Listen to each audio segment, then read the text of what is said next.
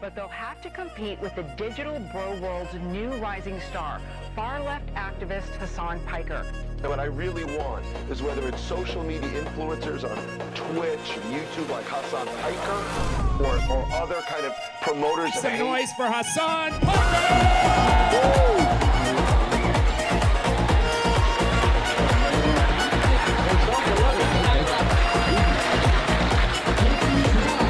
None of us are free until all of us are free. We must never allow these fascists to take away our voice. Scandalizing. From the river to the sea, Palestine will be free. Your voices will not be silent. You must always maintain revolutionary optimism. You must always continue to organize. You must always continue to agitate, because the quicker we can create enough pressure that causes the American state to recalculate its suicide pact with Israel, the quicker we can save as many Palestinian lives possible.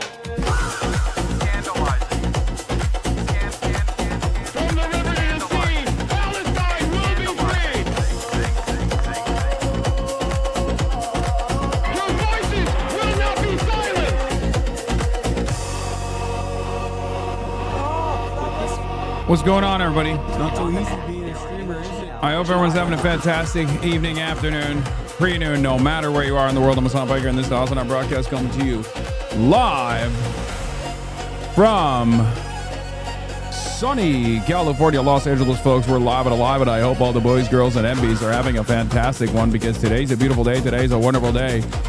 Today is Tuesday. That's right. It's Tuesday. It's Newsday Tuesday. You already know what it is. It's wartime, baby. War. Please tell me suits are just an autistic hyperfixation and you're going to get back to tank tops soon. No. Suits are an autistic hyperfixation. But also, I will not be getting back to tank tops anytime soon. Maybe in the future. Who knows? Anyway, ladies and gentlemen, boys, girls, and MBs, it's 80 degrees and sunny here in stolen Tongva Land, Los Angeles, California.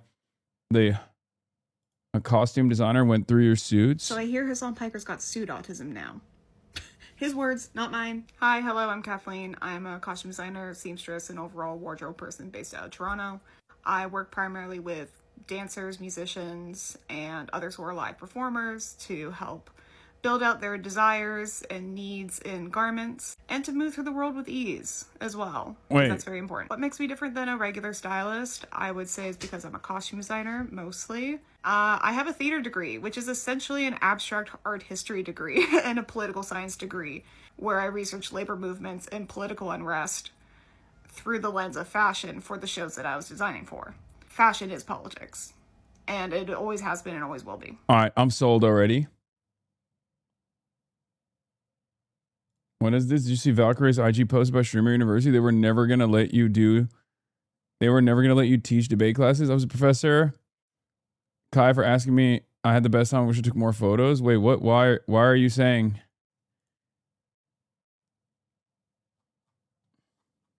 What does this have to do with debate classes? Plus, I wasn't going to do debate class anyway. Fashion and politics are intertwined. I'm hooked. So I approach dressing as an abstract form of communication. That's my job. But yeah, if I was to style Hasan Piker, these are the things that I would add to his wardrobe. He's already a good dresser. Like, he's not completely without help. Like, okay. He's a stylish person. He's a Leo man. So he doesn't need, like, astronomical help. But yeah, I think I would focus more on adding accessories to his wardrobe. Oh, I made this. So as you can see, he's got a wide range of suits, different colors. He's not without cause. I love the seafoam green suit over here. Fabulous. Love purple. Great. He knows how to put on a tie. He knows how to dress himself as an adult man. So he's not without help. I'd lean into patterns that are smaller and more ornate, similar to patterns from the Ottoman Empire, such as paisley and these blue and red diamonds over here. These are really beautiful. I love how abstract the middle tie is, and it's sort of, and the sort of etchings look like movement in sand to me. It's very, I don't know, it looks Egyptian. It looks beautiful. And then small ornate florals as well that are like a smattering. What is this paid chat or ad TikTok? Bro, this is fire. This is really good. Far away. I need more. She's saying I need more vintage ties, which is right. I do. And also notice how I'm wearing. Notice how I'm already wearing a pattern tie. I mean, this one I love. I love this. This one I love too. I love all these ties. Super intricate when you get. Yeah, I paid her 50 grand, dude. This is the new meta. I'm paying TikTokers to also make positive TikToks about me. Just like I didn't even get to the personal news today, which I'm going to be getting into in a second, which kind of ties back to paid propaganda. Okay, I got snapped by one of the most iconic photographers of all time for an upcoming segment that I have in a very famous outlet as far as personal news. And I had to take my shirt off for it, and I wasn't feeling very confident, but I had to do it because like this person is genuinely one of the most iconic, probably the most iconic photographer of all time. Bottom below here. And I will also say this. They brought the meat pick. I will not be revealing who it is and what outlet it's for, and I will not be revealing anything else, but they had the meat pick printed.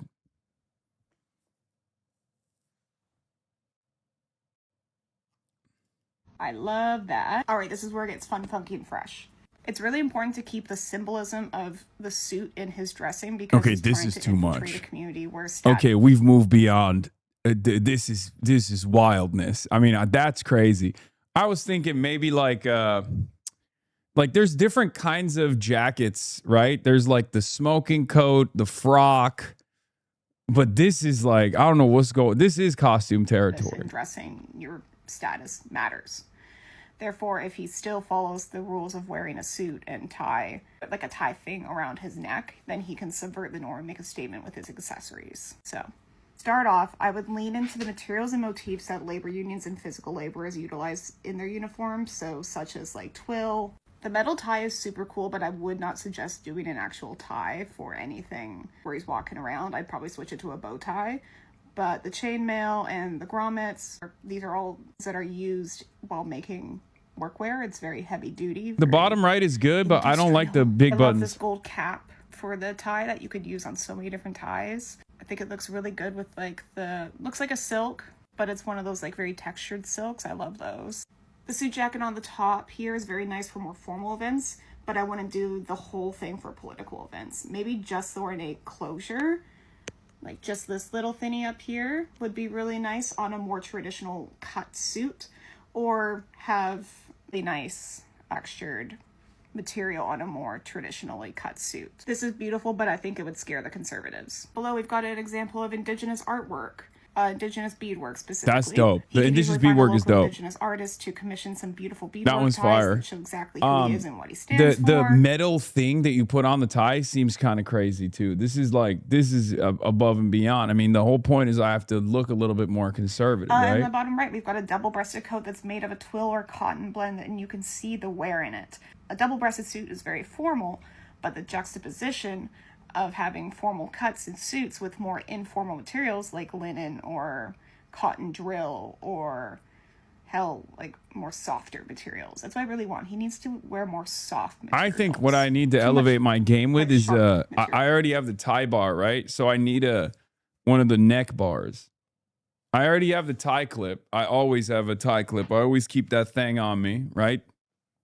But what I need is one of the Okay, I'm running out of time already, but these are some of my favorites. Zipper tie, very cool. Deborah's and Susan's and the mothers would love this. That's a bit much, I think. I would only do it with a metal zipper, not a plastic zipper. Plastic is very capitalist. This one's good. As a material, metal is very socialist as a material. This is in my brain. Fucking nuts. This, oh my God, this is beautiful. This is beautiful. That's beautiful. That's beautiful. That is a no for me. Look, to each their own, you know what I mean? But the zipper tie is definitely going to be a no for me. Do like a bandana tied around your neck as a tie. I've seen some things where people use necklaces to end a bandana and they wrap it around and it makes a really cool tie. Again, could reference Latin American labor workers in the US. Have you gotten into pocket squares? Like No. This tie is one of my absolute favorites. It's so beautiful with the accordion style sort of Yeah, no, that weaving. tie is insane. And this is a little bit of a wild card. This wrap here, I think something like this would be really beautiful if his family has like a story that they want to tell, like something like that could like wrap around him as he's doing work. It could give you some sort of like safety. Might be a nice little touch. Bro, you look Conservatives won't dated. like it, though. They'll think it's weird. Yeah, Maybe I'm you should wearing do it. this is my most conservative You suit. should be wearing stripes. Stripes are the dominant pattern in workwear and labor unions. While Hasan is a self-professed rich kid, I wouldn't put him in like a blue-collar overalls or cosplay as a union worker. Wouldn't do that. I would instead utilize the motifs from said groups into the formal attire that Hasan now has to wear to be taken seriously in politics. I love stripes. Stripes are great. I'm wearing stripes right now. The suit up top, I'm not sure if he has something like this or in his wardrobe, but I would add it. He looks good in maroon and like aubergine, like a really deep, rich purples, similar to this brown. More browns. This red crossbody sort of satchel apron thing is really cool. I wear something similar as a wardrobe person, as a wardrobe wench. So I think that maybe if he's door knocking and has stuff to hand out, like something like this when he's actually physically out on the streets would be very this useful. fit is the Last I'm but taking not someone's least, this is healthcare the away logo fit. for the DSA, I believe. I think it would look really cute if he got like a little tie made with the rose and the leaves. Just a little red one. I think that would be really beautiful. Okay, so this is stuff I found on eBay and Poshmark. Love this tie. This tie is beautiful. Very Ottoman Empire-y. But it's Italian. So, I don't know. What? He's unfortunately an Apple Watch. Okay, I'm back in on all fronts. Okay, I'm locked in. Everything here is fire. Okay, we're back in. She lost me for a little bit, but the wardrobe wench brought me back in, okay? That's incredible. And everything here is incredible. So I would do like a Seiko necklace of sorts. Seiko's a really good respected brand. It's not like a Rolex. Like, I know Rolex is respected, but Seiko's a lot cooler. Here we've got a Soviet silver tie clip, and it even has the little hammer and sickle right here in the 875. I got the USSR sterling tie clip silver. right now. I think that this pink would look really good with that seafoam green suit that he has. This is stunning. This is on eBay somewhere. Don't buy it. Let him buy it. But yeah, these are all Soviet tie clips. Aside from the bottom right is a New York State education tie clip, I believe. That one's also But fire. the bottom is a train tie clip, because you know who likes trains? Socialists. And you know who also likes trains? People with autism. So this is a socialist autistic tie clip. That's the greatest tie clip I've But yeah, ever you can buy laid that. my eyes on. And last but not least, you're going to hate me for this, but you need to buy compression stockings. You're over 30. You got to buy compression stockings. I wear them too. Here's my works cited. That's crazy. That's crazy. That's crazy. That's crazy. That's crazy. That's crazy. I do have compression stockings though, but not Argyle. I don't like Argyle. As a costumer, she's gonna know how to source stuff. That was my major. That was fire.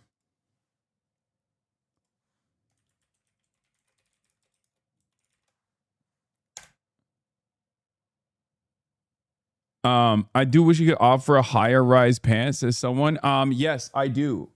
The problem is it just falls off my pants are higher rise. Like the pants I'm wearing currently are double pleated and they're higher rise pants. Anyway.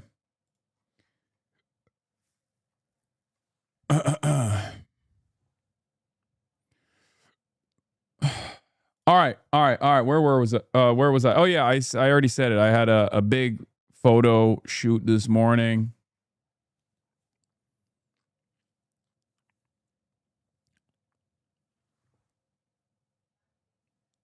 PBS logo on a tie clip, next merch shop. Make it happen, please and thank you. That seems like a dope idea, but we're working on something with the PBS logo. Don't worry. Yeah, personal news. Got flicked up. got flicked up. And not only did I get flicked up, but also I went and I played a little bit of with a little bit of basketball, got a little bit of sun. Big day today. You know, situation monitoring, all that good stuff. We're gonna get into it and more. Let's blast off. Let's get started. Zohran versus BB. Houthis back in. HEGSETH hearing. Situation monitor. Arizona primary. Kai NEWKIRK.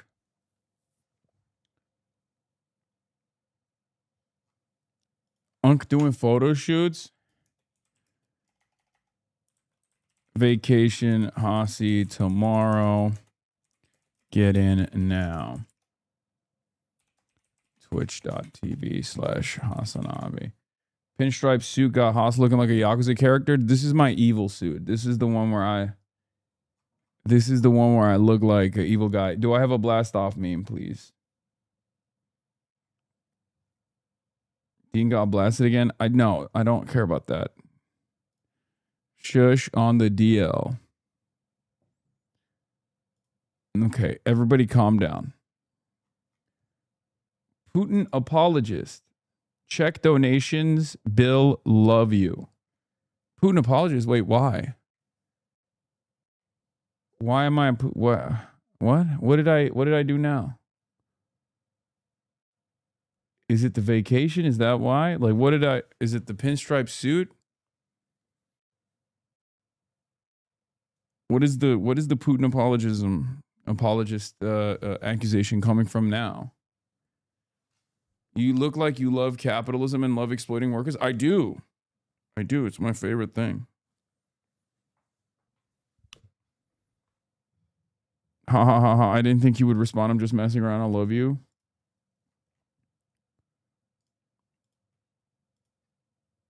What sanatorium are you going to? Oh, yeah, I did see the old people falling for AI, the Kentucky 4th Congressional District thing. He got kirked again? Okay. Okay, I got it. Dean is getting kirked. All right, hold on. I'm a shipping magnate. That's why I look this way, okay? I look exactly how an international shipping magnate would look like. Obviously, this is obviously a very sad time for international shipping magnates such as myself, and many in this community obviously know that too, because now a second straight is potentially on the verge of being blocked. We're going to get into that in a second after I blast off.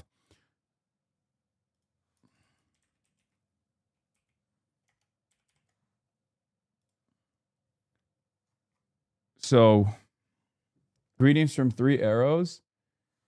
Hey, Papa, thank you for the raid. And greetings from 3 Arrows. Wait, is Hesa Papa 3 Arrows? 3 Arrows says hi. The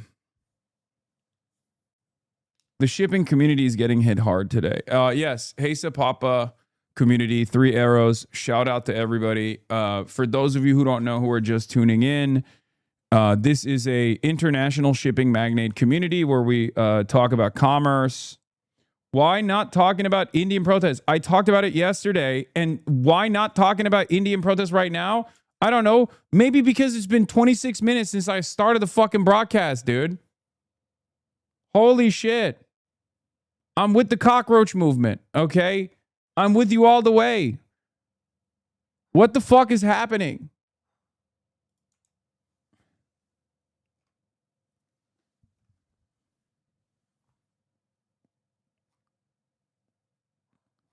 It's also strange because, like, why? What do you think? I'm like in the pocket of fucking the Modi government or something? Like, you think it's not? You think the protest movement and police brutality in India is not something that I'm invested in, that I would talk about? I don't understand, because they don't even just come in and they're like India and HasanAbi don't just come in and they're like, hey, can you please talk about this? They go, why are you refusing to talk about this? And it's always so strange because it's like, why do you think I would just like purposely avoid talking about it? What the fuck? I covered it yesterday.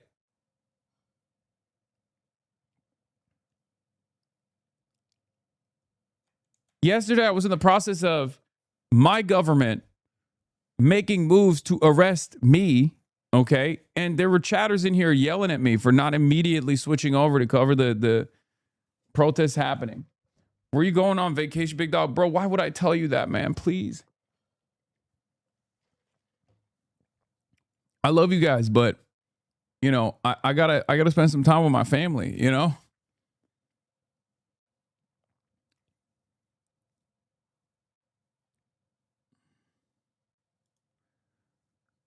What is this? More articles on your take on Mao and the College Democrats event. Want me to send you the links, or are we moving on from that? There you go. One about Cuba. New report denounces Havana. Yeah, I saw this one yesterday. Every couple of months, people will every couple of months there will be think pieces that refuse to think for some weird reason about how my initial assessment of the People's Republic of China is that it's not like an overall burden or a bad country that exists on the planet. And then everyone will write articles about how I'm actually basically Adolf Hitler, perhaps worse than Adolf Hitler. Like, liberals lose their mind when you don't automatically go, yeah, Lenin, Mao Zedong, these are complex, great men of history, and you know, their contributions to history are major. Okay. As complex individuals, obviously they've done some things that are objectively positive or progressive in the same exact way that the American Revolution was progressive, but then also horrible as well, horrible mismanagement.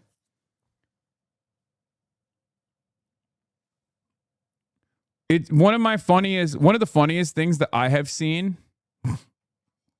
One of the funniest things that I've seen is people just basically doing the thing where they agree with my assessment of a situation, but they'll bring it up as like a criticism, or they'll like, even the Chinese government actually says the Cultural Revolution was a disaster and the Four Pest campaign was a disaster. It's like, yeah, I know, man. I know.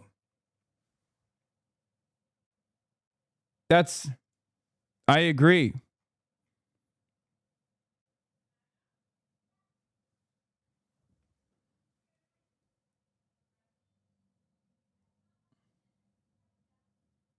I don't know why you act like this is a new take.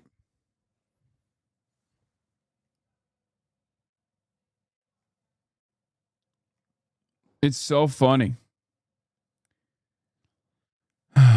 National Review wrote an article, Excesses. Left, Mao Zedong. Right, Hasan Piker on his Twitch show.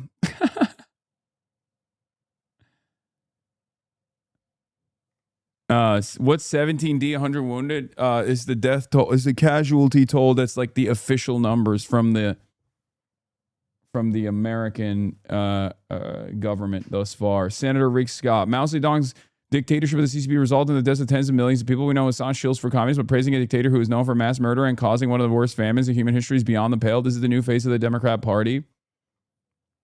It's so funny. I am not the face of the Democratic Party. And also, you're misrepresenting my analysis here, but it doesn't really matter. No one fucking believes any of this shit. Like, can you imagine making this the fucking fixture? Making Maoism the fixture. The main attack ad in the upcoming midterms. This is a gift. Okay? This is a gift to the Democrats. Democrats, you're fucking welcome. Okay? You're welcome. Let them fucking go, yeah, these guys are all Maoists, and then have the average American go, what the fuck is Mao Zedong? Who gives a shit? Okay? The idea that, first of all, I'm not a Maoist. Like, it's so funny that they're like sincerely trying to make this this Cold War era fear-mongering a real thing in 2026. Okay? And senators and everyone is like losing their minds over it. They're like, this is, they're licking their lips. They're like, yeah, Yeah, he fucking he didn't sufficiently critique Mao Zedong. It's awesome. I mean, who cares? Whatever. Fuck it. Yeah, dude, I'm a Maoist. You got it.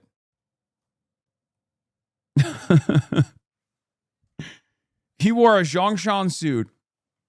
He's actually a Maoist. Please don't talk about healthcare. Don't talk about Israel. Don't talk about the economy. Please just talk about Mao Zedong. Yeah, good luck, man. They love Mao now. Holy shit.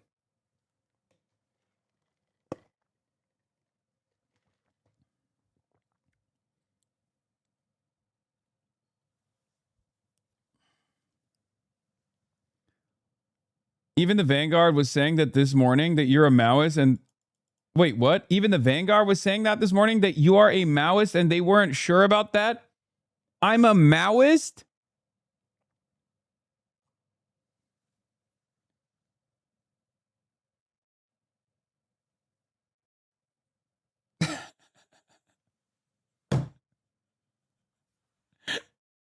What the fuck is wrong with people, bro? Oh, Jesus Christ. It's awesome. All right, whatever. Who gives a shit? God, Americans, man. Americans, what do you do? What do you do with Americans? What can you do with Americans? What? Just like, yeah, I follow Gonzalo Thought. It's true. I'm a Shining Path supporter.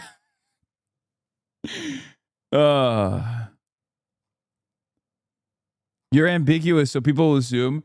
I don't think there's any ambiguity about me not being a Mao. That's not a real thing. Okay, first of all, there are probably, as I said to Matt Taibbi, as I responded to Matt Taibbi, there are probably 12 Maoists in the U.S. currently and no peasant base to mobilize. The ultra-wealthy control every aspect of our lives, from buying elections to eroding regulations. Genuinely an embarrassing take.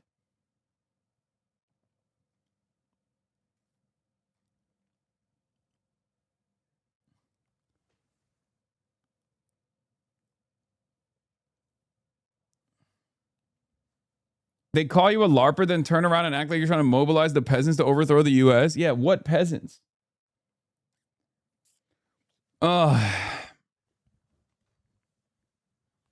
Anyway. Yeah, this is it. Like the last time there was a Maoist formation in the United States of America, they were the Black Panthers. They were awesome, for the record. They were great. But even then, it's more so just Marxist-Leninism. Like they had an ML structure. I don't think that they were, there is no, in the post-industrial revolution, in industrialized nations, in developed nations, in countries like the United States of America, there is no Maoist formation, right? Because there is, like, one of the biggest differences that I would say with Maoism was the mobilization of the peasant class. And I guess, like, in modern China, the only aspect of, the modern China is not Maoist, which is not even a controversial take.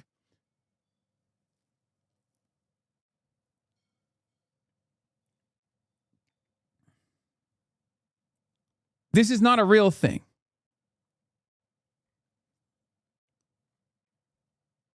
It was really fucked up what Mao did to landlords, so that's why Fox News should look up Mao Zedong landlords and tell his viewers about it. Yeah. In any case, I think you just need to tweet, I'm not a Maoist, I just like the suits. God forbid a guy has style icon. No, I'm not going to do that, because people are going to be like, see, he's trying to distance himself from Maoism because he knows he got God. It's like, who gives a shit? Fucking who cares? Just move on. Also, it looks good. So the Zhongshan suits will stay on.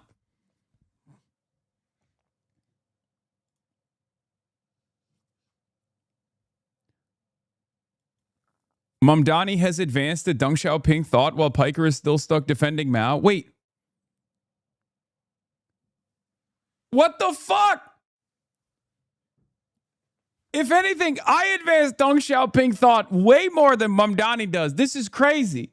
I mean, this is a joke. He's memeing. It's actually not a fucking bad joke. I'll be honest. I hate to give that to him. But you know, that's actually not bad. That's actually not bad at all. Yeah. How come nobody ever, when I wear these suits, nobody ever gives me respect as an international shipping magnate who loves commerce? Like now I'm fucking wearing the power suit, and nobody ever thinks, oh, Hasan is a fucking factory owner capitalist.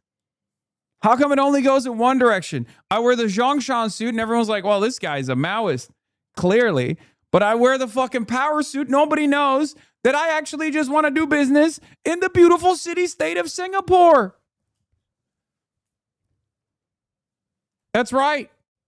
That's what I want to do. That's what my dream is. Just tell them you follow the 3 principles of the people which were enlightened by the father of the Chinese nation, Dr. Sun Yat-sen. That's why you wear the Zhongshan. Yes.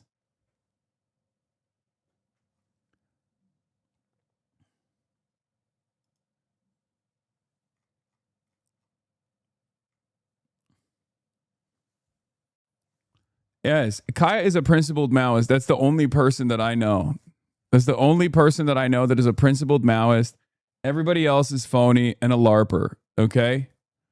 Everyone else is phony. Everyone else is a LARPer. Only Kaya is a principled Marxist-Leninist Maoist who follows,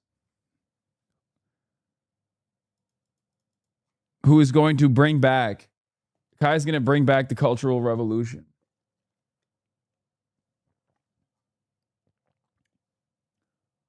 Anyway. Where was I? Does it change your Iran war predictions? What happens to our beautiful Lucas drones now? Self-developed R7 portable AI interceptor system, designed specifically for low-altitude airspace security. Okay, you want to know what happens to our beautiful Lucas drones anyway? I need you guys to understand something that's very funny about the Lucas drones. The fucking Lucas drones. Did you guys know that there's a subscription? So the only difference between a Lucas drone and a Shahed is that it's way more expensive. And it has a Starlink on top of it, right? So because it has the Star Shield system, every Lucas drone that is sent, every Lucas drone that is launched has a fucking Starlink adapter on top of it. And therefore, every time they launch one of those goddamn Shahed drones on the American side, we are paying Elon Musk money. A subscription.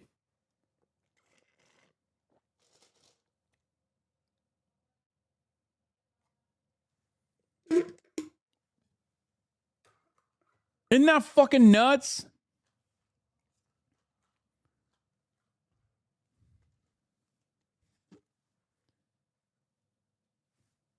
Anyway.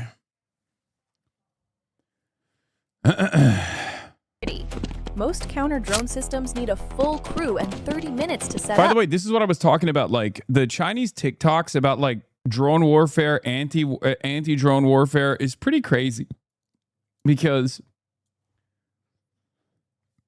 you can buy all of this stuff and it's like readily available in the marketplace, I guess. I don't even understand how, but this one needs one person in 30 seconds.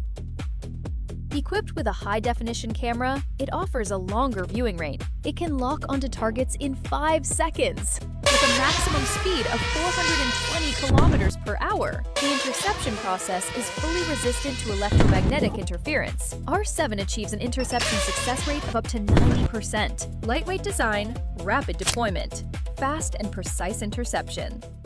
Introducing our self-developed R7 portable. Incredible work. I still don't understand why the firewall allows this stuff while firearm ownership is practically illegal. I mean, I don't know if they sell this in China. I think they sell this in fucking. I think this is the Chinese. The Chinese manufacturers selling this in the Western market. Like they're quite directly. They're marketing this to Ukraine, Russia, and whoever else will purchase it. I don't think this is as easily I don't think you can just like buy this in China with ease. Like this is, first of all, it's AI ad in English. This is not for the Chinese market at all. It's kind of like those ladies that'll be like, "Oh, do you want a tractor supply? Like come to the Guangdong Industrial District for the best tractor supplies." And it's like, that's not, that person is not trying to sell this to the fucking Chinese market. They're doing direct marketing campaigns in the United States of America.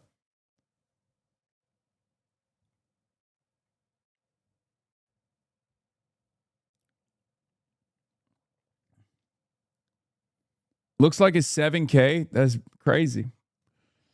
Anyway, as far as like the Maoist stuff goes, it's very silly. But you know, Republicans are having fun with it, I guess, where they're like, dude, this guy said Mao Zedong is a great man of history. And you know, had, what is this? Debunk her lies? Dude, why do you want me to watch this fucking psychotic freak? Let's hear now from one What's of the... wrong with you, man? This has 1,000 views in 7 hours. We don't have to literally watch every time a fucking freak on the internet loses their goddamn minds. Okay? Lefties losing it. I know. Shut the fuck up. Who cares? Wedgwood poll. Francesca Hong at 38%. Let's go. Let's talk about real shit, please. I'm about to be a lefty losing it.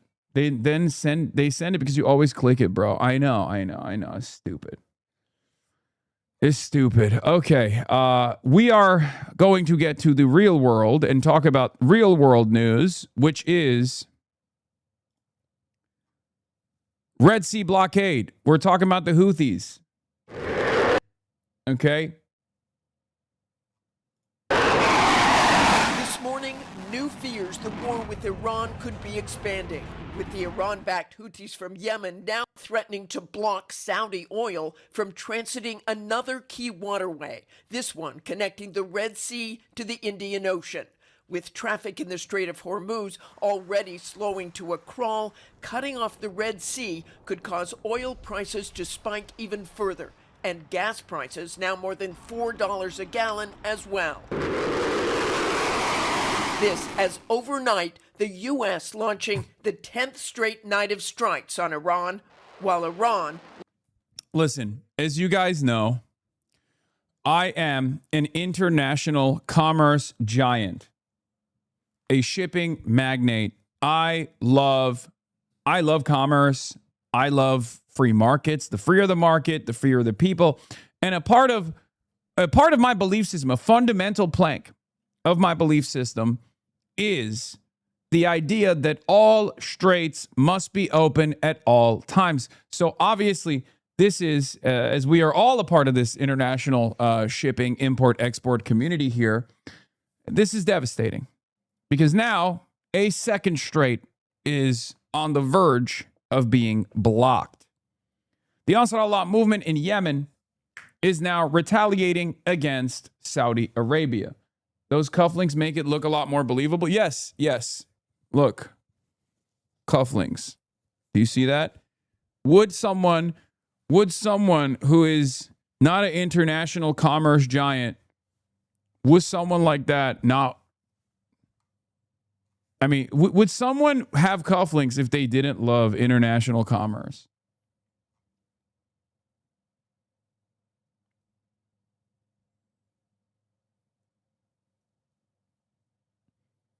For what it's worth, I waited for you for your stream today to see some actual meta news. There was nothing worth consuming from domestic U.S. media.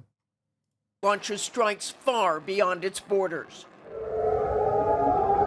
Air raid sirens echoing here in Jordan, 6 missiles and 5 drones intercepted overnight. This after 3 U.S. service members were killed or presumed dead in that Iranian attack on a U.S. base in Jordan late last week. Video circulating online shows that massive explosion, a fireball erupting, debris raining down.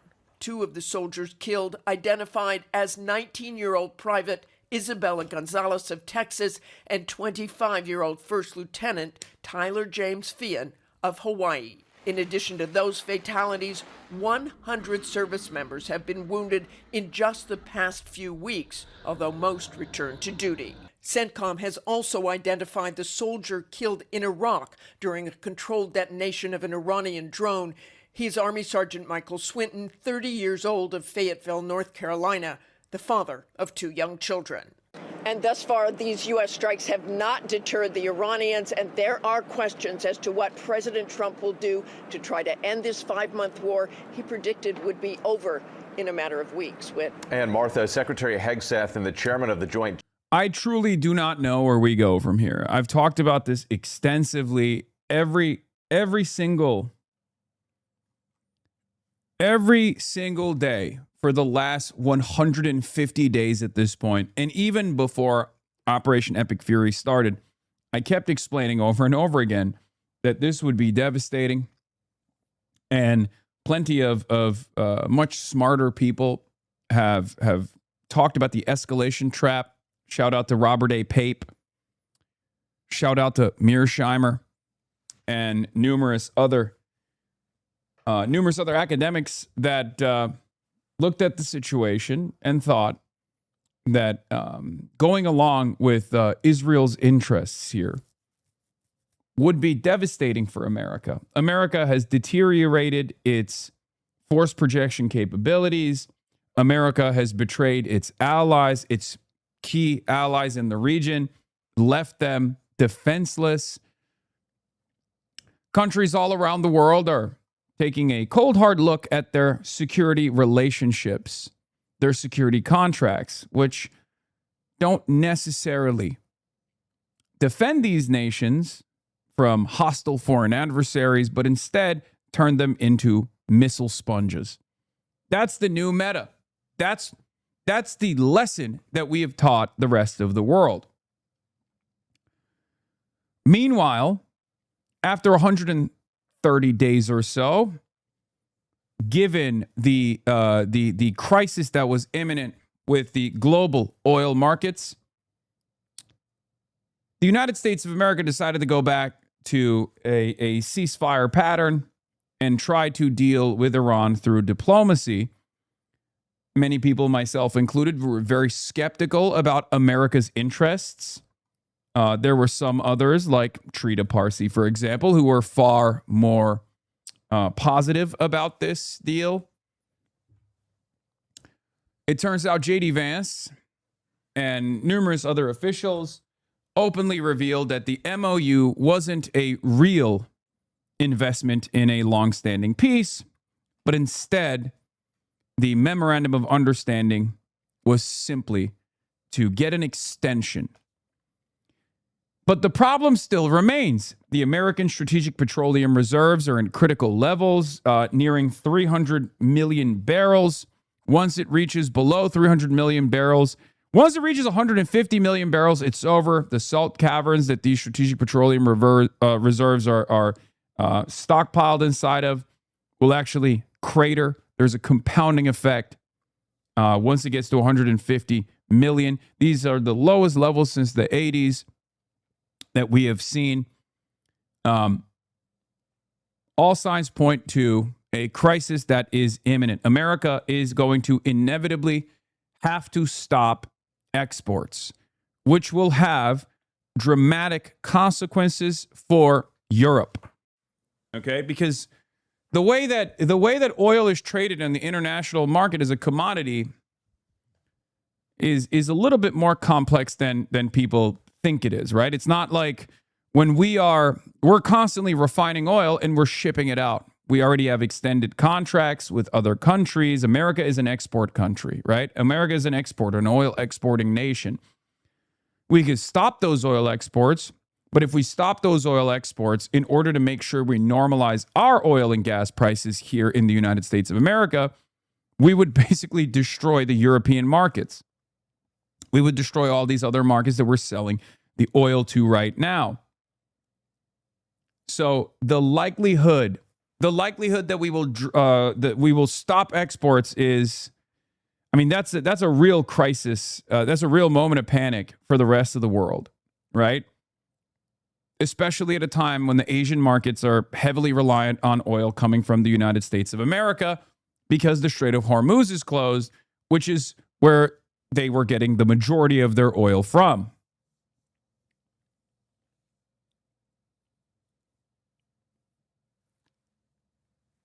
Then there's a separate crisis taking place here with Russia. Ukraine has successfully gained leverage with their additional strikes on critical oil and gas infrastructure inside of Russia. Ukraine has been able to pepper and strike Russian oil tankers, Russian gas tankers. This is heading down.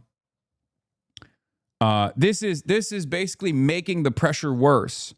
It's actually feeding into the volatility in the international energy markets.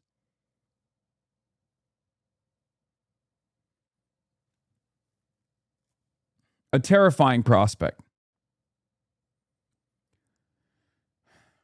So, knowing everything that we just talked about, which of course the American side is privy to this information as well, why are we still striking Iran? It doesn't make sense. Why have we not gotten back to the negotiations table? Why have we not realized that the only way out of this is diplomacy? Because if there's two methods here for the American side, you either get back, you beg the Iranians back to the negotiations process, which, for the record, the hardliners have been vindicated over and over again. The hardliners were initially vindicated when America struck Iran, decapitated its leadership structure, and then the hardliners, the IRGC, took control over the situation, and through their Mosaic defense system, they were able to fight back and claw back tremendous amounts of leverage by closing the Strait of Hormuz. That leverage is never going away. They will forever maintain this leverage. It makes no sense for the Iranians to give up this economic nuclear option that they now have at their disposal. It makes no sense. They fought for it. They bled for it. Why the fuck would they give it up? Of course they're not going to give it up. And America understands that they're not going to give it up, which is part of the reason why the MOU itself didn't make a whole lot of sense, where I guess they just wanted a brief moment of respite so they can re-up, rearm, and then go back to war. But Iran, on the other side, also had the same opportunity to rearm, to rebuild.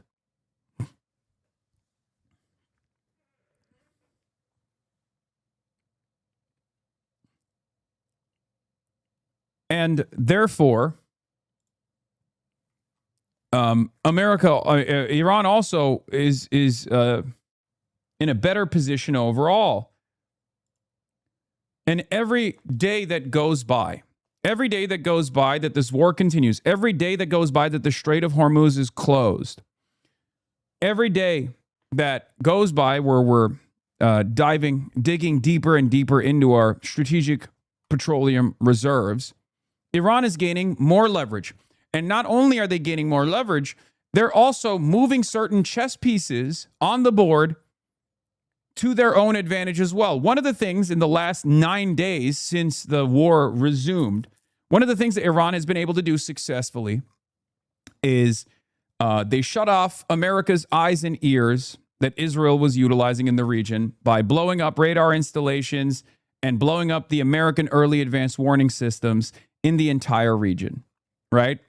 They did this in Bahrain, Kuwait, UAE, Saudi Arabia.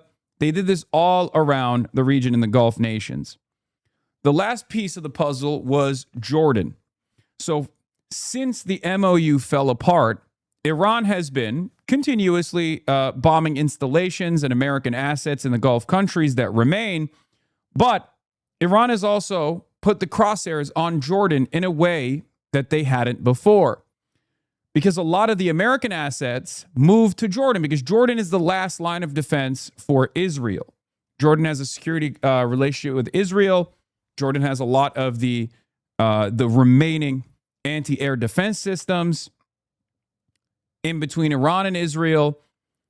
And therefore, Iran has been blowing up Jordanian installations now and blowing up American assets in Jordanian bases. Now, a lot of people will look at that and go, why are they blowing up Jordan? This doesn't make sense. Well, part of the reason why they're blowing up Jordan is because they are threatening Israel. They're not just attacking Jordan for no reason. I know a lot of people are confused by this, as they were initially when they were like, why are they blowing up Bahrain? Why are they blowing up the Gulf region? Aren't they supposed to be allies? It's like, no, of course not. These are nations that have a hostile foreign adversaries, military bases and military installations. Of course they're going to blow them up. And Jordan has anti-air defense systems that defend Israel. So blowing up those anti-air defense systems in Jordan is a way for Iran to basically threaten Israel without bringing Israel back into the conflict. Israel has maintained a holding pattern since the MOU ended. They have said that this is a beneficial situation for them. America's the one that has to deal with Iran. They don't have to do anything. They're not risking their assets. They're not risking their troops. They're just sitting back and waiting, right? That's the Israeli side. There was a 5-hour security conference that Benjamin Netanyahu put together just last night. Israel obviously is very fearful about the Jordanian incursions, the Jordanian strikes, because, again, they obviously understand that Jordan plays a profoundly important role in Israel's security.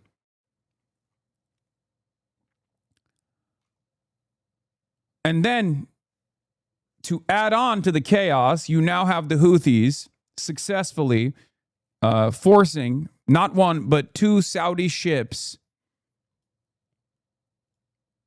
to return back to their ports.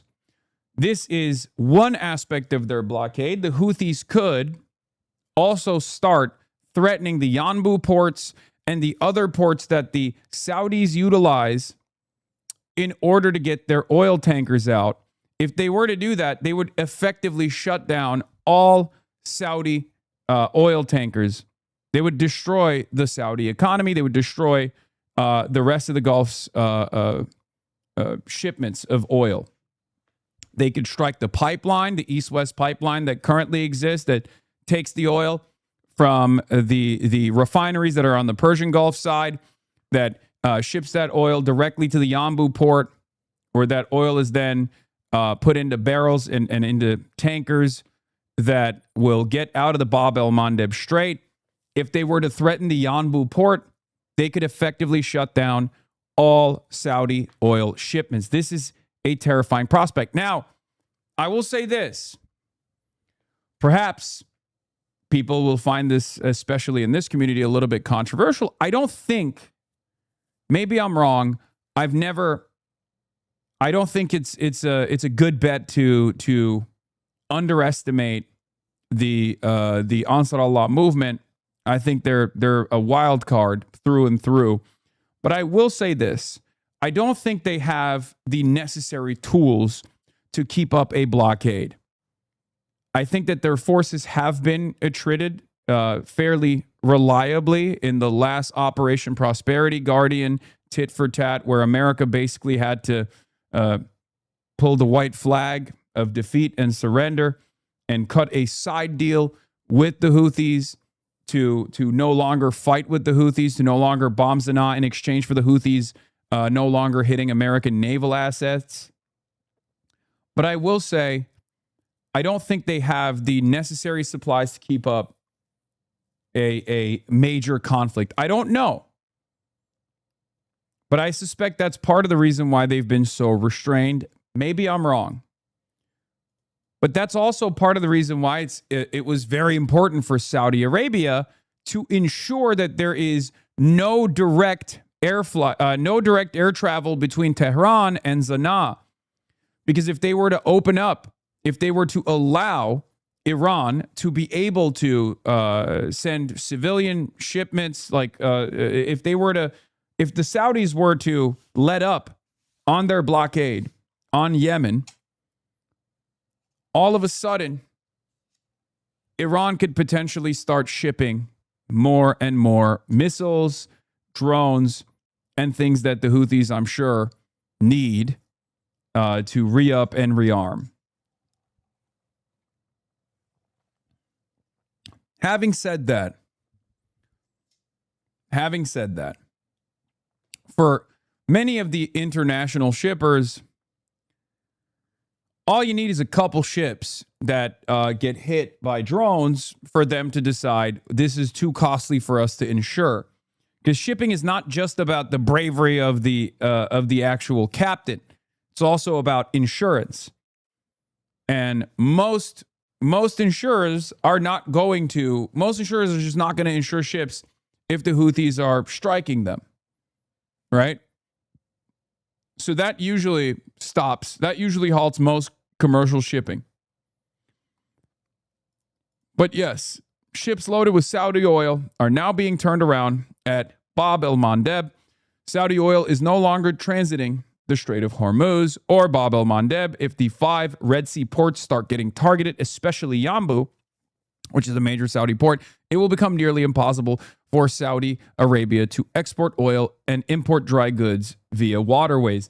The only alternative, in the absence of them striking the ports, because again, the Houthis have not, as far as I understand, they have yet to strike their ports. They have not struck their ports. They've just told Saudi oil tankers to turn around. 2 of them have this morning. The only other option for them, in the absence of the Houthis striking their ports, is to try to go through the Red Sea, to go north, obviously.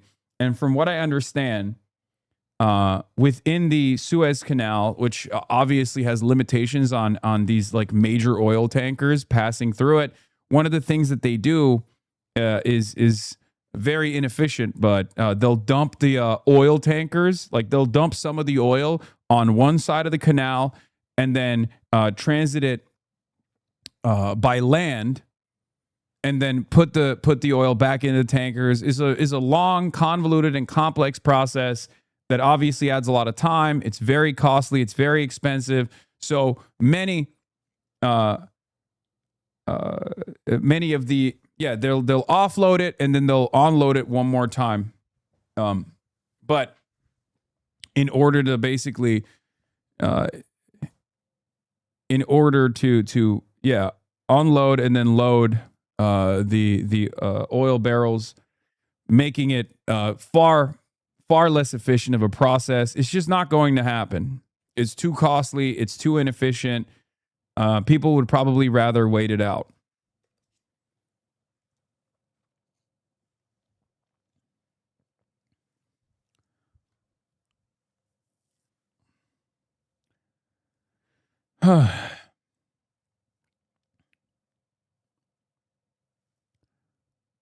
So, Donald Trump is doing the classic Trump thing, though. And he's apparently blaming Jordan for being struck. They did slip something through in Jordan. And if we had other operators, would not happened, unfortunately. But because we have the best equipment in the world, we've stopped almost everything. But when you let other people do your job, with the United States, we let other people do the job, and sometimes it doesn't work out so well. But they did slip something through in Jordan. Yeah, it's their fault. It's their fault. It's our weapons, by the way. So the new meta is Pickaxe Mountain.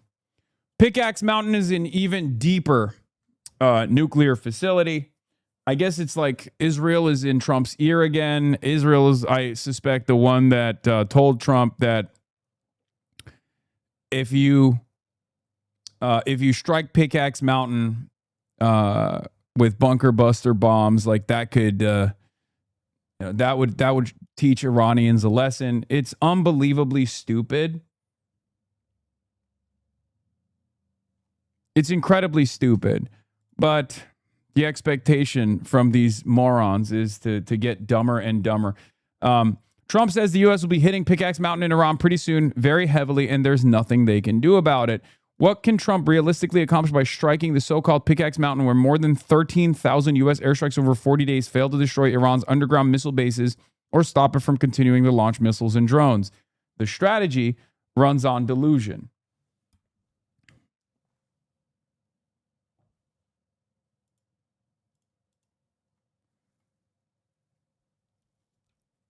It doesn't make any sense.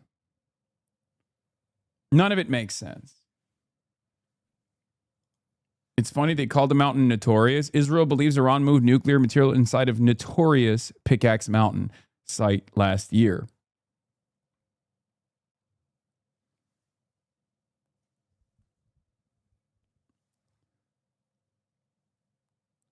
Also funny how much they're signaling the strikes ahead of time. Whatever's inside Pickaxe Mountain is probably out by now. No, I doubt it.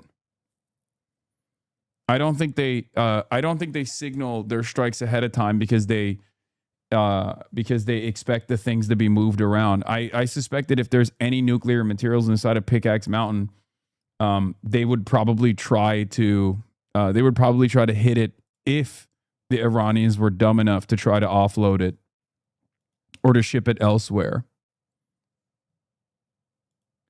So, as I said yesterday, and I don't know why people refuse to recognize this, but a lot of people haven't really considered the unlikely scenario in which America basically destroys the previous nuclear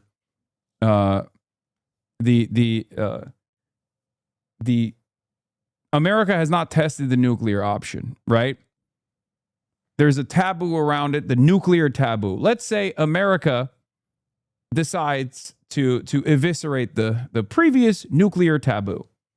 Now we're living in a totally new world. I think it's unlikely regardless. But what has not been considered here is whether or not this would actually stop Iran. I do not believe that this would stop Iran at all.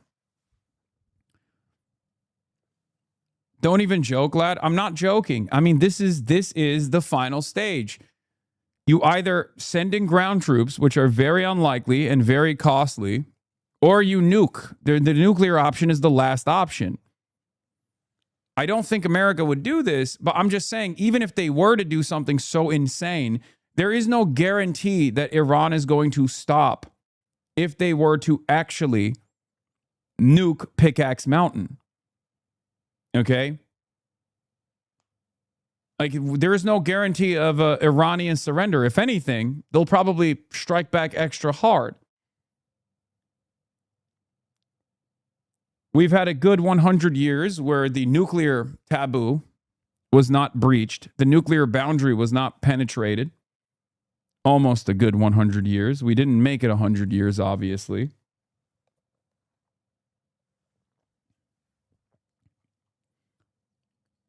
But as far as like the strategic goals that we have, because America's goals here are obviously to force Iran to surrender. And in order to do that, they are using what remains of their military power to try to gain leverage. Okay? Obviously, a big part of it is to attrit their striking capabilities, the Iranian striking capabilities, to destroy their missile silos, their underground missile production facilities. And it's clear that they haven't actually seen a lot of success on that front. As a matter of fact, it has been a disastrous campaign. Okay? So far, it has been a disastrous campaign. Iran has only maintained its forceful posture in the region. It's gained leverage. It controls the Strait of Hormuz with relative ease. All of this stuff is really bad for America. So why would a nuke change the strategic goals for America? Why would that actually give the United States of America more leverage? It makes no sense. Not only is it not a guarantee, that the utilization of a tactical nuke on Pickaxe Mountain will actually penetrate into the deep underground facility, but you're breaching this nuclear taboo for no reason whatsoever. There's no real success here. And on top of that, even if you were to, let's say, blow up the above ground facilities and evaporate them, okay, even if you were to maybe even penetrate the Pickaxe Mountain facilities, let's say, okay, this doesn't guarantee Iran's surrender at all. This doesn't give you leverage at all. So I don't understand what the fuck we're thinking here at all.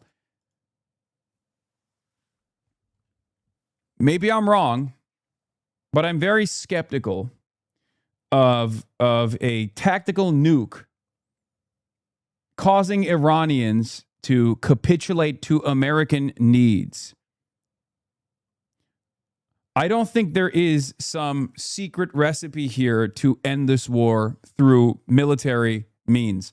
I think there's only one way to end this war, and that is through diplomacy.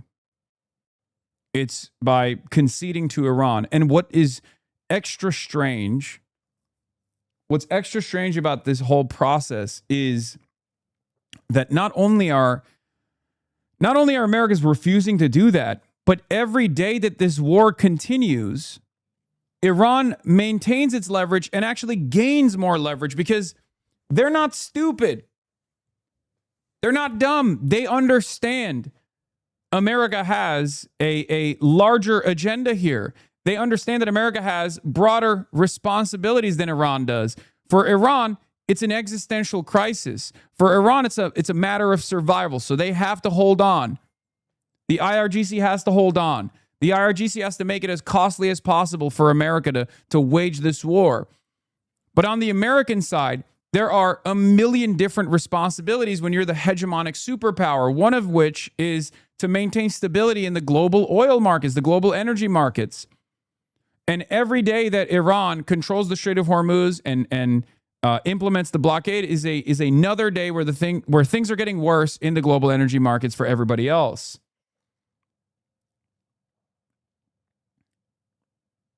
There's no guarantee that China will also keep ensuring the stability by cutting their oil demand.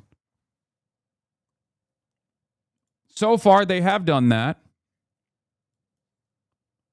but there's no guarantee that they will continue doing it.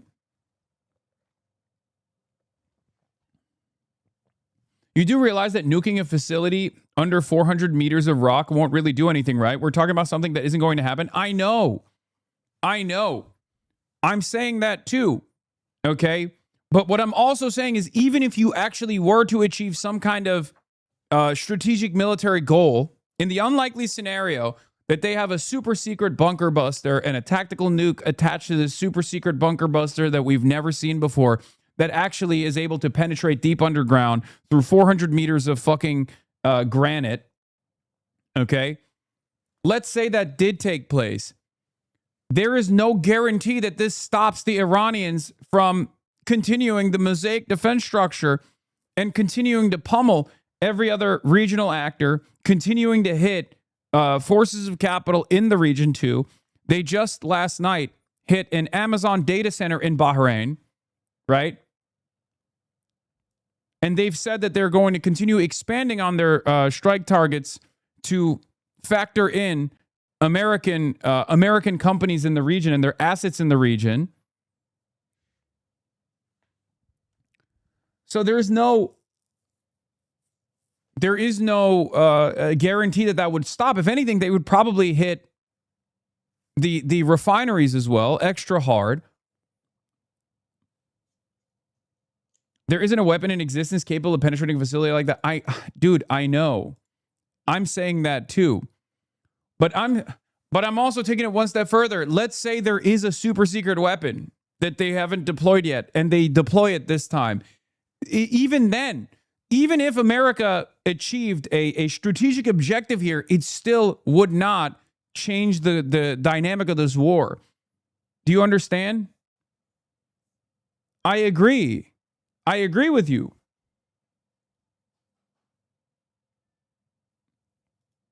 Anyway.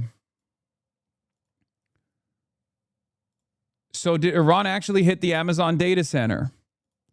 Business reporters are about to get a crash course in how insanely repressive the information environment of the Gulf is. It's way worse than Iran. For years, I've heard journalists and even a former U.S. official marvel about how hermetically sealed off the Gulf states really are when it comes to anything important. Yes. And to add to that problem, the White House has been notoriously absent from the conversation this time around as well. The New York Times Daily actually did a whole report on it earlier today. I was listening to it, where they talked about how the Pentagon realized that giving updates on the war efforts, giving periodic updates on the war efforts was actually a bad idea because they're fucking losing. And they're like, this time around, post MOU, they've stopped informing the public altogether. And their argument is, why would we tell Iran what they're successfully striking? We can't let them know that they're successfully striking. Well, if they are fucking striking those targets, they probably have satellite imagery to confirm that those targets were successfully struck. They're not lobbing them blindly. You know what I mean? So that's bullshit. Iran knows what it's fucking striking. And Iran can obviously get confirmation. If they can literally strike with pinpoint accuracy the bunkers where American assets are, if they can hit the hangars where American assets are, then they probably know. They're not doing it blindly. They're not using readily available Western commercial satellites. They're obviously clearly getting more higher level of intelligence from either China or Russia.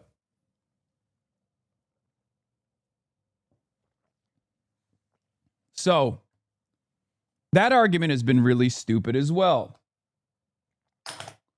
Yeah, they're just getting their intel from the White House feed, from CENTCOM. They're like, oh, we did it. CENTCOM notice. CENTCOM noticed us.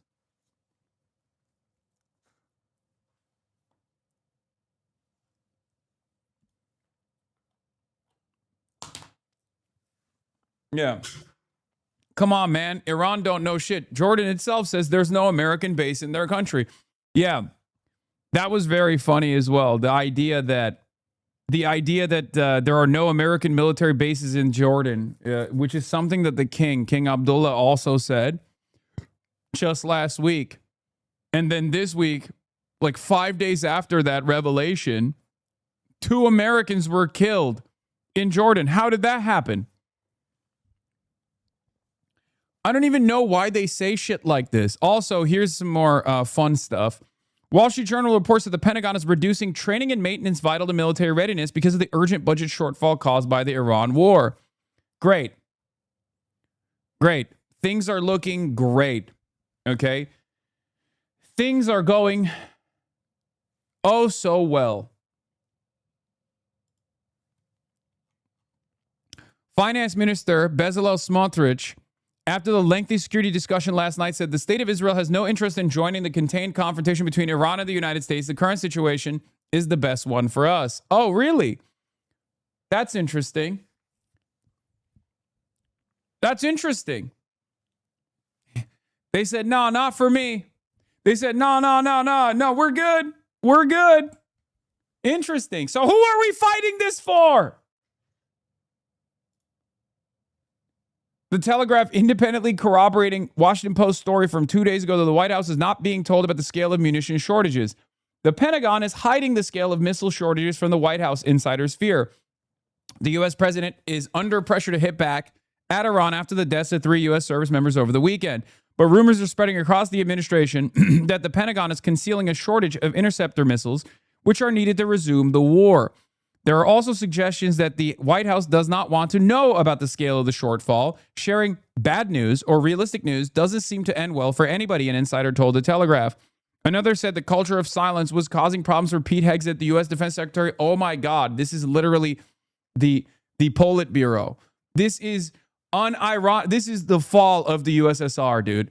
Straight up. For all of the talk, all these liberals have been talking shit. Okay? This right here is identical to what took place to a certain degree with Stalin in the USSR. Ironically, it was one of the major problems that caused the mass famines during the failed attempt of industrialization in the countryside in China. When you have other actors up and down the command chain refusing to tell you the truth because they're fearful of repercussions, you're fucked.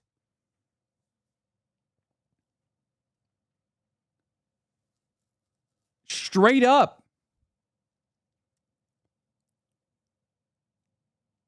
This is one of the biggest problems.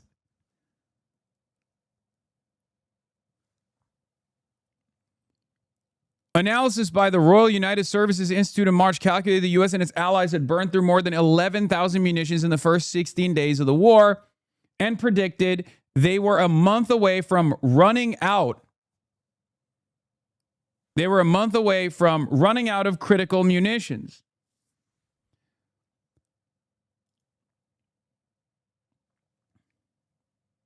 Great work. This was the Washington Post report earlier a couple days ago that said we do not have enough to safely sustain operations, and I don't think the White House is aware of that.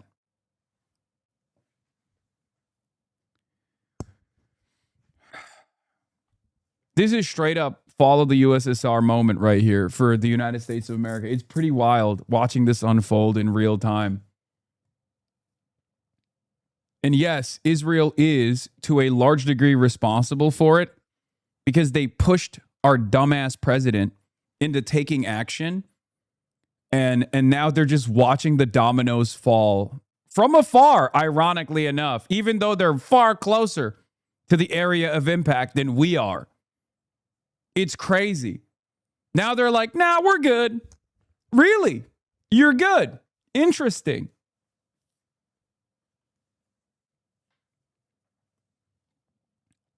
Interesting. This is America's paper tiger moment, okay?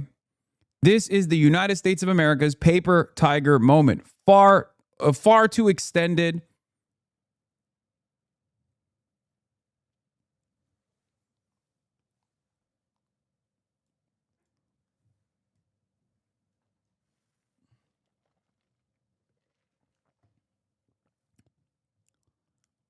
Far too extended.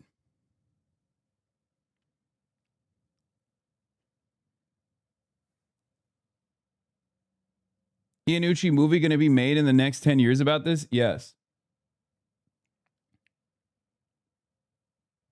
Real threats to the U.S. now know that is mismanaged and vulnerable. I think people already knew this. But the difference is now it's confirmed. Like, I think our adversaries obviously knew this, but now our allies know it too. And that's very different. That's a different calculation. Other notable thing is that this is almost identical to how Lindsey Graham and other Russia hawks talked about Ukraine. This is so great. They'll do the fighting instead of us and weaken the enemy. Here, the client state uses the superpower to fight its proxy war. Yeah.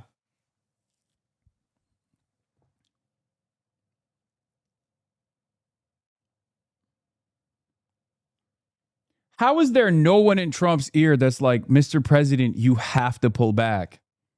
I genuinely don't understand that. I actually am shocked. Like, no European leaders are fucking out here being like, we should probably put an end to this. I just don't understand it.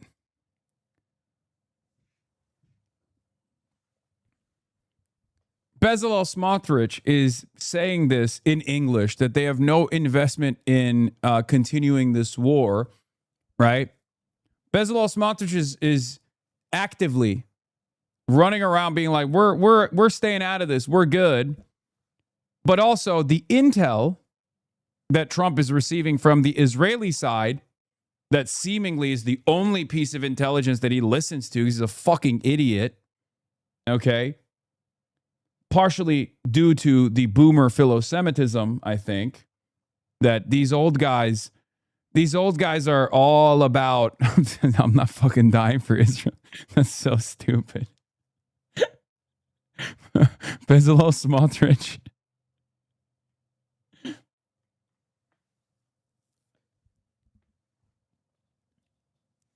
More leaked Israeli intelligence designed to pressure Trump to bomb Iran. What a surprise. Israeli intelligence believe Iran moved thousands of uranium enrichment centrifuges into tunnels deep inside a mountain last fall. Israeli and U.S. officials say a development that would heighten concerns that Tehran could reconstitute its nuclear program.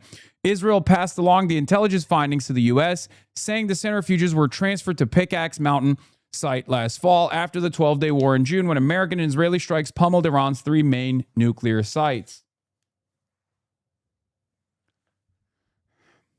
I mean, look, at some point you got to realize these guys are not fucking reliable, right?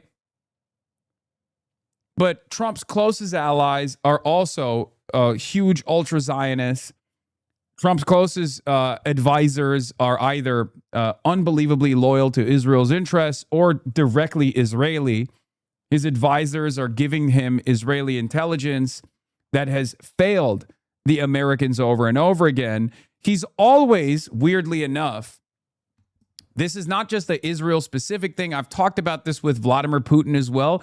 He, for some reason, does not trust his own intelligence community's assessment. He has always done this. He did this with Vladimir Putin, too. If you remember, his own intelligence community notoriously would feed him information, and he'd be like, no, shut the fuck up. You're the deep state. You're all woke and gay. I don't know what the reason is.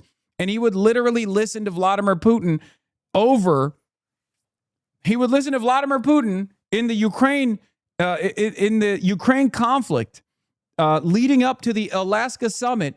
He gave a higher degree of emphasis to what Vladimir Putin was telling him rather than his own intelligence community. And I don't know why he does this, but he just does not trust his own intelligence community's assessment. He does not trust his own fucking generals. It's very strange. I think he has this. I think in some ways, look, who knows what Trump thinks, right? It's virtually impossible to understand what the fuck this guy is thinking because he doesn't think, right? But I will say this. I think that he believes his own bullshit. I think he believes the whole, like, the intelligence community is out to get me. The FBI was directed by Obama to surveil me. So I think there's like a resilient resentment that he has towards his own intelligence community for that reason. So when they're like, hey, we don't have enough munitions. Hey, Mr. President, here's the intelligence that says that if we just bombed Iran through just the aerial bombardment campaign, we're not actually going to be able to destroy the IRGC. We're not going to be able to destroy the Iranian leadership at all. It's only going to cause the hardliners to gain more momentum. They're going to come back more forcefully, and they're going to invoke primacy in the Strait of Hormuz. And he was just like, shut up. It's woke and gay shit. I don't care. Okay? It's either that or he's just being blackmailed straight up. Maybe both. I don't know. But it just doesn't make any fucking sense. But here are the other dipshits. How much longer do you expect this to go on? And do you think munitions should be a limitation at this point? What do you hear? No, I don't think, the Pentagon has done a great job of restocking the munitions. I don't think that's an issue at all. But I can't. Really? Really? CSIS has contradicted this information. It doesn't seem to be the case at all. This is straight up. First of all, with what? How? How did we increase efficiency in our procurement strategies, in our manufacturing capabilities overnight? I know Trump has tried to institute the Defense Production Act and has demanded that Lockheed Martin, Raytheon, everybody, more forcefully try to re-up the American munitions. But at a certain point, unless you have some kind of, alchemy or some kind of like magic missile production capabilities, there's just no way to rebuild our defenses, rebuild our munitions, re-up our munitions. I just don't. Like, what are we doing?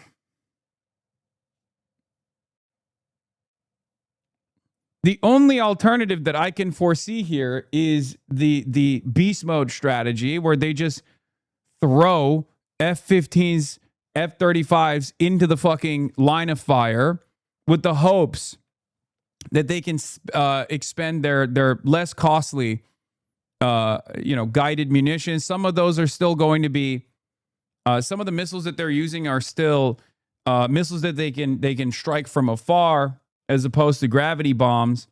But even then, that's a suicidal strategy.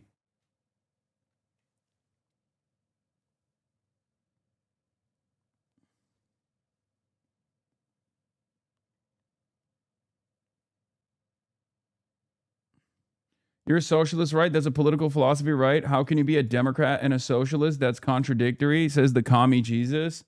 It's because I'm everything, dude. I'm a Maoist. I'm a fascist. I'm all of the above, okay? That's it. I'm all of the motherfucking above.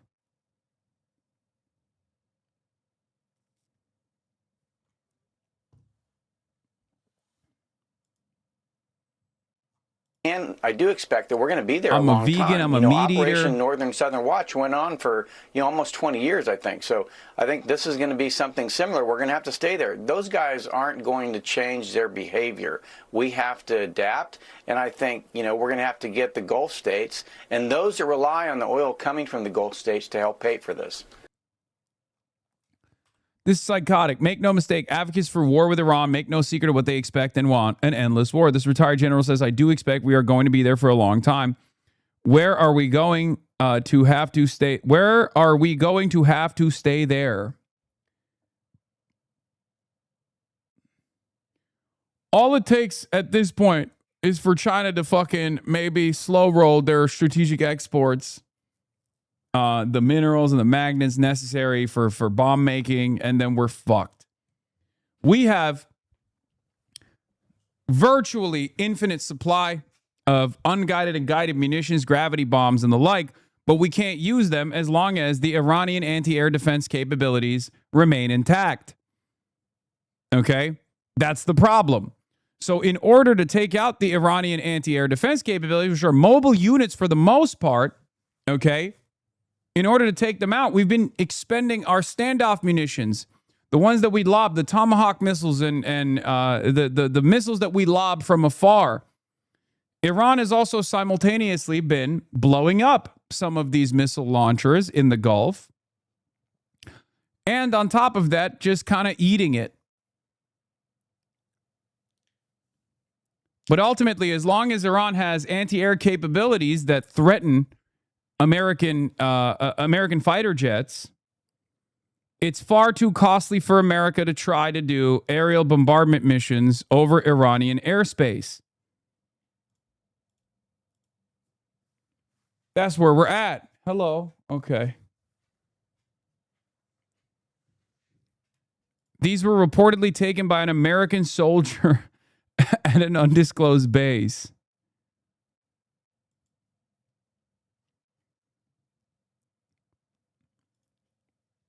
Aftermath of the Iran missile strike. You know it's an American soldier because he misspelled missile.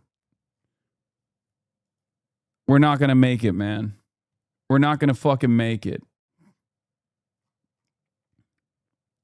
Oh, and there's this one. Haven't heard about Fog in a while. Join Fog. Travel to exotic places. Meet interesting people and kill them. For what it's worth, it seems that soldiers are being told that the increased precision impacts and delayed sirens are a result of more countermeasures being used and enhanced targeting data. I guess they don't talk about the radar situation. Aftermath of the Iran missile strike. From what I'm hearing, we're getting projected impact data, but the missiles are changing trajectory multiple times in flight, so the projected impact warnings are no good. Targeting data is obviously getting fed to Iran from China or Russia because where they are impacting / what they are targeting is insanely precise. Dude,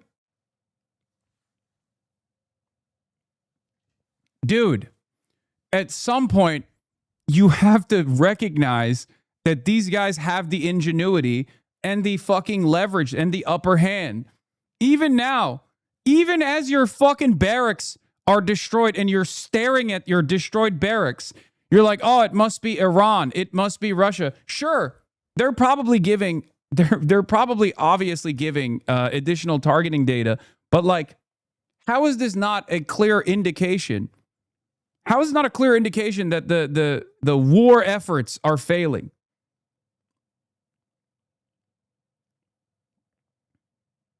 Big Cuba Day moment? Yeah, it is a big Cuba Day moment.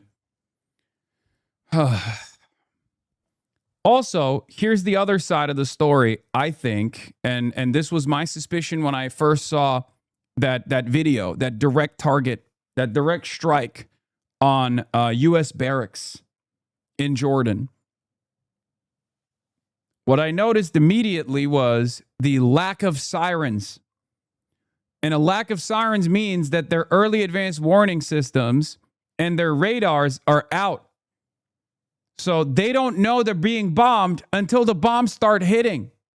So their response time is far lower as a consequence of that. Or, you know, they're asleep and they're sitting ducks inside these fucking bases.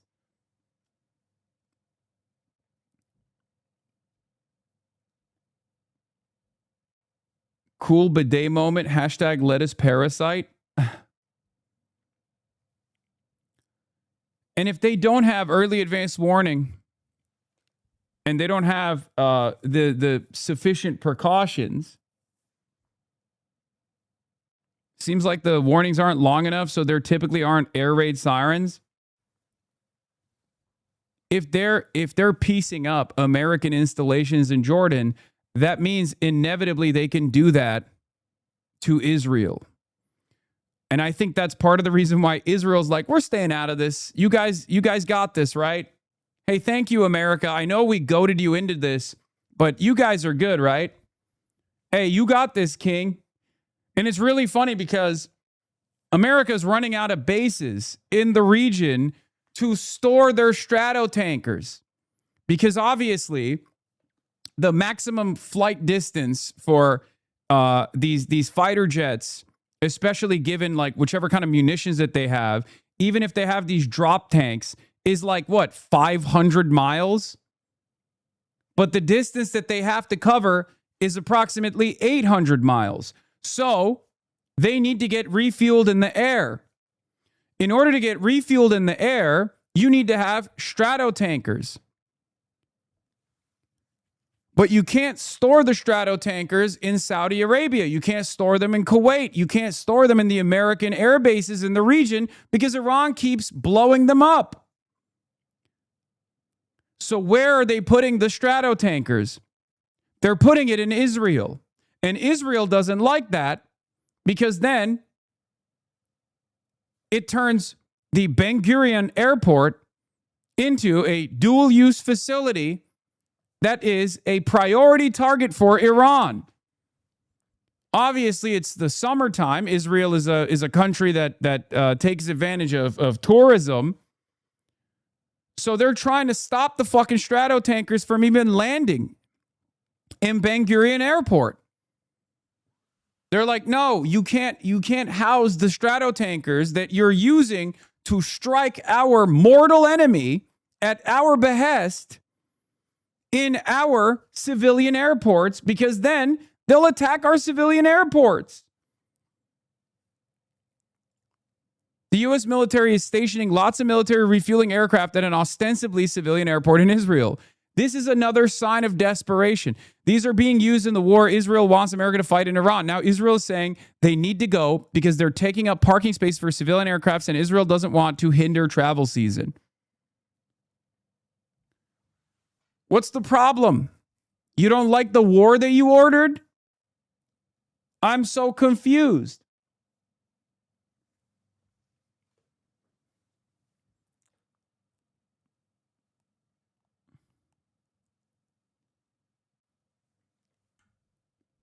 I thought we were moving I thought we were going to move CENTCOM to Israel. What happened?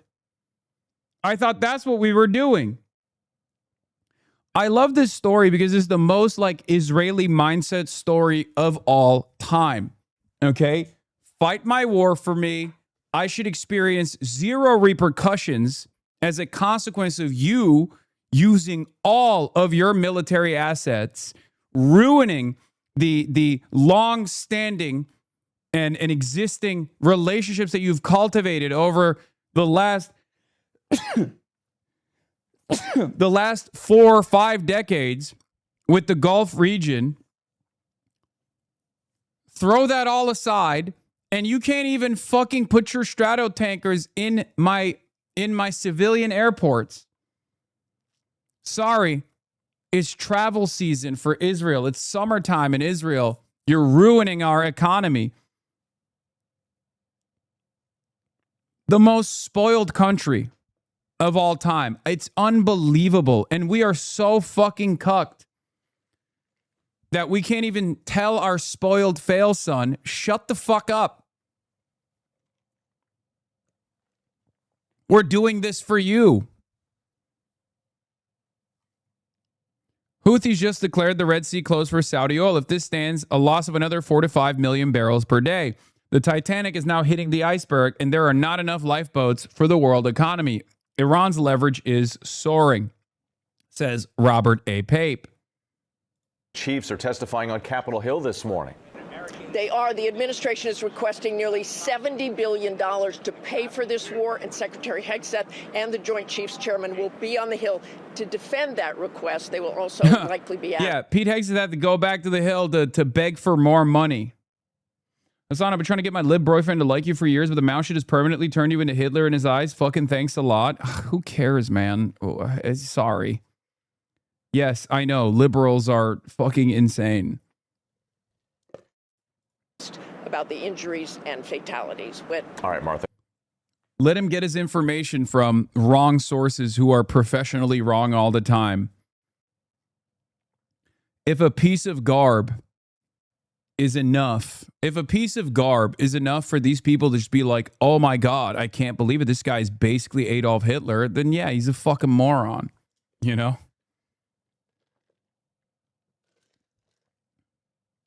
Sarah, thanks to you. There's another new development that could be rattling global markets. It isn't the garb, dude. Don't be dishonest. What is it? What is it then? That I have a fair and balanced approach to the People's Republic of China instead of taking a unbelievably violent posture to a foreign country. I don't treat China as a fucking foreign adversary. I give it the same critical thought that I give to the American founding fathers who literally owned slaves. Is that what it is? Account created this May, following for years, by the way. Something tells me that you actually have a problem and you're, making up a hypothetical like, oh, I've been a long-term fan of yours for years, dude. I almost changed my boyfriend's mind, but you fucking ruined it because you love Mao Zedong. You're the biggest fan of the Cultural Revolution. You're the biggest fan of the Great Leap Forward. Interesting. Am I? If you've been in here for years, you've probably heard me talk about these things. Talk about the Cultural Revolution. Talk about the excesses. Talk about the deaths due to mismanagement. So I suspect that you would know my full opinion. I still hate CCP, but you do have good analysis on where China was and where China is now. Yes, while the rest of the Western analysts have failed to properly identify where China is going, if you were in here for the last decade, you would have gotten a very different understanding of what the Communist Party of China was doing, okay, and where they're going. Do you want to understand the world? Or do you want to close your eyes, plug your ears, and go, la, la, la, la, la? These guys are just vicious monsters. That's it. You don't have to agree with me. You don't have to love everything I'm saying, okay? All I ask for you is to listen. And it's so crazy to come in here and freak out about this shit at a time of vindication when Fareed Zakaria is coming out and literally being like, China has benefited the most from America's military quagmire. When you got Johnny Harris, Washington Post, Wall Street Journal, Financial Times, all talking about how China actually cut down their oil imports dramatically in order to maintain stability in the energy markets. You would have heard that from my analysis months ago. Do normies really see Mao as his Hitler figure? Yes, they do. 100% they do. Yes. Liberals don't know anything about other countries. They've just been taught that like everyone is just as vicious, if not more vicious than Adolf Hitler actually was. For sure.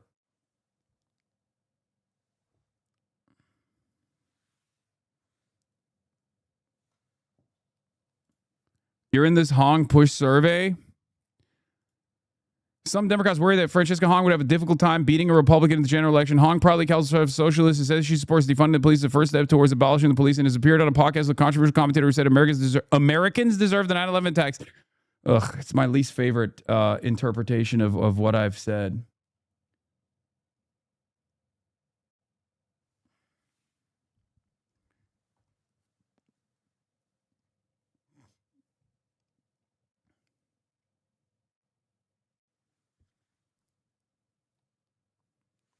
Yeah. For a lot of liberal education, they say Castro is Cuban Hitler. Okay. Che Guevara is also Argentinian/Cuban Hitler. Stalin is Russian Hitler. Mao Zedong is Chinese Hitler. Like everyone is a different variant of Hitler. And the only right approach, like there's no reasonable critique. It's just different flavors of Adolf Hitler. Ho Chi Minh is Vietnamese Hitler at the time. Obviously, that's changed a little bit now, I think, because like we have a much better relationship with Vietnam now. But at the time, it was, you know, Ho Chi Minh was literally Vietnamese Hitler. Kim Jong-un is North Korean Hitler. That's just how Americans learn about this stuff. Let me guess, Pol Pot is based. I don't know if Americans know about Pol Pot, but I guess Pol Pot, I don't know what Americans think about Pol Pot. I guess he is, unironically, he is literally closer to Hitler than all of these other figures. But of course, we supported Pol Pot, and so did China at the time, alongside the United States of America. Big L for Chinese foreign policy, of course.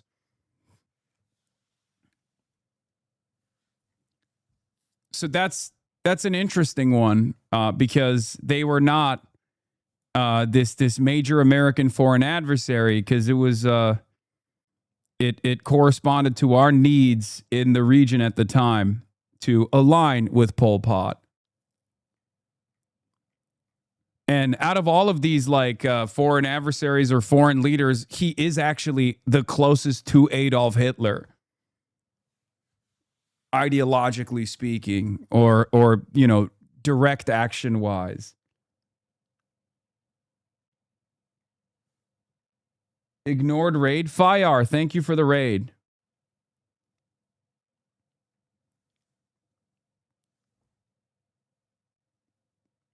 Literally saw someone in your reply say you support him because he's a communist. I mean, I literally wear glasses. I need them to see. It would be the dumbest.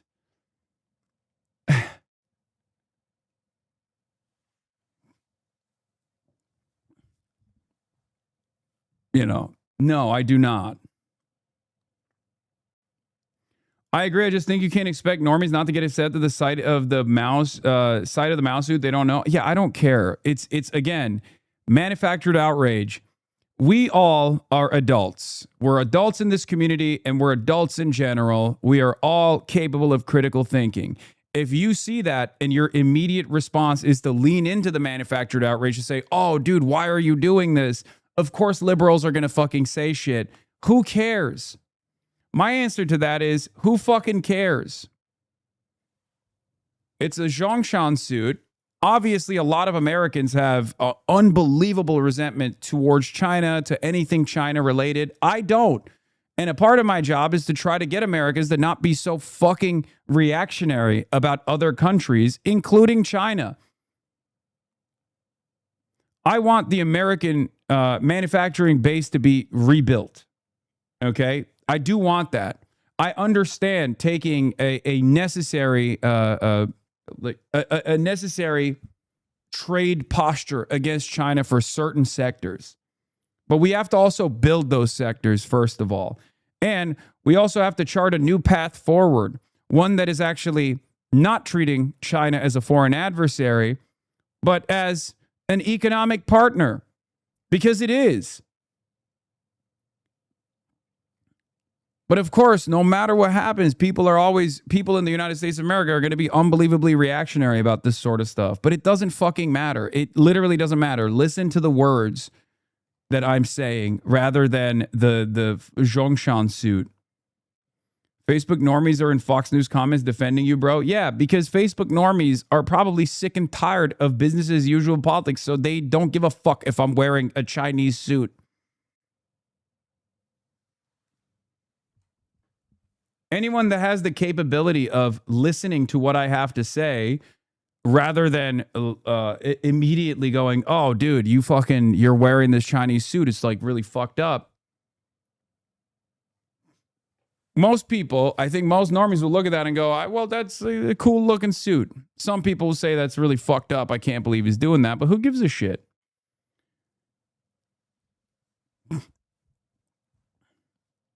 Do they really think Chinese people are all Nazis since they love Mao over there? Libs are so dumb. I don't think they think about that at all. Especially because you have to remember most, with the exception of I guess San Francisco immigrants, like a lot of the Chinese Americans for the longest time were coming from Taiwan. They're obviously very much against the Communist Party of China. So they've already had a very negative opinion of China. So they assume that every Chinese person, 1.4 billion of them living in the mainland, actually secretly despise the government and hate it a lot. But they're living under this massive surveillance state, which is true. They are living under a massive surveillance state. But that massive surveillance state is constantly keeping them down from actually, having this successful revolution that is imminent. I would go so far as to say I think that's the American mindset that every Chinese person, all 1.4 billion of them, actually fucking despise the party. They hate their government. They can't say anything about it because they're just too fearful, right? That's probably what their attitude is.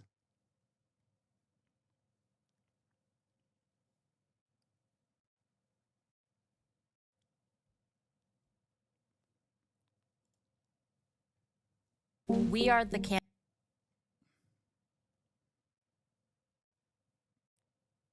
Maogate made it to Jason Smith. Did someone tell you the people of China are oppressed? The opposite is the case. The vast majority of Chinese citizens love the Communist Party of China. Chinese people pour into Shoshan, China every day to lay flowers at Mao's statue. An American journalist living in China, Jason Smith. Yeah, it's just so funny that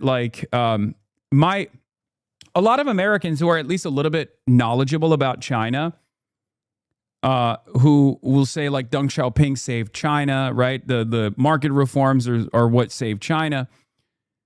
at least they know that the statement that they clipped out of context, where I'm like, oh, I would never disrespect Mao Zedong, when I was like jokingly talking to a chatter, responding to a chatter who was trying to claim that like Tiananmen Square isn't a mass surveilled area, right?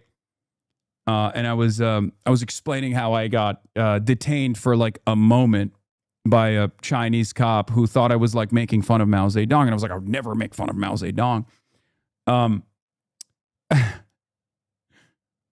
Like saying I would never make fun of Mao Zedong, but also at the same time, the Cultural Revolution, a great leap forward, had great excesses, a lot of deaths, and that's understandably something that I'm critical of and have criticized. That is, ironically, that is the dangest position. That is what Deng also advanced. Great reverence for Mao, while simultaneously pushing for marketization, liberalization, market reforms.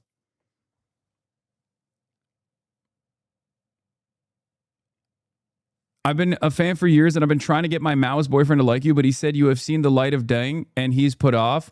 Thanks a fucking lot, dude. I apologize.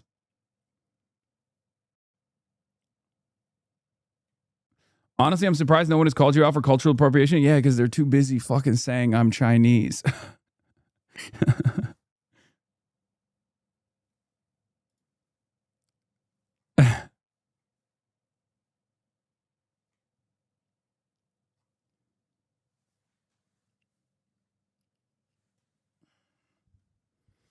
They're too busy being like, you're secretly a Chinese agent. You're Chinese. Especially oil markets even more. Why is it so hard to comprehend that Mao's failures were not solely upon him? Like the whole famine killing sparrows shit was something pushed by farmers and council members as well. Okay, to be fair, the Cultural Revolution you could actually put in the hands of Mao Zedong. almost single-handedly. Okay? Sure, the issues born out of famine, there are a lot of moving parts there. I think it's more so just the issue with like the decentralized structure, and how, there were technological limitations as well. But like, come on.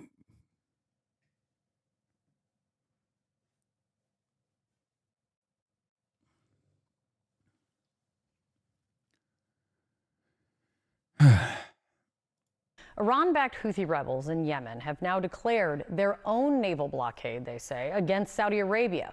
What is this? That Chatter's last stream title? In the Red Sea. That's another critical international shipping channel and oil route.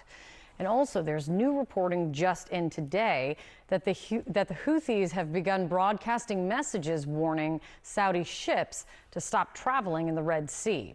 Joining me right now is retired Army Major General James Spider Marks. He's the head of geopolitical strategy for Academy Securities. It's good to see you, Spider.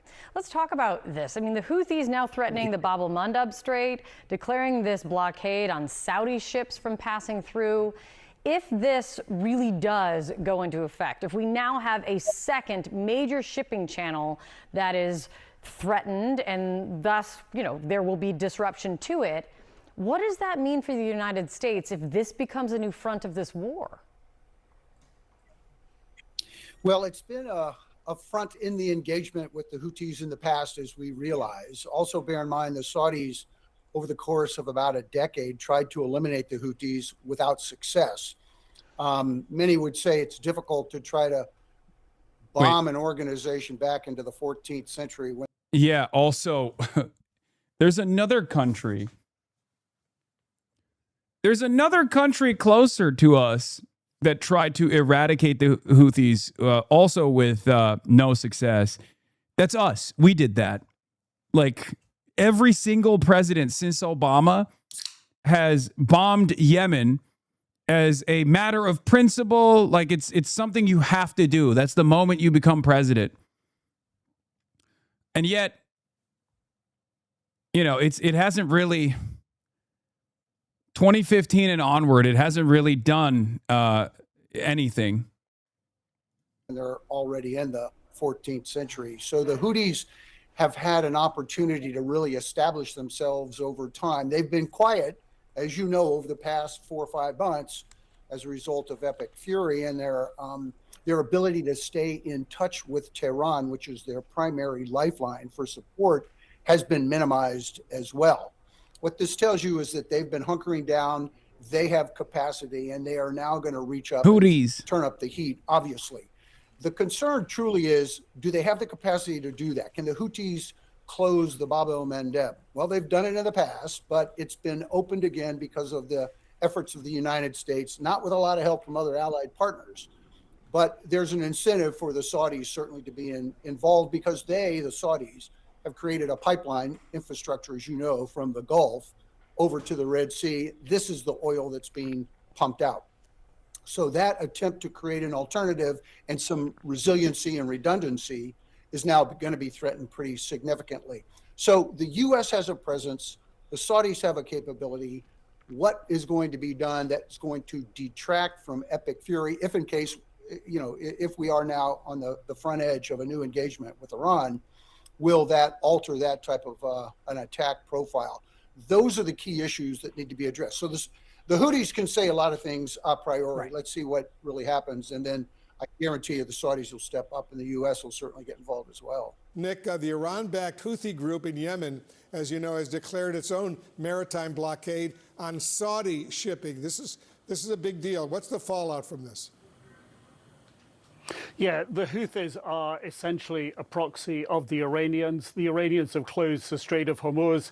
The Houthis are threatening to close the equivalent on the Red Sea, known as Bab al-Mandab. About 6 or 7% of the world's oil and energy supplies come out through Bab al-Mandab along the coast of Yemen. This is mostly Saudi oil that's pumped all the way across the Arabian Peninsula from the Strait of Hormuz, where it's blocked, and it comes out through the Red Sea. So this is a significant escalation. The Houthis are militarily ready for this moment. However, they have not taken, or so far not acted upon, this decision to block the Saudis. If they do, then we can expect an escalation in a response from the Saudis. That is almost unquestionable. Bab al-Mandeb Strait, it accounts for around 15% of traffic, maritime traffic.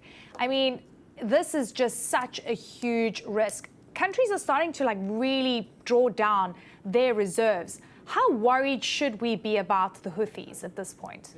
Well, they haven't enacted, or at least they haven't enforced this blockade. But if they do, it's significant, because this was the exit that Saudi Arabia had used to avoid the Strait of Hormuz, which we know has been either locked down or kind of open or kind of closed for about 5 months.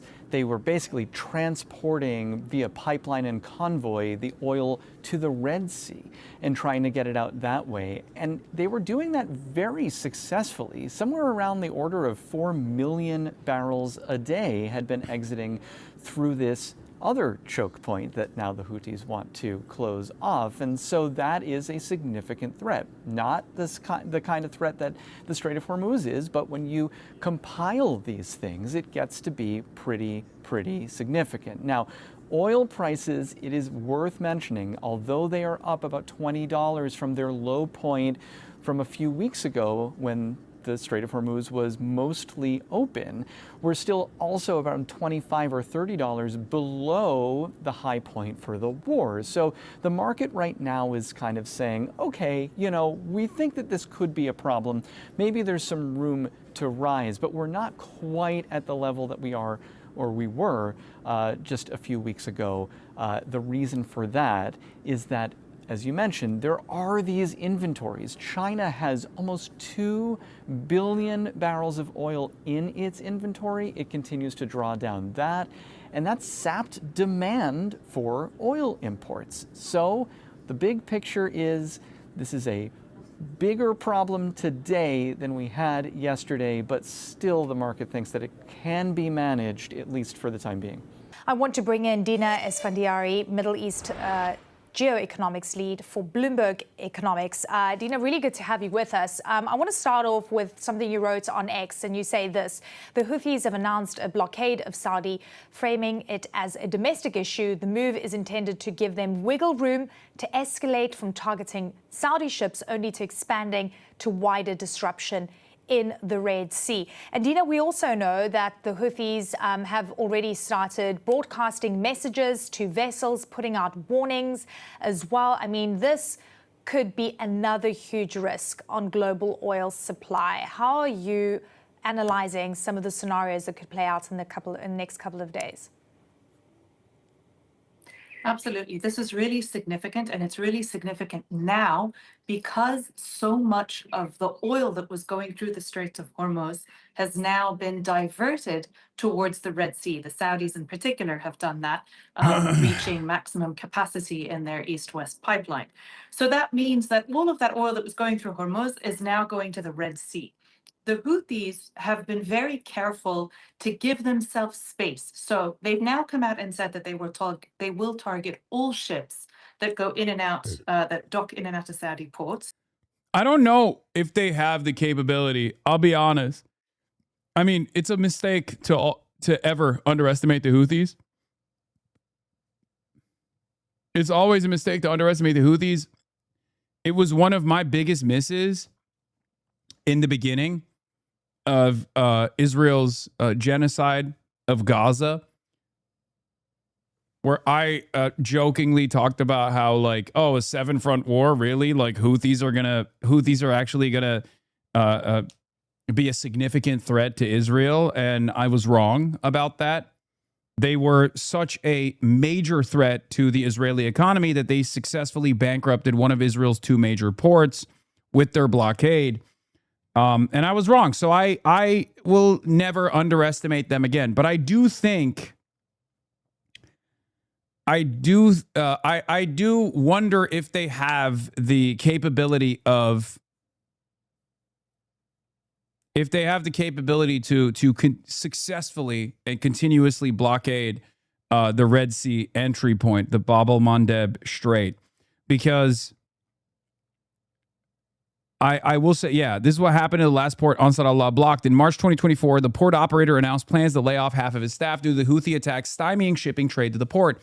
On the 7th of July 2024, the port CEO told the Knesset Economic Affairs Committee that there had been no activity at the port in the past 8 months, and he was requesting financial assistance. Later, the CEO said that it must be acknowledged that the port is in a state of bankruptcy.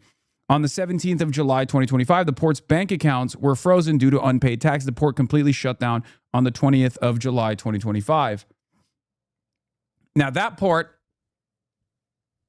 is, yes, a lot further away from Yemen than the Yanbu port is on the Red Sea. So it's probably a lot easier for the Houthis to successfully strike the Yanbu port and strike other Saudi ports on the Red Sea to render commercial traffic inoperable. So, you know. Yeah, the port of Eilat was the only Israeli port on the Red Sea located in the northern tip of the Gulf of Aqaba. This strategic location has given its outsized importance despite being remote, got shut down.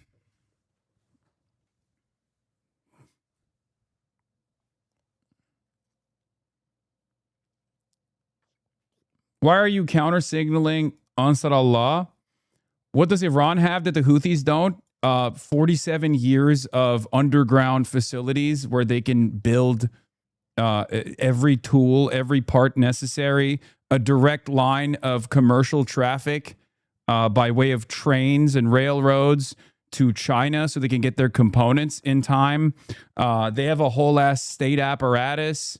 They have, I mean, they have everything that the Houthis don't. The Houthis are a family that won the Yemen civil war, basically. The Houthis have the Houthis don't have a lot without the Iranian without Iranian shipments. Let's be serious for a second. They've done a lot with the limitations that they have. They're very proud people. They got heart, but ultimately, if we're talking about their manufacturing capabilities, I'm not super well versed. I'm not going to lie to you. I don't know what kind of domestic manufacturing capabilities the Ansar Allah movement has, but you don't really need much. Here's the thing. You don't necessarily need a lot to be able to impede commercial shipping anywhere. You need some drones. That's it. Right?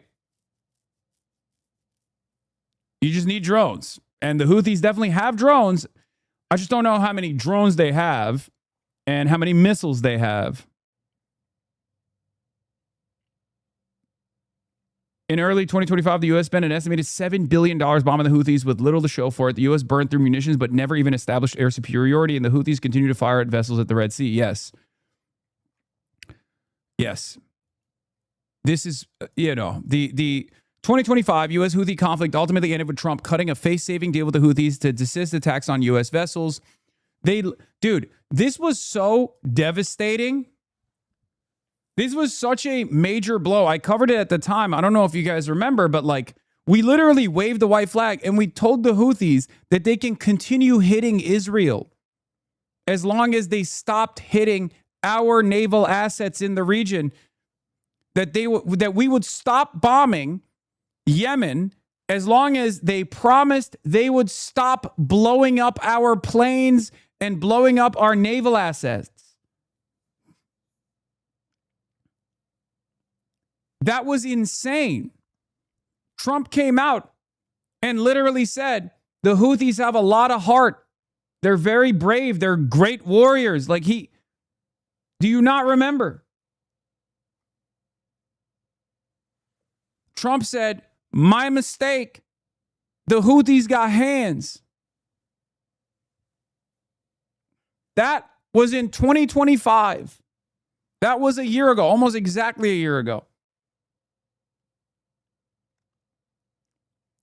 Biden also did something similar with the Houthis as well. Trump restarted Operation Prosperity Guardian when he took ownership. When he became the president, Trump did the exact same thing that Biden had done and failed at. Because the Houthis never stopped their blockade of Israeli shipping through the Red Sea. They never stopped it. Biden tried and failed. Trump brought it back, tried and failed. Part of that is because asymmetric warfare favors the side that is capable of striking through relatively cheap means. The side that is capable of striking at commercial vessels is always going to be able to successfully render travel inoperable. They're always going to be able to stop ships from transiting, because it's not even necessarily about a physical barrier that they're creating. They don't have that. They're not doing that. It's more so about the finances. The finances of it all. With a handful of drones, you can stop commercial shipping in the Bab el-Mandeb Strait, because no one will ensure that ships are allowed to. No one will ensure ships transiting through the Bab el-Mandeb Strait if there is no guarantee that they can just pass through without being blown up.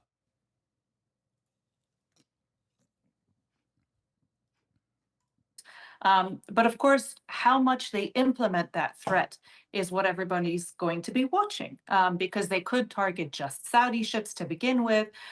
They could go much bigger. At the end of the day, what matters is that they've made this threat. And ultimately, because they've done this in the past before, that threat is credible, and that's enough to scare a lot of people off. Yeah, I mean, look, the wider issue here is what we're seeing from the U.S. side, and the Pentagon is saying nearly 100 U.S. troops were injured in the last 2 weeks.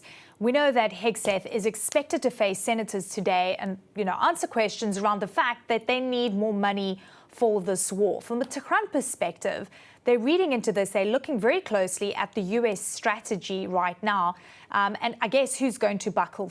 Isn't the Houthis a threat? Isn't the Houthis threat alone to shut down the strait? Yes, they are. They are a threat alone. Of course they are, because they have done it already. They've done it successfully, so they can do it again. I'm just saying, I don't know how.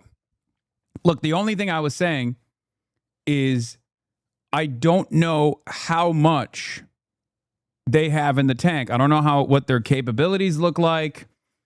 I don't know if they are capable of continuously, for a long timeline, if they're going to be able to hold off commercial traffic.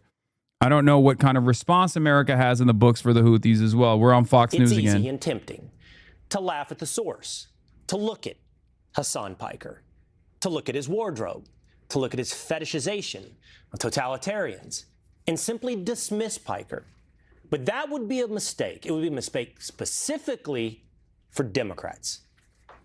No more to Trumpism, but no more to the Democrats who compromise, who conciliate, and who betray us. No more to the Democrats who will collaborate and cooperate with the fascists. I'm not going to lie, I cooked on this. Who will fund Israel, who will help poison the planet. We don't need those Democrats anymore. In fact, we have a message. We are coming. Collaborate. It's not the kind of word you stumble upon. It's a very intentional, purposeful word. It's the type of word that's used by the secret police when they show up to the door of a professor to say you are collaborating with the wrong people. What are you it's a saying? warning to Democrats. But it's also this entire concept of blue MAGA, something that we all, Democrats or Republicans, should listen to, because I think it's true. You see, for more than a decade now, the Democrat Party has radicalized its own base. They've been going after Donald Trump because they decided that he was illegitimate. They have called him a fascist. They called him a Nazi. And now they are discovering that they cannot control the rhetoric or the base that has responded to that rhetoric. The Democratic Party is in the middle of a civil war, right? And you have moderate mainstream Democrats, such as myself, which have been challenged by the far left extremists. You know what's beautiful about all of this? This makes Zohran Mamdani look like a fucking moderate. Okay? Every damn day that they point to me and say I'm a fucking dangerous radical is a day where Zohran Mamdani is the appropriate moderate, which he is. Okay? That's how this fucking works. That's how this shit works. Tired of a set of people on the very far left in the Democratic Party. And there will come a day when they will call me a moderate as well. There are those who find me to be too conciliatory to the Democratic Party. Okay? This is how we pulled the Overton window back to a place of decency, to a place of honesty, to a place where we forcibly center the needs of the working class in this goddamn country once and fucking for all. That's it. Type of move. By the way, out of all of these people that Will Kane is talking about, there's only been one Maoist. His name is Van Jones. Van Jones is the only one that he has shown thus far that actually was an unironic Maoist third worldist, by the way. Pointed out the direction of the Democrat Party. He pointed out that in 2008, someone like him who would have described himself as center-left was standing next to someone who would have described themselves on the left. But as the left continued through the years to run to the left, it wasn't the center that moved. In fact, it was the center that got pushed toward the right because progressives ran further and further. By 2021, that cartoon shows you a leftist far running off the screen yelling bigot at somebody on the center. If you updated that image to 2026, you would see a leftist run even further. Knelt, crouched, laying down in a prone position with a rifle pointing it back at the center and the right, yelling Nazi. You see, when it comes to progressivism, there is no destination. It's only acceleration. It's a movement defined by movement. It's always about more. And the Democrat Party gave this movement the only push it needed. This year, this country could very well go the way of Germany in the 1930s. Comparing the tactics of Donald Trump to Mussolini and Hitler is a very legitimate thing. I don't care what Elon Musk is doing behind a presidential seal.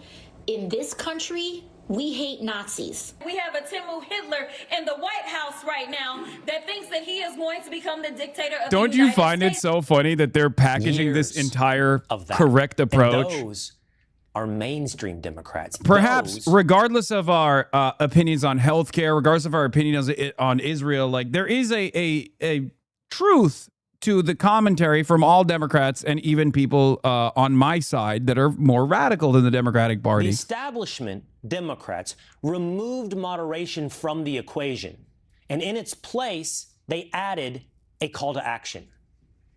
You know, there needs to be unrest in the streets for as long as there's unrest in our lives. I just don't even know why there aren't uprisings all over the country. I want to tell you, Kavanaugh, you have released the whirlwind, and you will pay the price. I don't swear in public very long, but we have to Trump.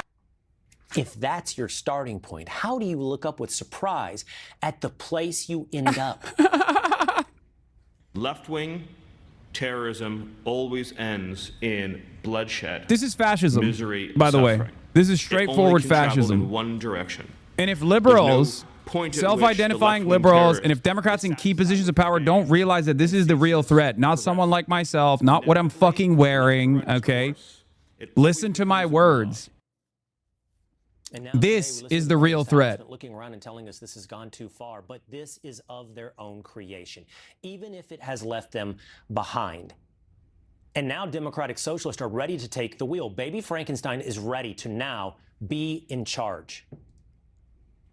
The responsibility that we have as Americans, the recognition that is going to be required of us, of the exploitative and extractive nature that we play on the global Fox scale, updated on the it. global stage, is only going to be challenged if we are getting represented by people who understand that on a fundamental level, right?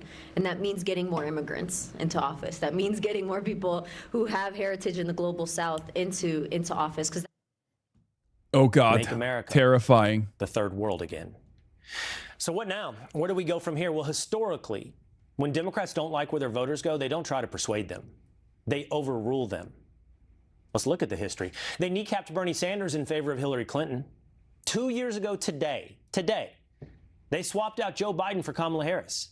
They dropped Graham Plattner for someone yet to be chosen by party insiders. That is blue MAGA. That is the machine that tells its own people, we know what's best for you. Now, Democrats are finding out the hard way. This is what you get. You get the platform of the Democratic Socialist of America, and your only response to stopping defunding the Department of War or replacing the president and the Supreme Court is to anti-democratically undercut the voice of your very own people. You can't all of a sudden ask everyone to calm down after years of calling your opponents fascists.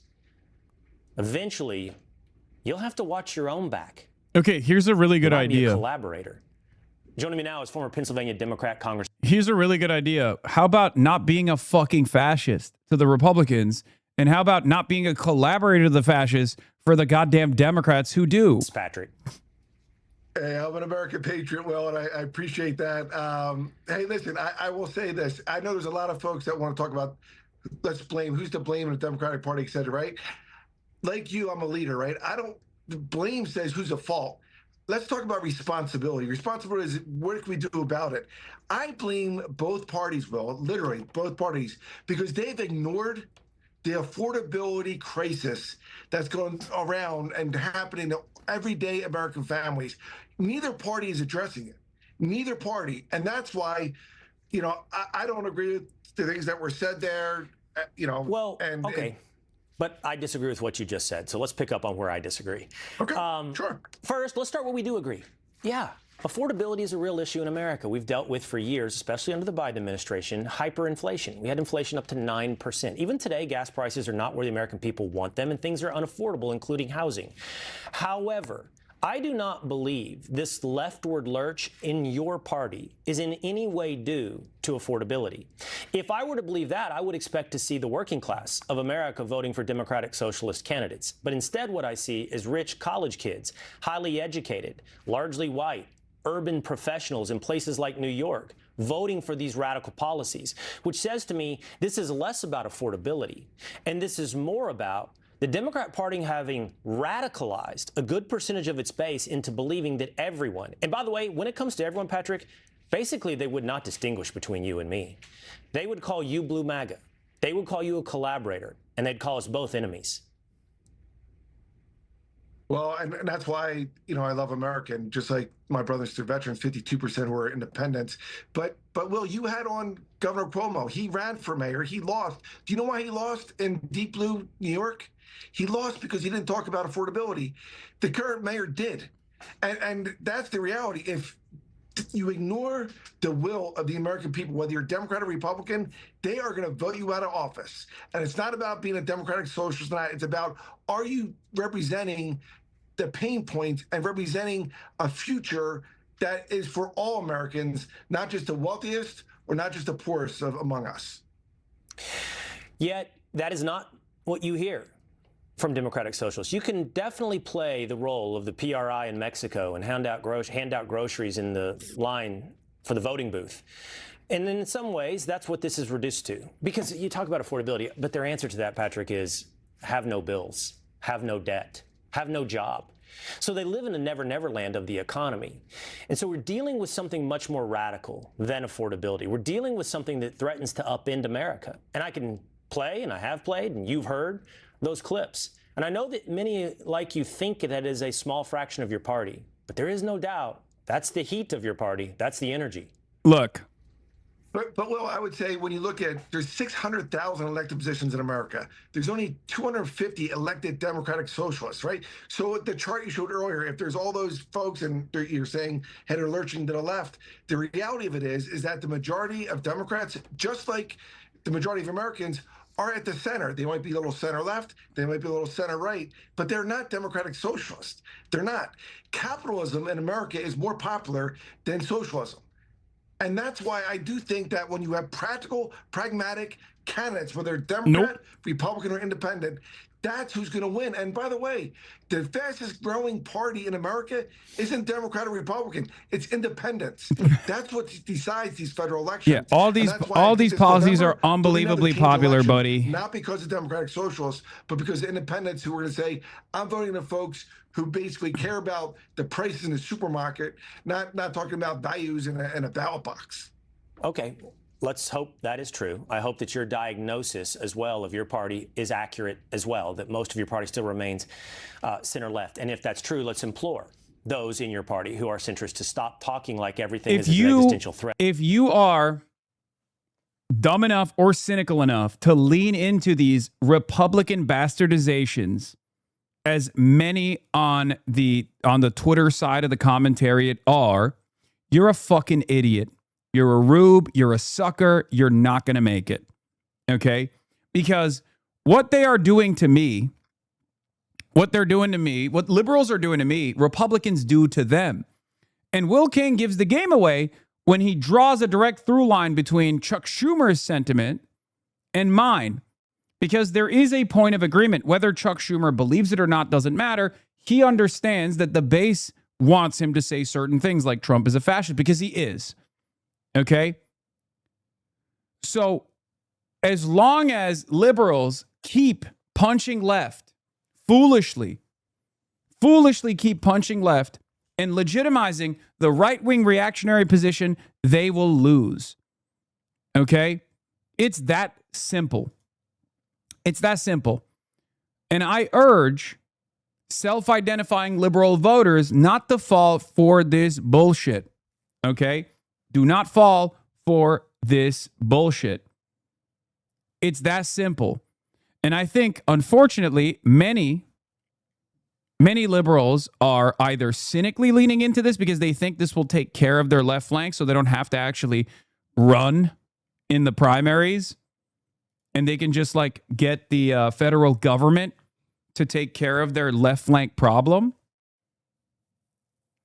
But at a time when it's very clear that the federal government is trying to actively terror jacket the entire left movement, the Democratic Socialists of America, PSL, and onward, if liberal Democrats in key positions of power don't recognize that this will inevitably harm them as well, put them in harm's way as well, okay, they are going to have a very tough time.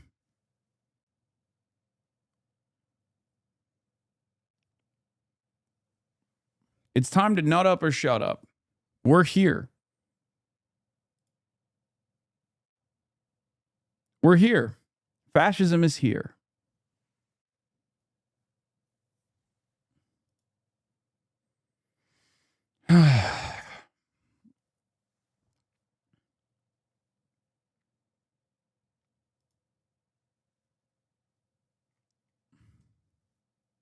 Yeah, Justice Department activates untested court for alien terrorist deportations. First, they will go after the non-citizens, undocumented and documented. Then they will inevitably move on to citizens.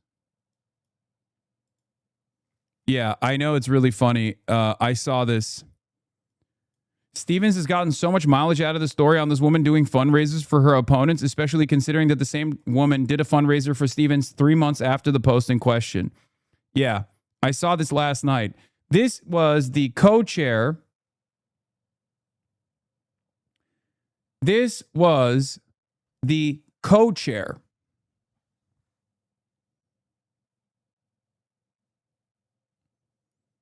of the Mallory McMorrow campaign. The woman, the Michigan Dem who praised grandfather's Nazi military service hosting fundraiser for Abdul al-Sayed. She was the co-chair for Mallory McMorrow's Senate run. Okay? And what's interesting about it is she's obviously a big fundraiser in the state because she also had fundraised for Haley Stevens. So this is a hilarious story. Stevens has gotten so much mileage out of the story on this woman doing fundraisers for her opponents, especially considering that the same woman did a fundraiser for Stevens 3 months after the post in question. It's such a funny story. All she needed to do was not post about her Nazi grandfather, and yet that and the fact that she's apparently done fundraisers for basically anyone who's ever run for office as a Democrat in Michigan. Yes, she seems like a normal, well-meaning liberal who just posted family history she should have buried.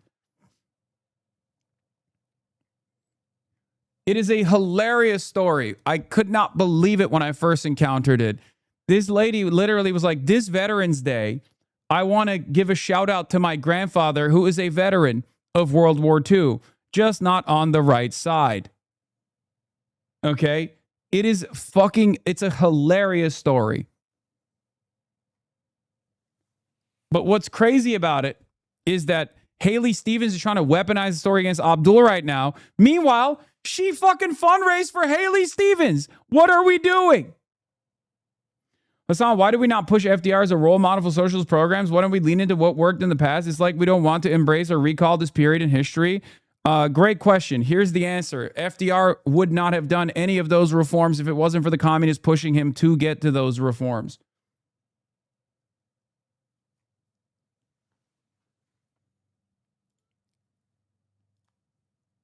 But yes, these guys think FDR is a communist too. They just are too embarrassed to openly say that out loud, I'm pretty sure.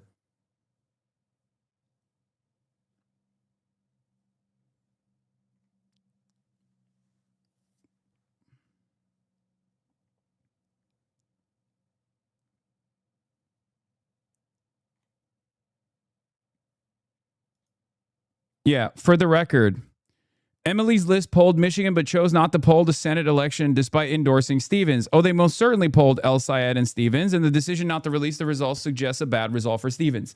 Yes, it is a complete media blackout on internal polls coming from the Haley Stevens side. And there is a reason for it. Okay? Especially now that Abdul is releasing internal polls that show him up 10 points over Haley Stevens. Obviously, the counter from the Haley Stevens camp is to release their internal numbers. But it's very clear that their internal numbers are showing something devastating. This also corresponds to what Haley Stevens has been doing in terms of attacking Abdul over and over again. This close to the race, you're supposed to actually lock in on your supporters. You're supposed to try to show your policies and try to make an argument of a vision in the affirmative. The fact that they're not doing that, and the fact that they are aggressively posturing against Abdul al-Sayed, trying to slander him extra hard, and potentially even putting themselves in a weaker position overall, even if they were to win the primary, right? Implies that they recognize that they're cooked. Meanwhile, she hasn't done a single fucking town hall. She is doing a horrible job at campaigning. It's all just attack ad after attack ad after attack ad. Now, the problem with attack ads like this is that they depress turnout. They don't actually increase turnout for your side. It has the capacity to potentially depress turnout for your opponent. Okay? This is not how you win elections if you're down 10 points. You have to also have a vision in the affirmative. And none of, I'm so tired of these losers. Yeah, Parker Get a Job said that too. It's fine. Guys, it's okay. Okay? Yes, optics. Parker Get a Job is very frustrated with the optics. He's saying I'm making the DSA look bad. I'm making the socialist movement look bad. I'm making the Democrats look bad because I wore a Zhongshan suit that I got in China. The answer that I have to that is just let me fucking cook. Okay? It doesn't matter. You have, it costs $0 for you to not lean into reactionary manufactured outrage. Okay? That's it. That's it. We have to have some messaging discipline. These optics arguments are just a distilled version of what you say every day, is it not? Yes. There is also an optics argument that is valid, and then there's an optics argument that is invalid. If you're actually leaning in to the idea that me wearing a Chinese suit is actually the same as like being Adolf Hitler, then you're a little stupid. Okay? I'm sorry. It's unbelievably stupid. Why are you ceding the framing on this issue to oppositional figures? David Pacman lost his mind on this too. 54 minutes? Jesus Christ. Jesus Christ. I mean, who cares? Whatever.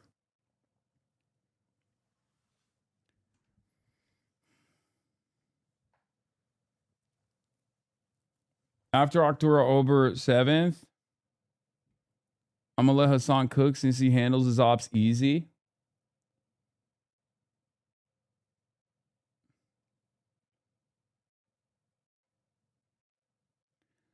Why don't you meet people where they are? I do meet people where they are. I care about what people care about. I care about the actual impact, the actual policies. I am a firm and committed believer that wearing a fucking Nehru-style suit or wearing a Chinese suit is nowhere near as consequential as the actual things that I'm talking about. And most people, I think, there are definitely a lot of people who will hear the criticisms, who will hear the cries and go, you know what, that makes sense. I think this guy does love Mao Zedong. I think this guy does love China. It's scary or whatever. Okay. Hasan is unironically an actual legit SJW, says Sosha Butt.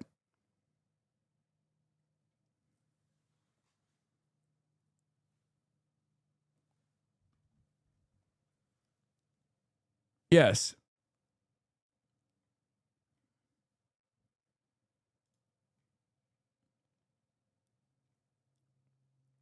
I think the suit scandal unironically worked because wearing the suit caused Fox News to constantly play the commentary. I'm fine with that. Perhaps they still would have ran the College Democrats of America speech, regardless of what kind of suit I was wearing, but I don't give a shit. If that gets in front of eyeballs, if that actually gets people, if that gets people to actually hear what I have to say, a much larger audience to hear what I have to say, I'm happy with that. Who gives a fuck? I just want to say that the gray suit makes it so that people may not take you seriously enough. And by people, I mean normal voters. Yeah, well, it's a good thing that I'm not running for office, isn't it? I'm a content creator. Okay? I'm a content creator.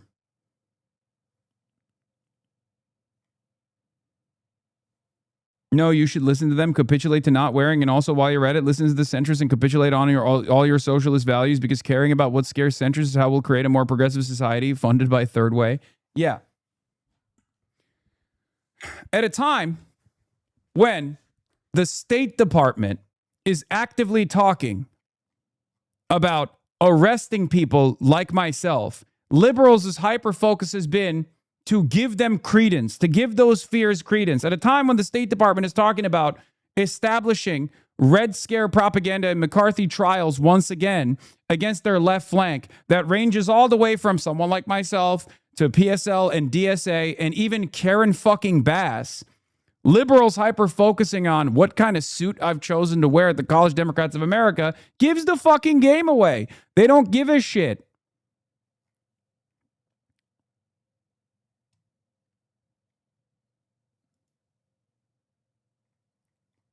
While one of the New York Times' biggest big Middle Eastern correspondents has published a long essay about how Blinken and Sullivan aren't so sure about Netanyahu any longer, Ken Klippenstein reports Marco Rubio's State Department is preparing blacklists. Yeah.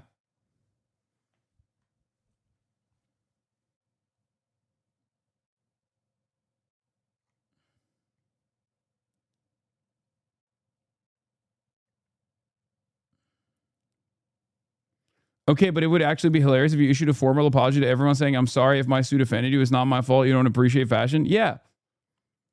While the State Department is talking about pre-crime for far-left terrorists, Democrats are literally leaning into this hysteria because they're too fearful of losing their goddamn primaries. Okay?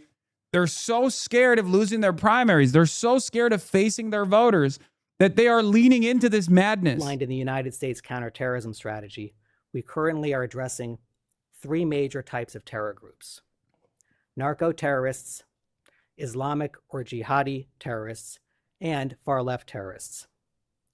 For all 3, we need to identify terror actors. Yeah. One of the things that's really funny that this chatter also pointed to is like, dog, they say, I love 9/11. You think a fucking Chinese suit that most normies don't even know about is going to push them over the edge? Are you fucking crazy? People don't even give a fuck about the 9/11 shit. And plots before they happen. Yeah.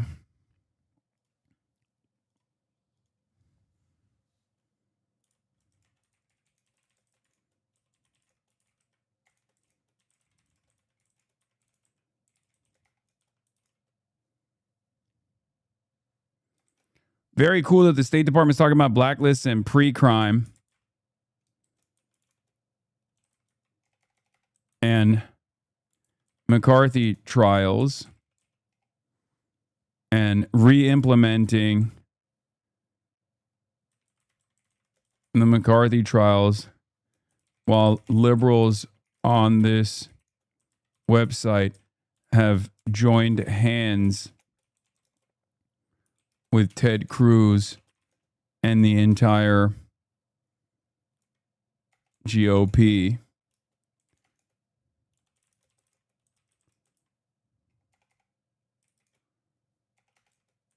About a Chinese suit. You're gonna be in the camps next to me, dumbass.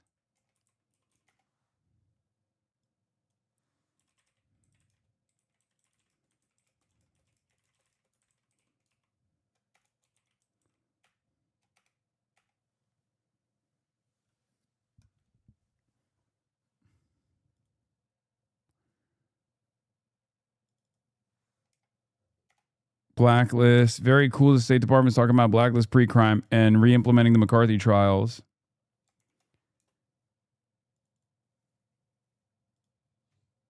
While liberals on this website have joined hands with Ted Cruz and the entire GOP to freak the fuck out. To freak out about a Chinese suit.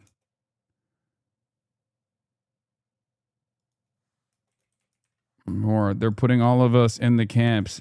Dumbasses.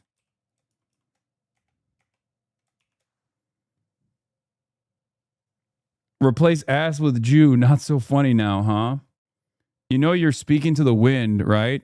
I mean, maybe some people will see this and will recognize that it's silly.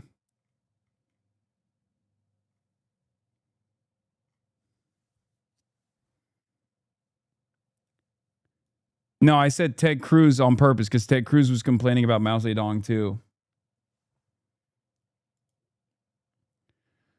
Trump official asked how they're targeting Antifa as a foreign terrorist organization, given it's unclear what Antifa even is. Basically, a foreign terrorist organization, we have three components. It has to be foreign, it has to be terrorist, it has to be an organization. Doesn't really exist. And you just named Antifa asked. I was wondering, is it that a different group, or what is the intelligence that the U.S. has that Antifa does exist? Yeah, well, we have those designations. They're designations on the basis of our statutes, on the basis of violent acts that members of those groups committed. By the way, I think they're all also designated as terrorist groups by countries in Europe. And so the other thing about this is I mean, basically a foreign terrorist organization, we have to have, there's three components. It has to be foreign, has to be terrorist, has to be an organization. And all four of these groups met that test. And we see this as something that will keep America safe and secure. And we're looking at actively at more designations. What I know about. Have you no decency, sir? Why McCarthyism fell out of favor? PBS 5-minute clip explanation. Those who never watch TV during the day were glued to watching the Army McCarthy hearings. The television moment of the Army McCarthy hearings that is lived in memory ever since is the famous moment on June 9th, 1954, when McCarthy decides to violate an agreement that Cohn and Welch had come to before the hearings. Roy Cohn, although of Roy Cohn, draft Trump's guy, age, had managed to avoid the Korean War and the draft afterwards. It was kind of astonishing. Joe Welch said, fine, I will never bring up your draft status, but we have a problem of our own. We have a young attorney named Fred Fisher, who was a member of a communist front group while he was at Harvard Law School. And we brought him down to work on the committee. We decided that because of his past, we would send him home. And I would appreciate it if you would never bring up Fred Fisher. Throughout most of that afternoon, Roy Cohn and Joseph Welch had been having, your basic nasty lawyerly argument. And Cohn's okay with it. Mr. Welch, sir, with great respect, I work for the committee here. They know how we go about handling situations of communist infiltration and failure to act on FBI information about communist infiltration. And may I add my small voice, sir, and say whenever you know about a subversive or a communist or a spy, please hurry. Will you remember those words? But McCarthy gets so angry at Welch's badgering of Roy Cohn that he blurts out the name of Fred Fisher. In view of Mr. Welch's request, I think we should tell him that he has in his law firm a young man named Fisher, who has been for a number of years a member of an organization which was named, years and years ago, as the legal bulwark of the Communist Party. And I have hesitated bringing that up, but I have been rather bored with your phony request to Mr. Cohen here. Little did I dream you could be so reckless and so cruel as to do an injury to that lad. It is true he is still with Hale and Dorr. It is true that he will continue to be with Hale and Dorr. It is, I regret to say, equally true that I fear he shall always bear a scar needlessly inflicted by you. You'll look at Roy Cohn's face and you will see him go, oh my God, no, please no. But McCarthy won't stop. He keeps attacking. I want to say, Mr. Welch, that it has been labeled long before he became a member, as early as 1944. Senator, may we not drop this? I did you, I think, no personal injury, Mr. Cohn. No, sir. And if I did, I beg your pardon. Let us not assassinate this lad further, Senator. You've done enough. Have you no sense of decency, sir? At long last, have you left no sense of decency? You could see Joe McCarthy go. The answer is yes, by the way. He does not have any sense of decency. He does not have, he has no decency. He has none. Giant piece of shit. Yeah, if we're doing House Un-American Activity stuff, this is the definitive video. Paul Robeson. Are you now a member of the Communist Party? Oh, please, please, please. Please answer, will you, Mr. Robeson? What is the Communist Party? What do you mean by that? Are you now a member of the Communist Party? Would you like to come to the ballot box when I vote and take out the ballot and see? Mr. Chairman, I respectfully suggest the witness be directed to answer the question. You are directed to answer the question. I invoke the Fifth Amendment and forget it. I respectfully suggest the witness be directed to answer the question whether, if he gave us a truthful answer, he would be supplying information which might be used against him in a criminal proceeding. You are directed to answer, Mr. Robeson. In the first place, wherever I have been in the world, the first to die in the struggle against fascism were the communists. I laid many wreaths. By the way, James Earl Jones is so fucking based, dude. Respect to my goat. This is dramatized by him, right? It's like recreated by James Earl Jones, right? He's doing the voice. He does the Frederick Douglass. He does the what to a slave is the 4th of July as well. Shout out to Democracy Now! Upon the graves of communists. That is not criminal. Chief Justice Warren has been very clear that the Fifth Amendment does not have anything to do with the inference of criminality, and I invoke the Fifth Amendment. Have you ever been known under the name of John Thomas? Oh, please, does somebody here want me to put up a perjury someplace? John Thomas, my name is Paul Robeson, and anything I have to say, I have said in public all over the world, and that is why I'm here today. Mr. Chairman, I ask that you direct the witness to answer the question. He's making a speech. I ask you to affirm or deny the fact that your Communist Party name was John Thomas. I invoke the Fifth Amendment. This is really ridiculous. The witness talks very loud when he makes a speech, but when he invokes the Fifth Amendment, I can't hear him. I have medals for diction. I can talk plenty loud. Will you talk a little louder? I invoke the Fifth Amendment loudly. Sir, who are Mr. and Mrs. Vladimir I Nikiev? invoke the Fifth Amendment. Do you know a Manning Johnson? I invoke the Fifth Amendment. Do you know Gregory Kifetz? I invoke the Fifth Amendment. Do you know a Max Jurgen? I invoke the Fifth Amendment. Max Jurgen. Why don't you have these people here to be cross-examined? Could I ask whether this is legal? This is not only legal, but usual. By unanimous vote, this committee has been instructed to perform this very distasteful task. To whom am I talking? You're speaking to the chairman of the committee. Mr. Walter? Yes. The Pennsylvania Walter? That is right. Representative of the steel workers? That is right. And the coal mining workers? That is right. Not United States Steel by any chance. A great patriot. That is right. You are the author of the bills that are going to keep all kinds of decent people out of the country. No, only your kind. Colored people like myself. And you would let in the Teutonic Anglo-Saxon stock. We are trying to make it easier to get rid of your kind, too. You don't want any colored people to come in. Could I be allowed to read from my statement? Will you just tell this committee, please, while under oath, Mr. Robeson, the communists who participated in the preparation of that statement? Oh, please.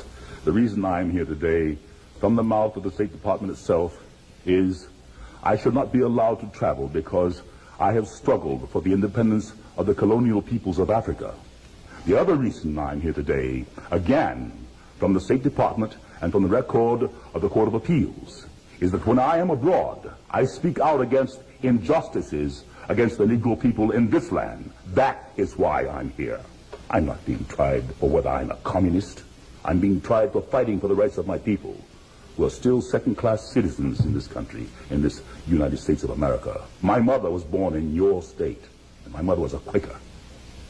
My ancestors, in the time of Washington, baked bread for George Washington's troops when they crossed the Delaware.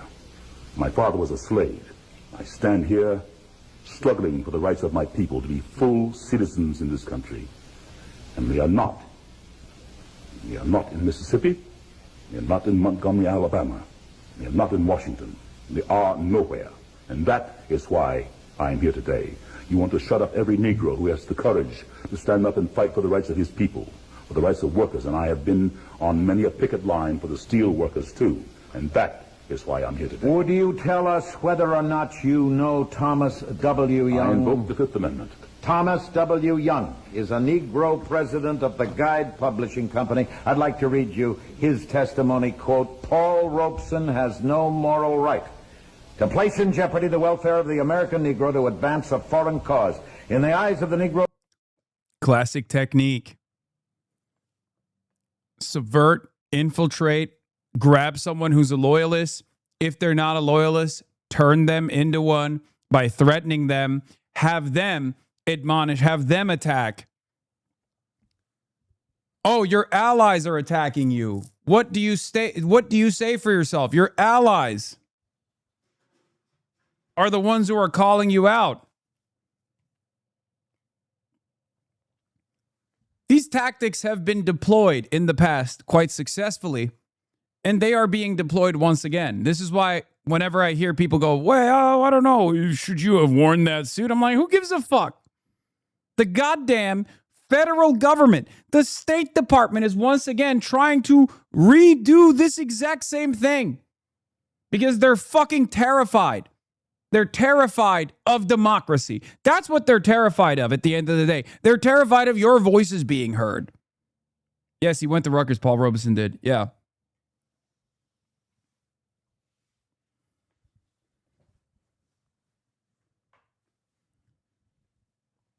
It's not about the fucking suit. Wake the fuck up. People, this false prophet is unfaithful to their country and they repudiate him, close quote. Do you know the man that said that? I invoke the Fifth Amendment now. Can I read my statement? It is a sad and bitter comment. While you were in Paris in 1949, Mr. Robeson, did you tell an audience the American Negro would never go to war against the Soviet government? May I say that is slightly out of context? May I explain to you what I did say? I remember the speech very well. 2,000 students who came from populations that would range to 600 or 700 Yeah, dog, they invented. I feel like the House Un-American Activity Committee invented clip chimping, okay? They were the ones who invented it.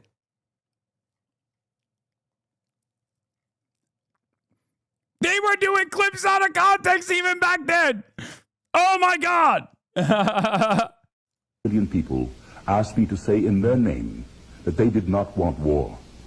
No part of my speech in Paris says 15 million American Negroes would do anything.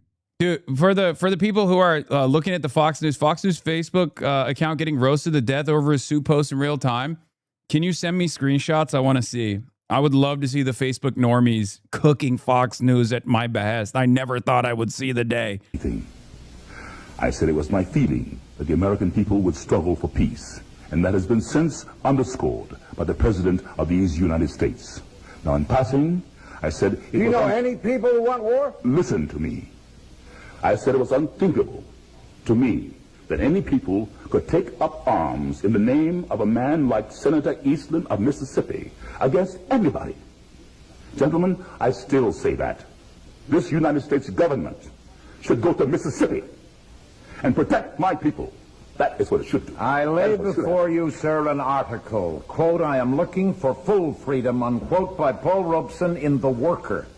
July 3rd, 1949, quote, I said It was unthinkable that the Negro people of America or elsewhere could be drawn into war with the Soviet Union. I repeat it with 100-fold emphasis, they will not, close quote. And, gentlemen, they have not. It is clear that no Americans are going to go to war with the Soviet Union. While you were in Stockholm, did you make a little speech? I made all kinds of speeches. Let me read you a quotation. Let me listen. Do so, please. I am a lawyer. It would be a revelation if you would listen to counsel. In good company, I usually listen. But you know, people wander around in such fancy places. You said, Mr. Robeson, and I quote, I belong to the American resistance movement, which fights against American imperialism, just as the resistance movement fought against Hitler. Just like Frederick Douglass and Harriet Tubman were underground railroaders and fighting for our freedom, you bet your life. I have to insist that you listen to these questions. I am listening. I quote further, why should the Negroes ever fight against the only nation in the world where racial discrimination is prohibited and where the people can... Is this the new tan suit? Well, if you can't argue his politics, attack his fashion, I guess. The fact that he purposely did this with the intention of triggering the right, the fact that they're falling for us so well is just classic. Is this the same thing as Obama's tan suit? First tan suit, now this, snowflakes. Ah, yes, Fox, the Fashion Police Network. Is it a tan suit? It's just a jacket. Isn't that the dog shocker guy? Oh my God, well, at least it wasn't tan, thank the Lord. The joke writes itself. Fashion Police. Y'all are the type to complain about a tan suit too. Is it a tan suit? Remember the Obama tan suit thing? He's winning. That's not Mao style suit. That's the Sun Yat-sen suit. Dr. Sun Yat-sen is the founding father who started the revolution. He's the founding father of the ROC and also considered the founding father of the PRC. Hasan is a badass. I'm really hoping this beginning of the new American era of politics where politicians actually care about the citizens and they're just trying to fatten their wallets. The fit is fire. He should have worn a suit. Tan suit. It's the season, you know. Is it worse than the tan suit? He's trolling you guys, Lamau. It's called fashion sweaty. So for Parker get a job and all the fucking dumbass liberals that are freaking the fuck out over what my sartorial choices are, who refuse to hear what I'm actually saying in the speech, ask yourself why normie liberals on fucking Facebook, understand the assignment in ways that you simply cannot comprehend. Perhaps you are too polarized against your left flank in ways that normie liberals simply are not. They know exactly what's going on. They know exactly what's going on. This is also the reason why. This is also the reason why I decided to be more hands-on with elections taking place in this midterm season. Okay? In this midterm cycle. Because normies are fucking fed up with anything and everything that is associated with the right. And a lot of these liberals don't understand that when they also channel the right-wing frustrations, when they repeat right-wing nonsense, right-wing propaganda against their fucking left flank, when they do that, they also look like assholes to most normies. Do you understand? The normie liberals they're done with this shit. They don't give a fuck. They're like, oh, I remember when you guys did this to Obama. Fox News, y'all back when you're speaking about attire. Imagine the crash out if it was tan too. Actually, he's giving them advice on how to win. This is who the left thought Charlie Kirk was. I wouldn't be surprised to learn that Hasan Piker is really a comedian doing some Andy Kaufman style bit. He looks good as fucking it, though. You guys are desperate. It's hilarious. Large political coalitions almost always contain influential figures who are outside of formal party leadership. Those figures can shape activists and primary voters, even if many elected officials disagree with parts of their message. Many mainstream Democratic officials have criticized or distanced themselves from him, while some progressive candidates and activists have chosen to work with him because of his influence among younger voters. Republicans did the same thing with Carlson Tucker, Nick Fuentes, and Steve Bannon. It's a suit. Whining about his suit. What his suit looks like. Lamau.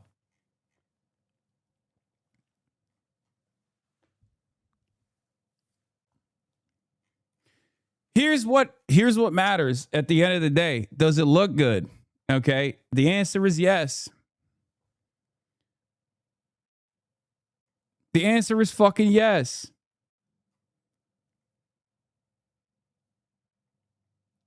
Singapore import-export. I am personally not a big fan of the suit.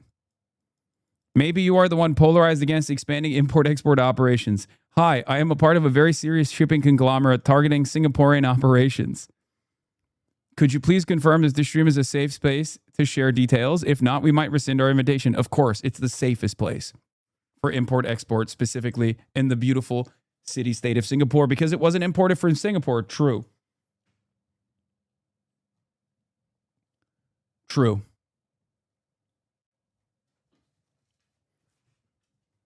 And live freely. Never. They will never fight against either the Soviet Union or the people's democracies, close quote.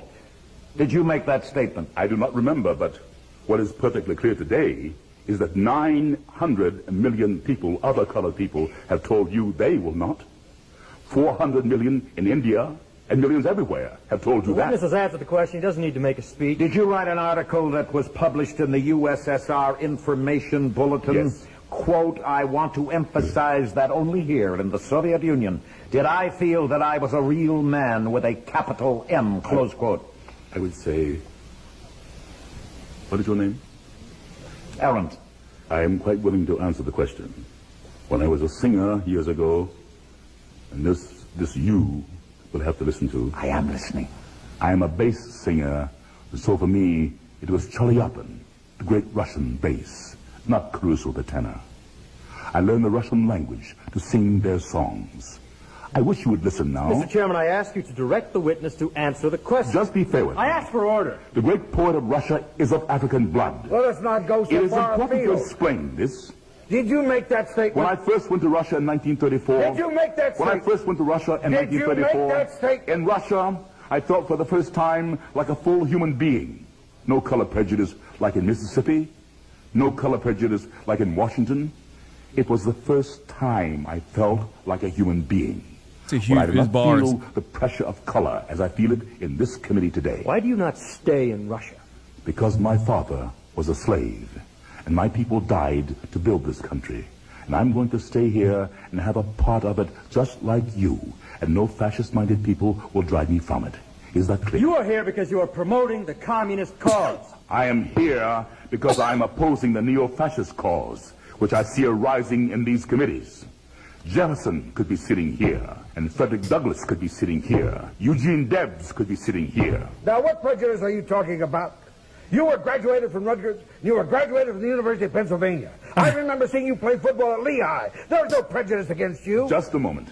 This is something I challenge very deeply, that the success of a few Negroes can make up for $700 a year for thousands of Negro families in the South. My father was a slave, and I have cousins who are sharecroppers. I do not see success in terms of myself. I have sacrificed hundreds of thousands of dollars for what I believe in. While you were in Moscow, Mr. Robeson, did you make a speech lauding Stalin? I can't remember. So I suspect we're going to have another House on American Activities Committee. And this time, instead of Moscow, the question will be Havana. Have you recently changed your mind? Because this is what they're trying to redo. Okay? This is what they are trying to redo. I guess another Rutgers graduate might be in the fucking crosshairs of the State Department once again.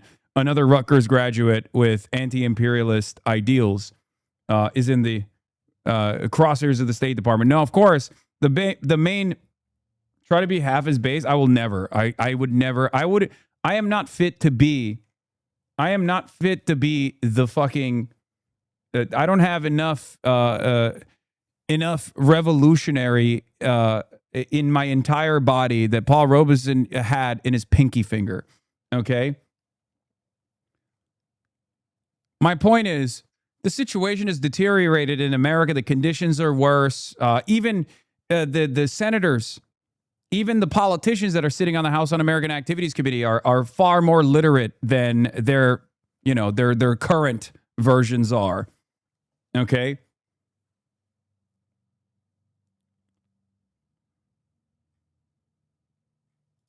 Stalin, gentlemen, is a question for the Soviet Union, and I won't argue with a representative of the people who, in building America, wasted the lives of my people.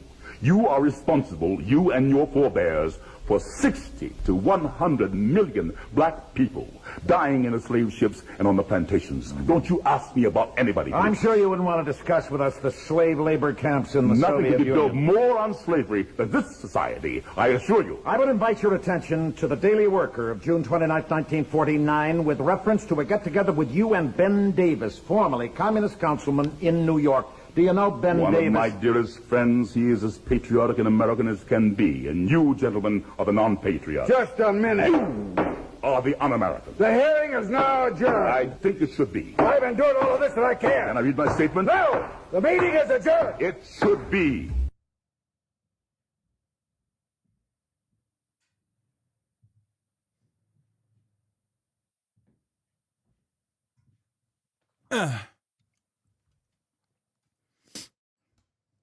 The GOAT.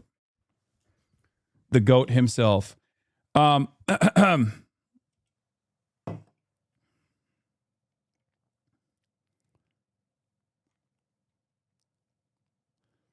it worked last time, why it was allowed to happen, was because capital in America was on the upswing. Now, how will they sell a house on American activities when conditions have deteriorated so much? Well, there's also no real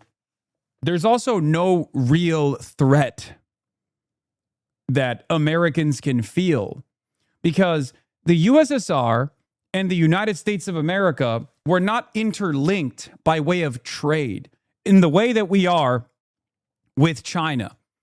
The USSR was not responsible for 30% of all trade in the United States of America. You cannot turn Havana and Cuba into the USSR in the minds of Americans. The more they talk about Cuba and the threat of Cuba, the more they try to push for military action against Cuba, the more the average American will say, why are we wasting our resources this way? Maybe even more Americans will think, why are we starving the Cuban population this way? That's it. There is no imminent threat from our foreign adversaries that's out there. Even the ones who we are waging war against right now, direct war, Iran. Most Americans don't like Iran, but also a far greater percentage of Americans don't want to wage war with Iran. Okay? They don't have the same smoke.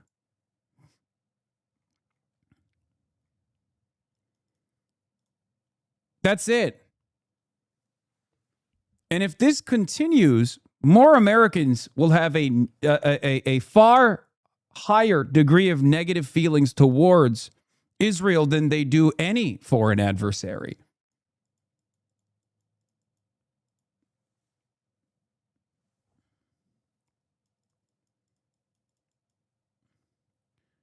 Cultural depictions of the Red Scare have always been ahistorical. What is this? This is from the DC Examiner. America needs a new Red Scare. Cultural depictions of the Red Scare have always been ahistorical. Take its most famous moments. State Department lawyer Joseph Welch confronting Joe McCarthy with, have you no sense of decency? What popular depictions always leave out is that communists had infiltrated the State Department, as well as many of our other institutions. Yeah, I mean, this is the DC Examiner demanding a new Red Scare and presenting me as like the guy, presenting me as the primary reason for why we must have it. Meanwhile, liberals, by and large, that are at the center of power in the Democratic Party, the oppositional force in this fucking country, are leaning into it as well.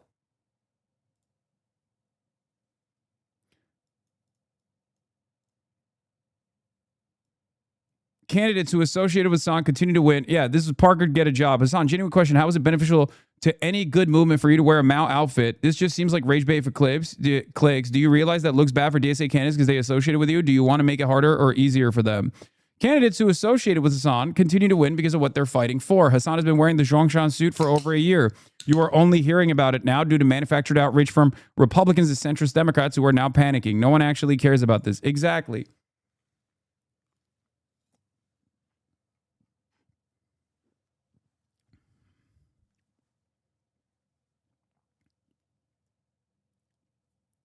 if you are a self-identifying liberal, if you're progressive in any way, shape, or form, you should probably shy away from leaning into silly ass Republican or reactionary. Let's not just say Republican. Let's call it what it is. Reactionary, manufactured outrage.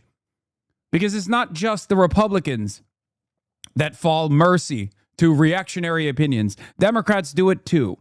Liberals do it all the time. Exercise a little bit of critical thinking. You are complaining about sartorial choices at a time when the American government is demanding that anyone to the left of Nancy Pelosi and perhaps even Nancy Pelosi be imprisoned for thought crimes. Wake the fuck up.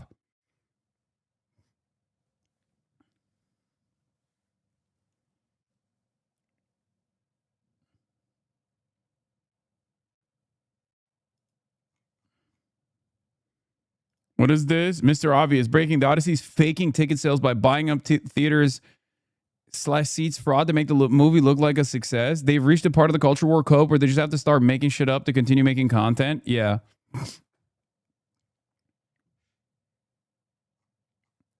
That's why I said very cool that the State Department is talking about blacklist, pre-crime, and re-implementing the McCarthy trials, while liberals on this website have joined hands with Ted Cruz and the entire GOP to freak out about a Chinese Sudai war.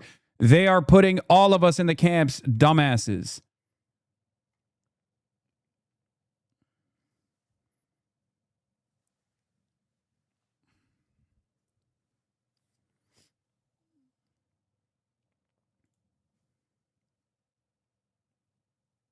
The myth of consensual Zhongshan suit wearing. Chinese people love Hasan repping the Zhongshan suit while everyone from liberals to right-wingers is faking outrage. Yes.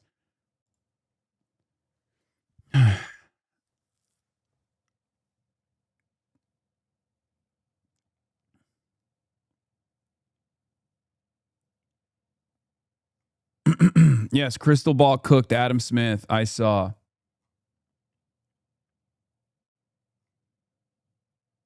You wore it at the Streamer Awards? I know. And people freaked out back then about it too.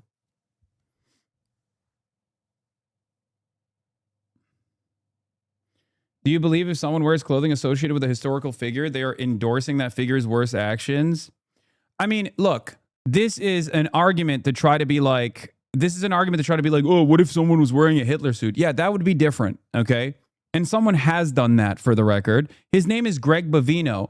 And the worst thing that he did was certainly not wearing fucking Nazi garb. The worst thing he did was kill American citizens with ICE and kill non-citizens and deport them and throw them in the fucking concentration camps and brag about it.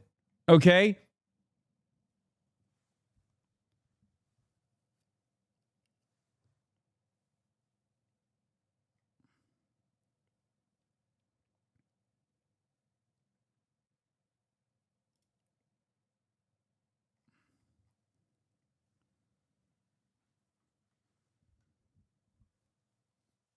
Change the word suit for the word Israel. Suddenly not so funny, is it? Yes.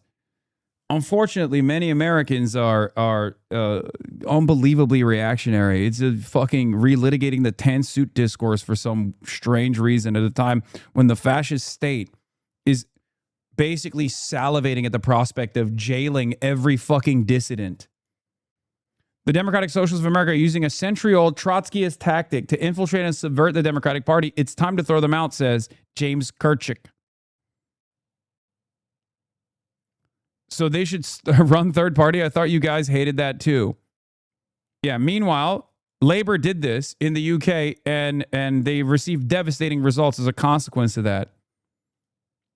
Striking thing about the centrist meltdown is that the dastardly thing socialists are doing is winning elections. Their solution isn't to win via democratic process. It's to simply expel them.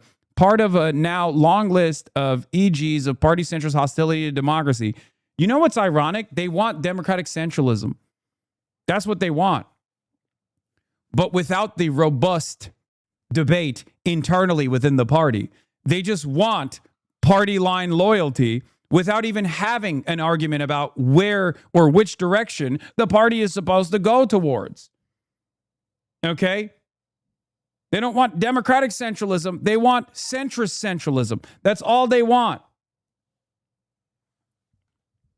So no, I won't even say this is like the Communist Party of China, because at least internally within the Communist Party of China, there is robust debate. There's also a performance-based aspect to different provinces. The party is consistently retooling policy, seeing what works, seeing what doesn't work, and moving in that direction. It's an unbelievably efficient system. It's not exactly my favorite system, but you can't deny the results.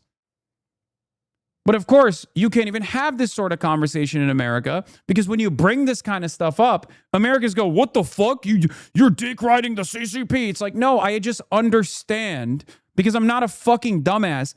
I at least have done a little bit of reading to try to comprehend why this behemoth of a superpower rose to such prominence over such a short period of time, because I'm intellectually fucking curious. Unlike you, liberals used to care about this sort of thing. Liberals' number one criticism against the Republicans is that they're fucking illiterate monsters, and now all of a sudden they're behaving in the exact same way. You don't have to agree with the People's Republic of China and its policy-making structure, but aren't you curious as to how they operate?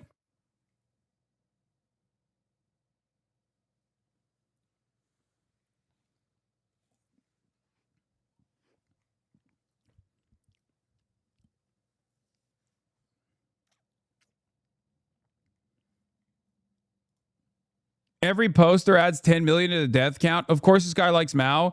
Let's not forget Mao, who Mao was, a communist responsible for the deaths of more than 70 million people through starvation. There's no room for the Democratic Party for anyone who embraces Mao, and no room for Piker, period.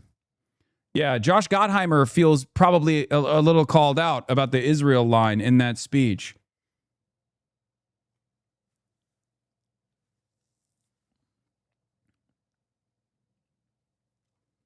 Yes, Mao killed 400 million, quintillion, mega gazillion people. Ugh. No, she makes every decision and Stalin has a big spoon. Yes.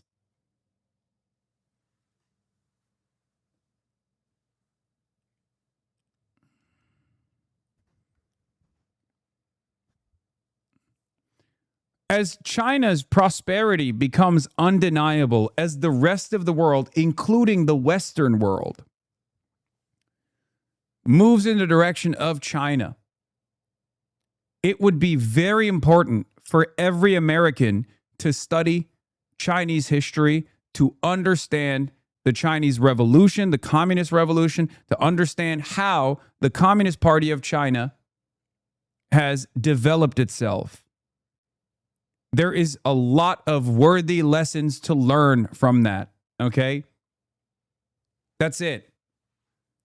And it's very frustrating that a lot of these liberals, just like the Republicans that they are disgusted by, engage in the same exact type of thought-terminating nonsense.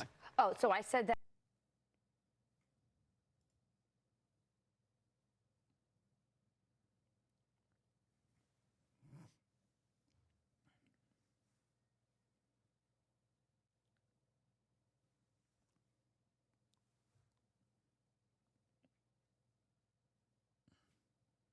Atlantic Council's Jamie Metzel called on Hakeem Jeffries to lead the charge against what he called extremist radicals running on the party line, not on YouTube yet.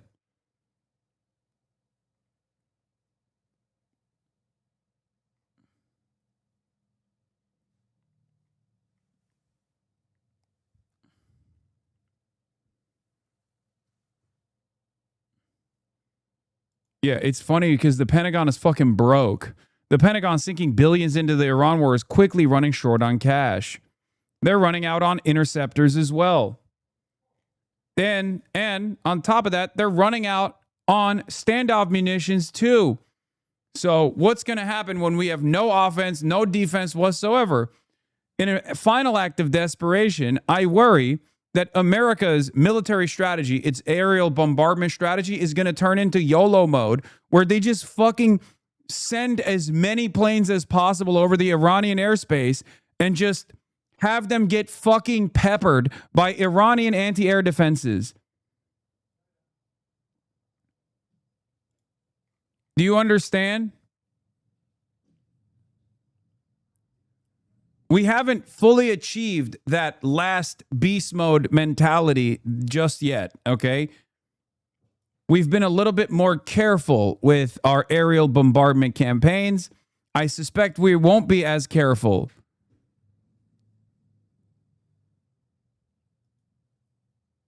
in the future.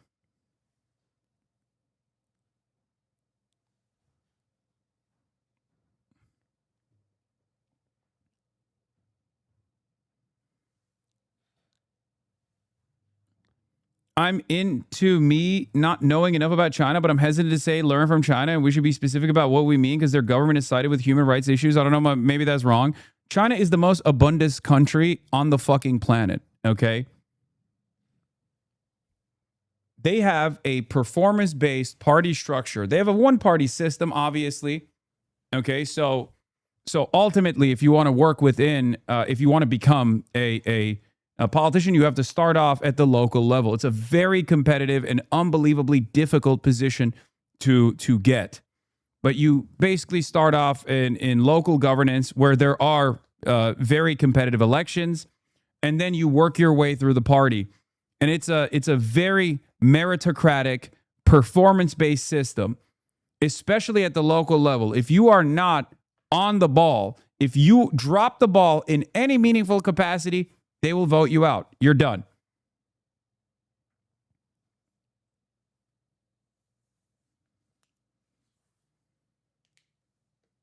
And these guys, they work their way through this process. It's a very competitive process, and the competition is around performance.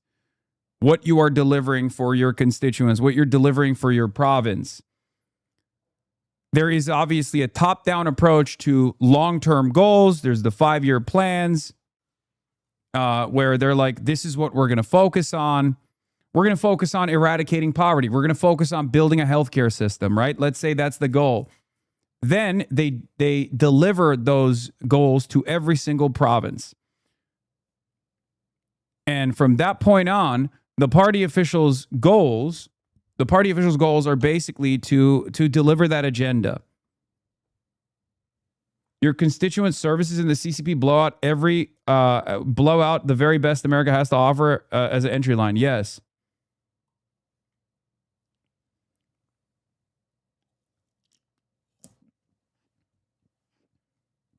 Anyway, I'm not Chinese. Contrary to popular opinion. Contrary to what my haters say. I'm not Chinese. I'm an American. So I'm going to get back to worrying about American issues. Specifically about how the current American government is making an even greater mistake potentially. They didn't even bother hitting Pickaxe Mountain during the war because it was so deeply buried that it was pointless and the site was not even discussed as a result, even though every casual observer of this topic was aware of it. Now, because a journalist and Israeli intelligence leaks brought it to Trump's attention for the first time, he's going to burn more munitions, firing at solid granite or temporarily disabling a tunnel entrance. Also, if Iran was rushing towards nuclear deterrent now, they would not do so at a known site, and they also would not need a large facility like this to do it. The only people Trump seemingly listens to is Mark Dubowitz, the FDD, Benjamin Netanyahu, and I guess Israeli intelligence. In the best case scenario, Trump puts a conventional fireworks show on Pickaxe Mountain, declares it obliterated, victory, and withdraws from the war. Just about every other scenario that isn't Trump capitulates again gets worse and worse for everyone. Yes. I'm sorry, this is kind of what we voted for, okay? You vote for a fucking dumbass, he's gonna do dumbass shit. You make the face of the movement, the face of the unitary executive theory, a guy like Donald Trump, he's going to take advantage of that consolidation of power and do stupid shit. especially when he's easily manipulated by foreign actors, specifically in this case, Israel.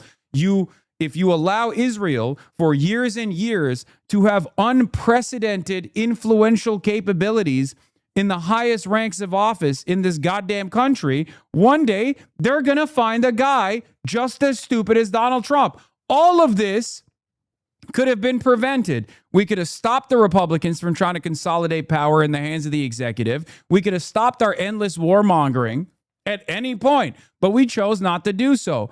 President after president, whether they're Democrat or Republican, doesn't matter, only continued in this direction. Wars go unquestioned. When the executive decides to go to war, no one can say a damn thing about it. This has always been the case. Barack Obama followed through on this as well after George W. Bush. He didn't even prosecute the Bush administration. Then Trump came into office and he continued on that same trajectory.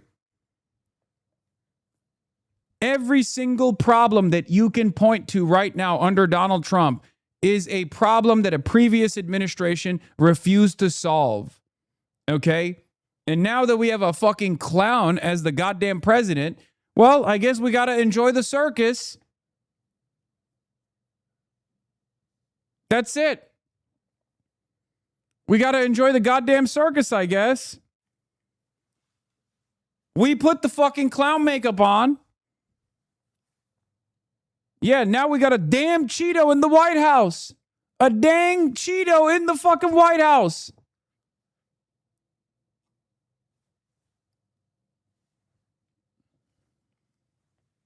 And we don't even have the bread.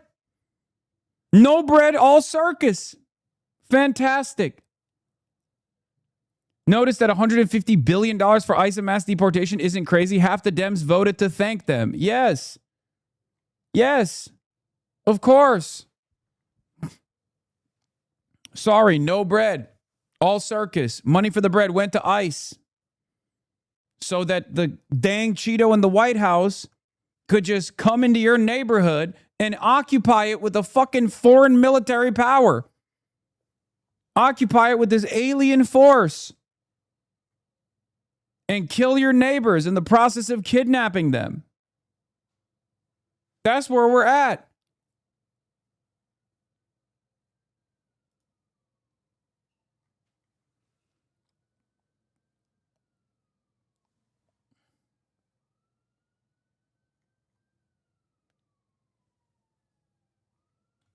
If Iran completely destroys the tankers, then the U.S. has no strike aircraft within the range of Tehran. After they run out of standoff munitions, I expect America to just continue to bomb the coast and avoid sending any sorties into the heart of the country. I mean, I don't think Iran's going to be able to completely destroy the tankers. We have a big-ass fleet. But who knows? Who knows? Crazier things have happened.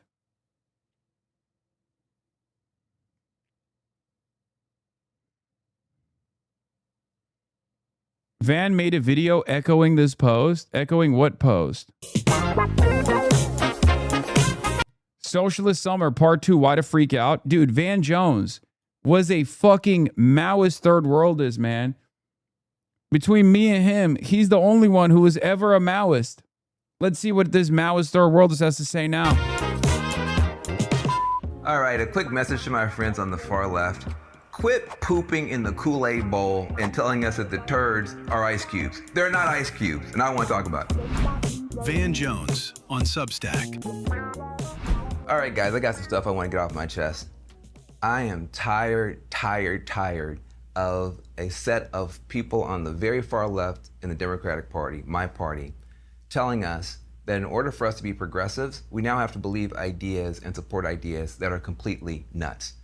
I am a progressive Democrat. In other words, everything that's good in our party, I believe in, have believed in for a long time. Do I want universal health care, Medicare for all, whatever you want to call it? Absolutely. If you are sick, you should be able to go see a doctor. That's a good idea. I want free education for everybody as long as they want to keep learning.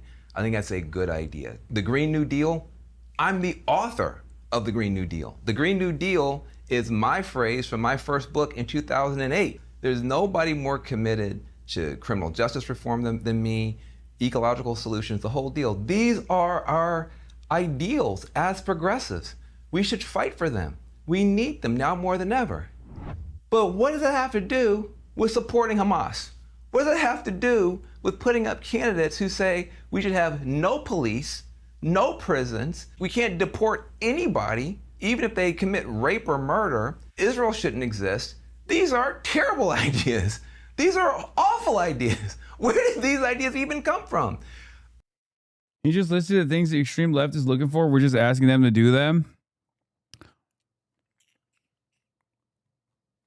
Yeah. Paralyzed Pendant Plug. Thank you for the 100 gifted subs. God damn.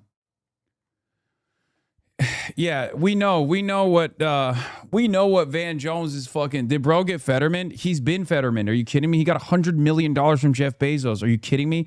Jeff Bezos gave him a $100 million for no reason. Like straight, well, not for no reason. Not for no damn reason. For this reason. Glenn Greenwald had a good assessment of this video, I think. Where is it? In 2009, Van Jones was forced to resign from the Obama admin after 6 months because Fox News and establishment Democrats denounced him as a radical left due to his prior support in the 1990s for Mumia Abu-Jamal, calling a GOP member an asshole, allegedly signing a petition suggesting Bush did 9/11, etc. His glaring, oozing career ambitions lay in the ruins as he was kicked out of decent DC power centers for transgressing too many ideological lines and compartmental rules. That's when he realized that the wealth and celebrity awaited him only if he were willing instead to transform himself into a vehement defender and guard of establishment dogma, a useful tool for those who had just struck him down. So that's exactly what he did. He renounced his prior radical views, repeatedly apologized for his transgressions, became a stalwart, weepy advocate of deary DC media conventional wisdom, and began playing the new TV character his script required. The moderate, sensible, liberal who just wants to bring everyone together in a safe status quo perpetuating middle. His real function, to begin every sentence with, I'm progressive democratic, the subtext, a black progressive Democrat, and then denounce the populist left and populist right for crossing the political and ideological lines that he was told to vigorously police and uphold. The lines which nobody is permitted to cross without being denounced and excluded the way he once was. Look, they're too extreme even for Van Jones. He was there to protect his establishment bosses by punishing the excesses of the extremes on both sides, just as he had once been punished by them, almost to the point of career destruction. His service as the black progressive policeman for the DC establishment and his dual religious planks of corporatism and militarism were predictably very valuable for them and very lucrative for him.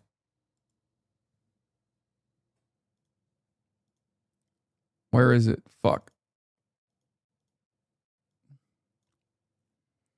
He got larger and larger CNN contracts. Jeff Bezos gave him $100 million to hand out to whoever he wanted. Jay-Z hired him to lead a new group, etc., etc. Book deals from large New York City publishing houses flowed in. Since October 2023, he saw the real opening, one that would catapult him upward even further into the top echelons of establishment servitude, turn himself into the most devoted liberal media loyalist to Israel, the most militant defender of Tel Aviv's reputation as global support for that country collapsed. That is precisely what Van Jones is doing. That is the lane he occupies. Glenn Greenwald, despite my back and forth arguments with Glenn at times, has fucking nailed it. Okay? He is perhaps at his best when he's cooking establishment liberals from, his position. He has deep disdain for these types. This is no notes 100% a cook. Okay?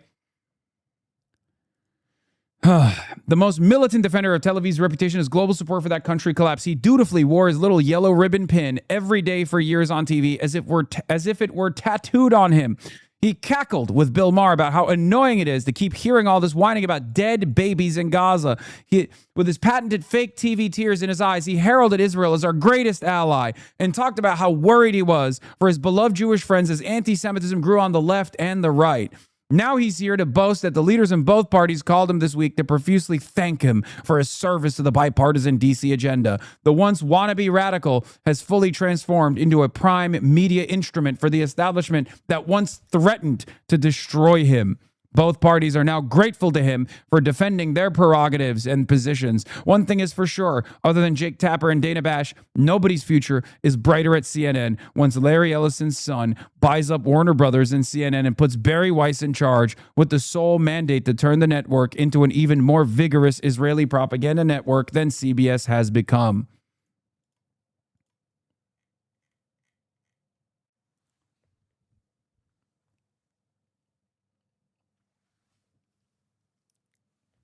That's it. What can I say? No notes. Could this ever happen to you? What do you think? Don't you think that I've had many pivot opportunities in my entire career? What have I done? What have I done every single time? I stood by my principles. Okay? My entire quote unquote business strategy, if you want to call it that, is also designed in a way where I can maybe, to the best of my ability, overcome these sorts of outside pressures. That's why I'm accountable to you, okay? That's it. Why do you think I don't go after sponsorships? Why do you think I forego any kind of ad spend or any kind of advertising initiatives whatsoever?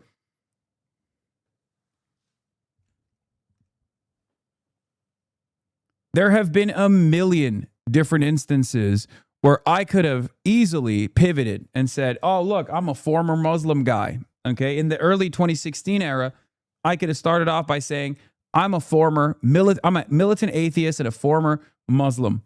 I grew up in Turkey, and I'm here to tell you Islam is the most dangerous religion. Okay. I could have done that.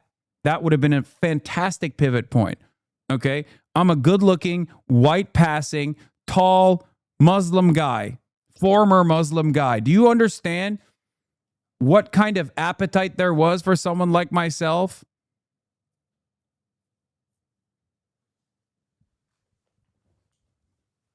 Why in the ever-loving fuck?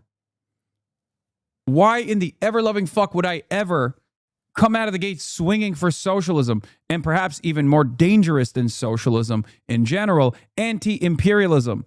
Why would I speak out against Israel all the way back in 2014, 2015, 2016? Why would I speak out against Barack Obama's foreign interventions all the way back when? Why would I speak out against the mass deportation agenda, first championed by Barack Obama and then by Donald Trump? There were a million opportunities for someone like myself to pivot away from that, to be a dog to the Democratic Party, to be a radical centrist.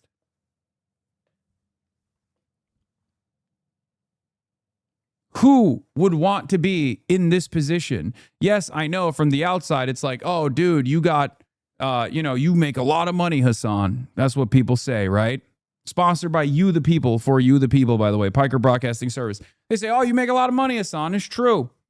Okay.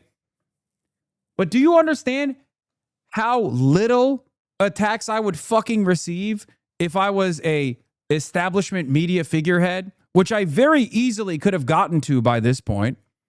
I've been doing this shit to an increasingly growing audience with a lot more real world impact over the last decade. But there were a million opportunities for someone like myself to renounce my former views. Do you know how much money I would have?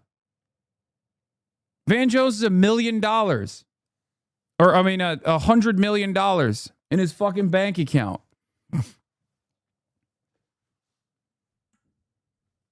If I could cut it in independent media, going my own way, staying true to my values, staying true to my moral compass,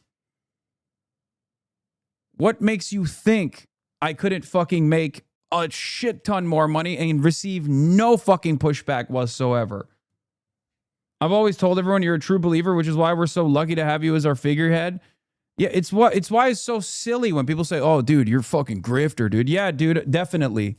Definitely. I love grifting to an audience. I love grifting to an audience that is unbelievably skeptical. I love grifting by assuming perhaps one of the more unpopular positions in American politics that is now becoming popular, okay?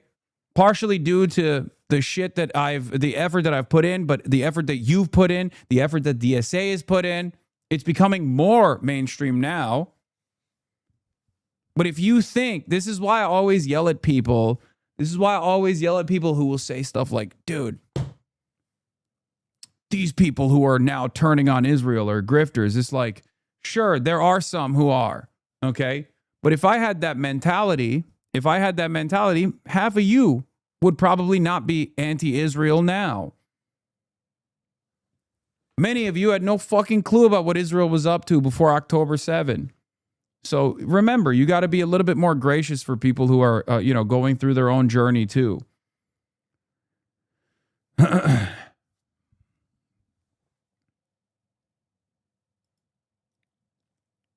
Oh my God. CBS News Department of Justice announced they're sending federal agents to monitor polling sites in 3 Arizona counties for the midterm elections. Great.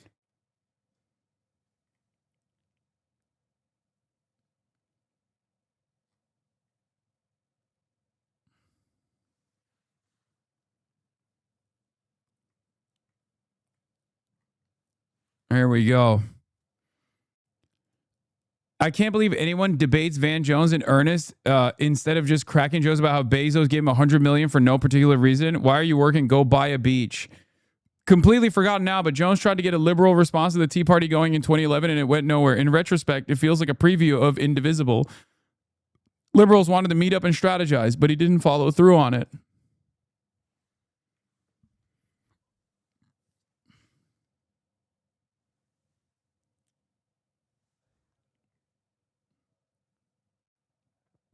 I'm 100% one of those people who had no idea what was going on in the Middle East before October 7th. I was only when I started listening to you that I finally started to understand. Yes, that's why you gotta, you gotta remember that, and you have to be gracious with people who are going through their own journey. Obviously, you don't want to get duped by fucking bad actors, but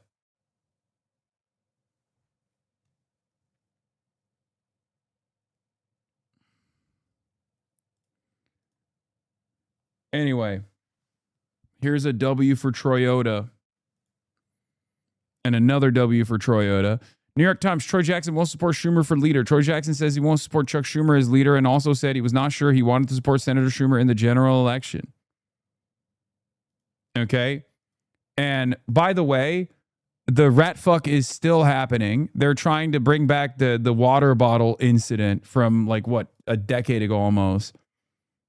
As soon as it was established that Troy Jackson is the candidate and that he is also Israel critical, immediately they brought up articles.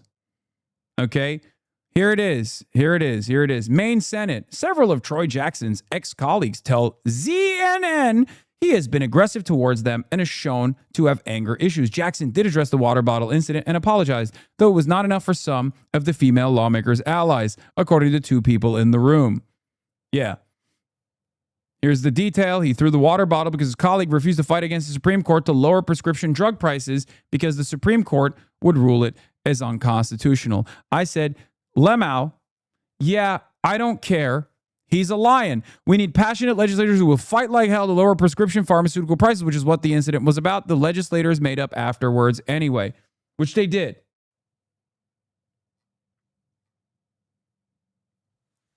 Yeah, throw another one, Troy. Throw another dart, Troy.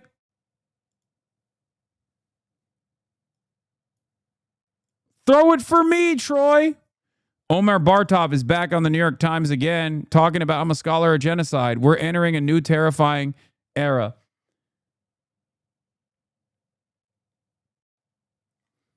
It's kind of funny. One of these days, Omar, I like Omar Bartov. I think he occupies a very important but very different lane from where I'm at, obviously. Just give him 2 more years, okay? He's going to be like, yeah, okay, Zionism was always bad. He is Mr. Zionism evolved into this genocidal fascist ideology. It wasn't supposed to be this way. Eventually, give him like 2 more years, he's going to be fucking singing Ilan Pape style praises. He is going to be, he is eventually going to arrive at the conclusion perhaps that Zionism always was this, and it didn't just evolve into this. Certainly it evolved, but it was destined to turn into what we all can now see it is.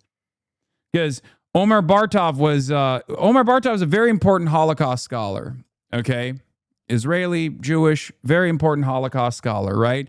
So it was somewhat controversial among Zionists when he actually came out and said, Dr. Bartov is a professor of Holocaust and Genocide Studies at Brown University, when he came out and said Israel's doing a genocide, okay? It was pretty impactful. It was very controversial for the Zionists. They were like, Omar Bartov, how could you do this to us, right? Obviously, people on our side would say, come on, Omar, too little, too late, right? It's fine. It's not for us. It's for other people, okay? Everyone plays a different role in this. But what's actually more interesting to me is the book that he wrote. Omar Bartov came out, said Israel's committing a genocide, and it was I think it was like 2025, if I recall correctly. I don't know the exact timeline, so don't call me out. I apologize, but he basically came out, and because of the position of prominence he has and the position of influence he has, a lot of people actually were like, okay, this is, things are changing. Omar also wrote a book. Yeah, I think it was 2025. Yeah. Because I remember covering it. I'm a genocide scholar. I know it when I see it. July 15th, 2025. So a year ago, right? I remember covering it at the time. You could probably find my commentary on this, right? And I probably said the same things I'm about to say now for Omar's new evolution of his ideology. So he came out and said it's a genocide. I'm a Holocaust scholar. This is, I know it when I see it. Then Omar went to writing a book. Okay, he went into writing a book on Zionism. Okay? This is very important. The book came out recently, I believe. It came out in April this year. A genocide scholar asks, what went wrong in Israel? So why is this important? So there's obviously different schools of thought on Zionism. I am an anti-Zionist. I'm an anti-fascist. And therefore, of course, I believe that Zionism from Plan Dalet and onward has always been an exterminationist ideology. Okay? That's my belief. That's my assessment, and that's the assessment of many anti-Zionists, if not all anti-Zionists, that Zionism was always a relatively new ideology that was ethno-supremacist, that was exterminationist. Omar's book argues, it's still very important though, because again, he's Israeli professor of Holocaust and genocide, very famous professor.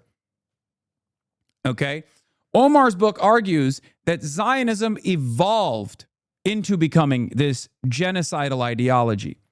Okay? So we still have some friction. We still have some disagreements there. My assessment personally is he's working through the steps of coming to the conclusion that Zionism always was this ideology, but it's taken a toll on him and probably a little difficult for him to come to that conclusion. Okay? But ultimately, it's fine. This is good. Okay? This is really, really impactful, and it's good. And the reason why I say that is because you're not the target audience for this. Omar Bartov is never going to convince you that Zionism actually had redeemable qualities at its inception. Okay? But those who did believe that will listen to his words and come to the recognition that it has become a fascist and genocidal ideology, and many of them will then move beyond it and explore beyond it and learn about Plan Dalet, learn about the ethnic cleansing of Palestinians, learn about the Nakba, and will recognize that it was always this exterminationist ethno-religious supremacist ideology. Do you understand?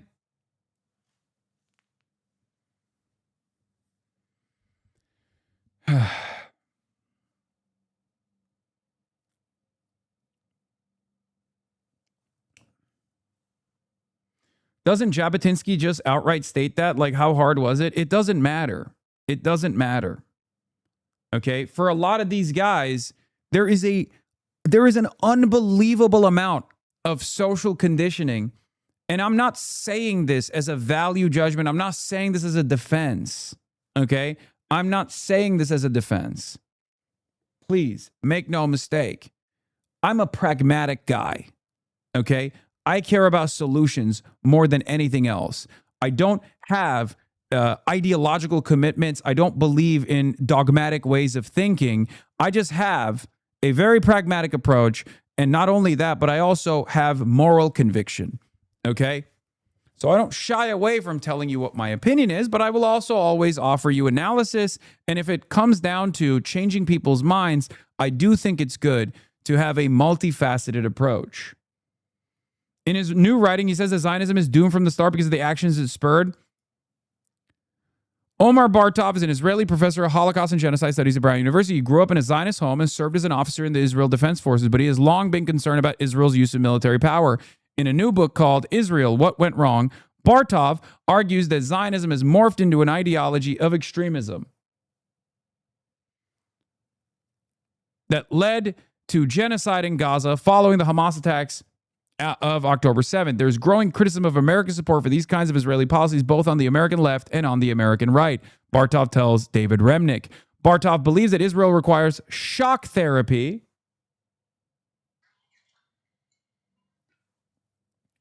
Bartov believes that Israel requires shock therapy because it has still not come to identify the limits of its own power, because those limits are in Washington, D.C., and it's there that those limits have to be set. For Israel, that would be good, because I think Israel needs to be liberated from that kind of dependence on American power, I think. For American society and for American Jewry, that's a very bad thing, because there's a rise of anti-Semitism for the Tucker Carlsons of the world, who are a rising force right now. So it still goes back to... it still, you know, goes back to a certain degree to like the feelings of Jewish people in America, the fears that they have and things of that nature. Obviously, the primary focus is about, thank you. The primary focus here is about limiting the impact or delivering accountability for the metric ton of crimes that Israel has committed. But again,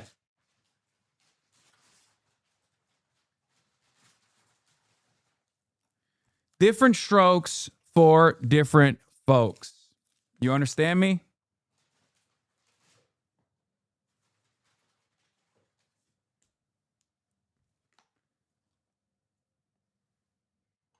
Different strokes for different folks.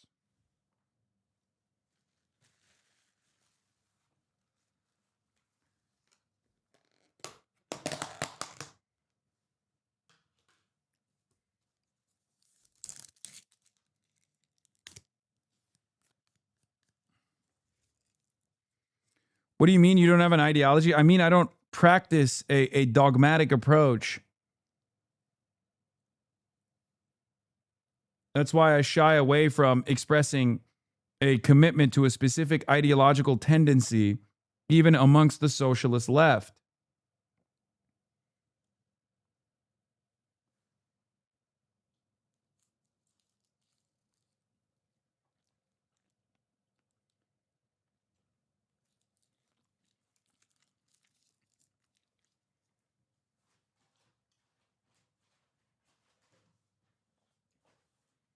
In some ways, it unironically is very dingist. Black cat, white cat, it doesn't matter as long as it catches the rat.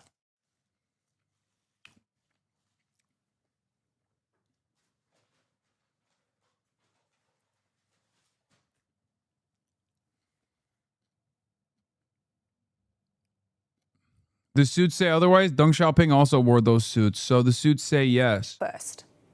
Anyway, let's get back to the Situation Well, monitoring. that's the million-dollar question. The problem is that both sides right now appear to be locked in an escalatory spiral. The Iranians want to make sure that their red lines are clear, and the main red line really is their control over the Strait of Hormuz. The US, in turn, also wants to be sure that its red line is clear, and that red line is that Iran can't control the Strait of Hormuz.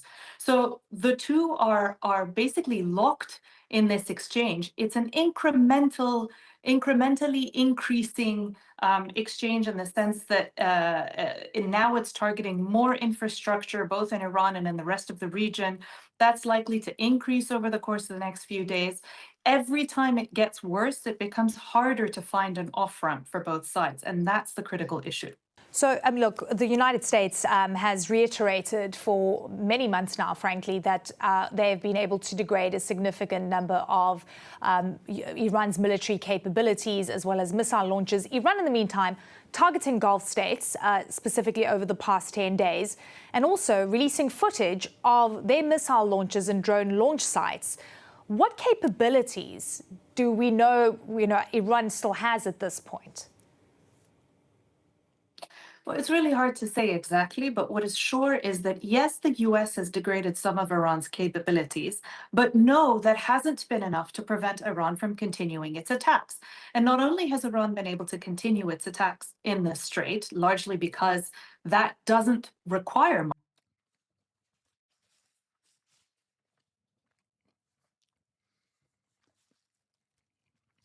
Hasan, Houthis build their own missiles and drones domestically. They don't need Iranian assistance. Yeah, but they need components. Much, frankly. It requires some drones, it requires some rubber boats with guns or explosive devices. So controlling the Strait from Tehran's perspective is really easy. The thing that's been more interesting to watch is Iran's ability to target US bases and US personnel in the wider region, including in Jordan. The US had moved some of its troops into Jordan away from the Gulf Arab states in order to move them away from Iran, and Iran has still been able to target them. That is something that's really quite worrying. Well, thank you very much. It's a great. I'm skipping this. I don't care about this. All right, guys. Crystal cooked Adam Smith on the DSA debate. We are now joined in studio by Representative Adam Smith. He is a Democrat. He is from Washington. He is the top Democrat, in fact, on the House Armed Services Committee. And your team actually reached out saying you wanted to have a conversation about the future of the Democratic Party and your ideas therein. So very excited to have that convo. Welcome. Yeah, good to be on. Thanks for the chance. Of course. So before we get into all of that, you are at the center of a bunch of very impactful votes as the ranking member on the House Armed Services Committee. So if you don't mind, I wanted to start by talking to you a little bit about the NDAA, that's the National Defense Authorization Act. Section 224 has been of a lot of interest to our audience. This is what would effectively partially merge the U.S. military with the Israeli military. You were originally in support of it.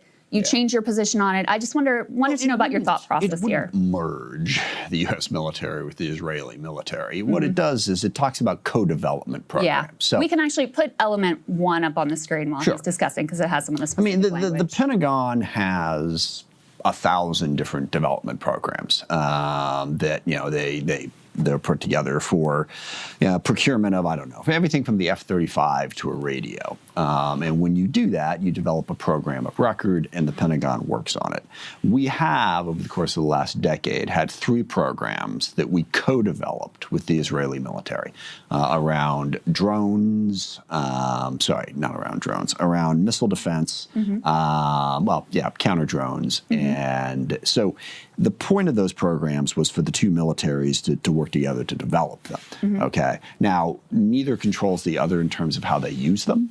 So those were just co-development programs. And this Section 224, when it came up in the committee, said, let's have one person overlook all 3 of those programs, and let's explore the possibility of more co-development programs. Right. So it says to expand and accelerate bilateral defense technology research, development, testing, evaluation, integration, and industrial cooperation, that goes on to spell out what all that means. Right, and it didn't create any new program. And by the way, missile defense was the big thing that we had there. And, you know, it just, so that was the point of it. And mostly I see this as a benefit to the U.S. military, particularly when you're talking about missile defense. The Israeli military is really good at it. They can help us develop those systems so that we have a better system. I think it's an incredible exaggeration to say that this would merge the U.S. military, because out of thousands, literally thousands of programs, we would have 3, 4, maybe 5 or 6 that we were co-developing with the IDF. But you've changed your position now, correct? You oppose it. So what are your concerns? Because I'll tell you the concerns, you know, from me personally, I think shared a lot by our audience, is you are well aware there is a reckoning happening with regard to the U.S. relationship 100%. With Israel, especially in the Democratic Party. Yeah. And so what appears from the outside is that while votes are increasingly becoming difficult for Israel to win in terms of overt aid being granted, this would be a way to secure the Israel-U.S. relationship without having that transparency and that democratic accountability that would come from a vote. So that's the concern, is that it would make the Israeli-U.S. military relationship more entrenched in a way that lacks any sort of democratic accountability. Yeah, no, I don't agree with that at all. I mean, we're talking about... What are your concerns then? Oh, sorry, 2 different questions here. Yeah. My concern is I don't support the Netanyahu government, and I certainly don't support what Ben-Gvir and Smotrich are doing. And that's been, I think, the real challenge for me, is Israel has a right to exist. Israel is threatened profoundly by Hamas, Hezbollah, Iran. So how do we help them defend themselves? Well, at the same time, they've got a government that's frankly out of control, particularly in the West Bank. You know, I associate myself with Rahm Emanuel's speech in Tel Aviv last week, where he said Netanyahu has decided that he is going to be able to defeat all of his adversaries. So whether you're talking Lebanon, Gaza, West Bank, Iran, it's perpetual war all the time. And then with Smotrich and Ben-Gvir, you've got people who really do want to drive all of the Palestinians out of Gaza and the West Bank, and they're in the government, okay? So the basic idea of the program when it was first presented to me, like I said, it's co-development programs, and like a missile defense, something we could definitely learn from Israel on. And it's a program. You can decide whether or not to do co-development programs. And by the way, if we decide in Congress that we don't like that program, we can vote it down. It's not outside of the democratic process. We don't have to vote and approve every single program of record that the Pentagon develops. So I don't agree with that aspect of it. But a couple of constituents in particular reached out to me and explained that, look, at this point, voting for anything that integrates the U.S. and the Israeli government further, given where the Netanyahu government is at, is just a statement we don't want to make right now. And I agreed with that.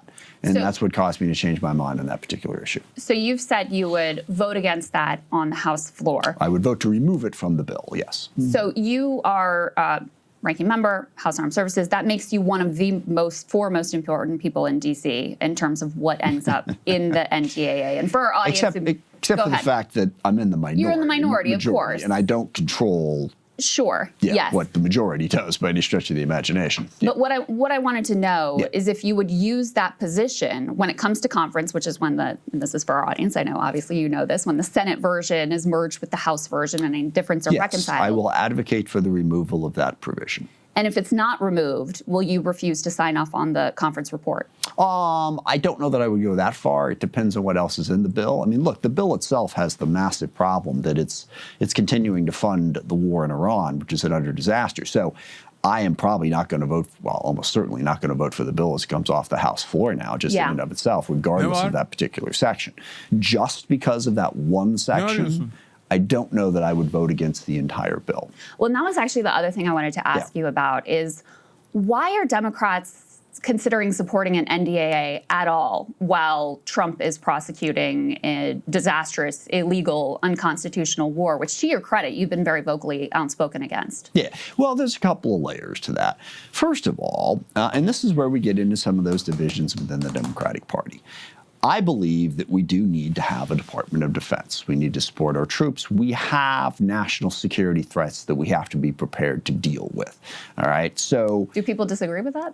Well, there are some... Look, the Democratic Socialists of America, in their platform, is defund the Department of Defense.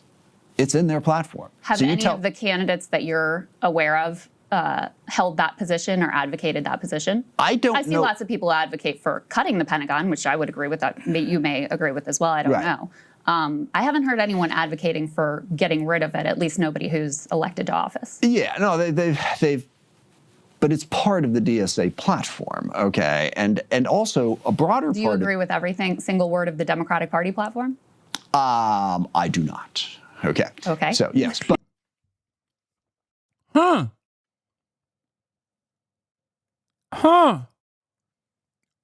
This is where I think this is where he's got to start realizing he might have fucked up on this. Is this where it falls off the rails?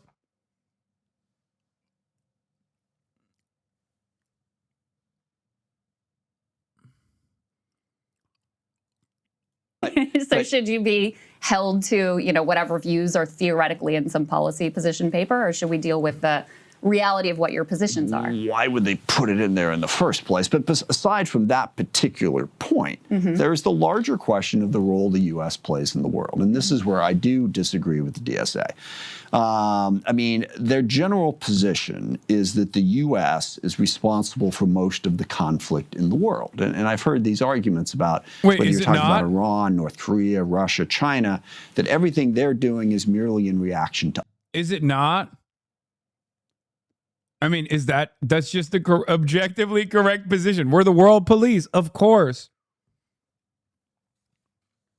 Yeah, no, I was thinking of Estonia's lion's share of responsibility for our starvation policies in Cuba. I was thinking about what Zimbabwe must address for the war against Iran.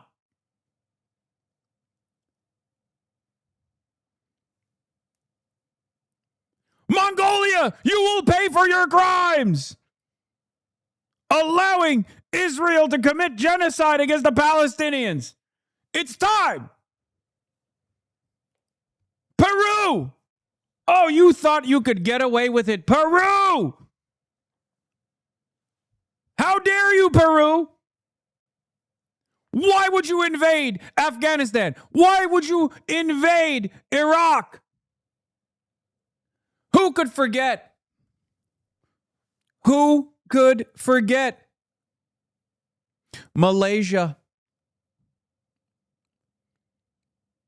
Who could forget Malaysia's military action against Libya? And Burkina Faso.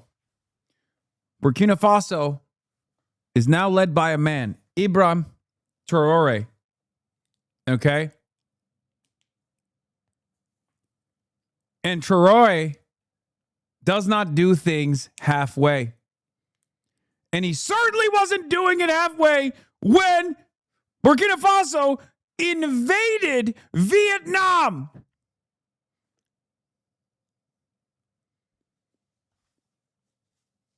He was doing it full way.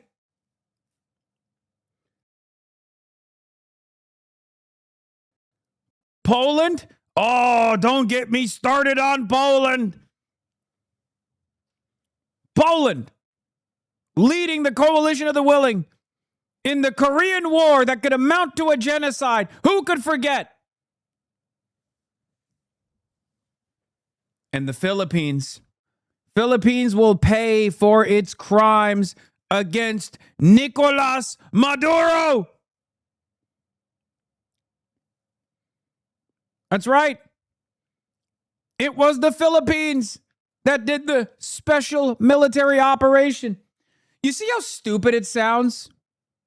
The reason why I'm doing this is because I need people to understand how stupid of a statement this is. Oh, all these other countries around the world engage in actions and they claim they're doing it because of us. Yes, yes, we are the hegemonic superpower.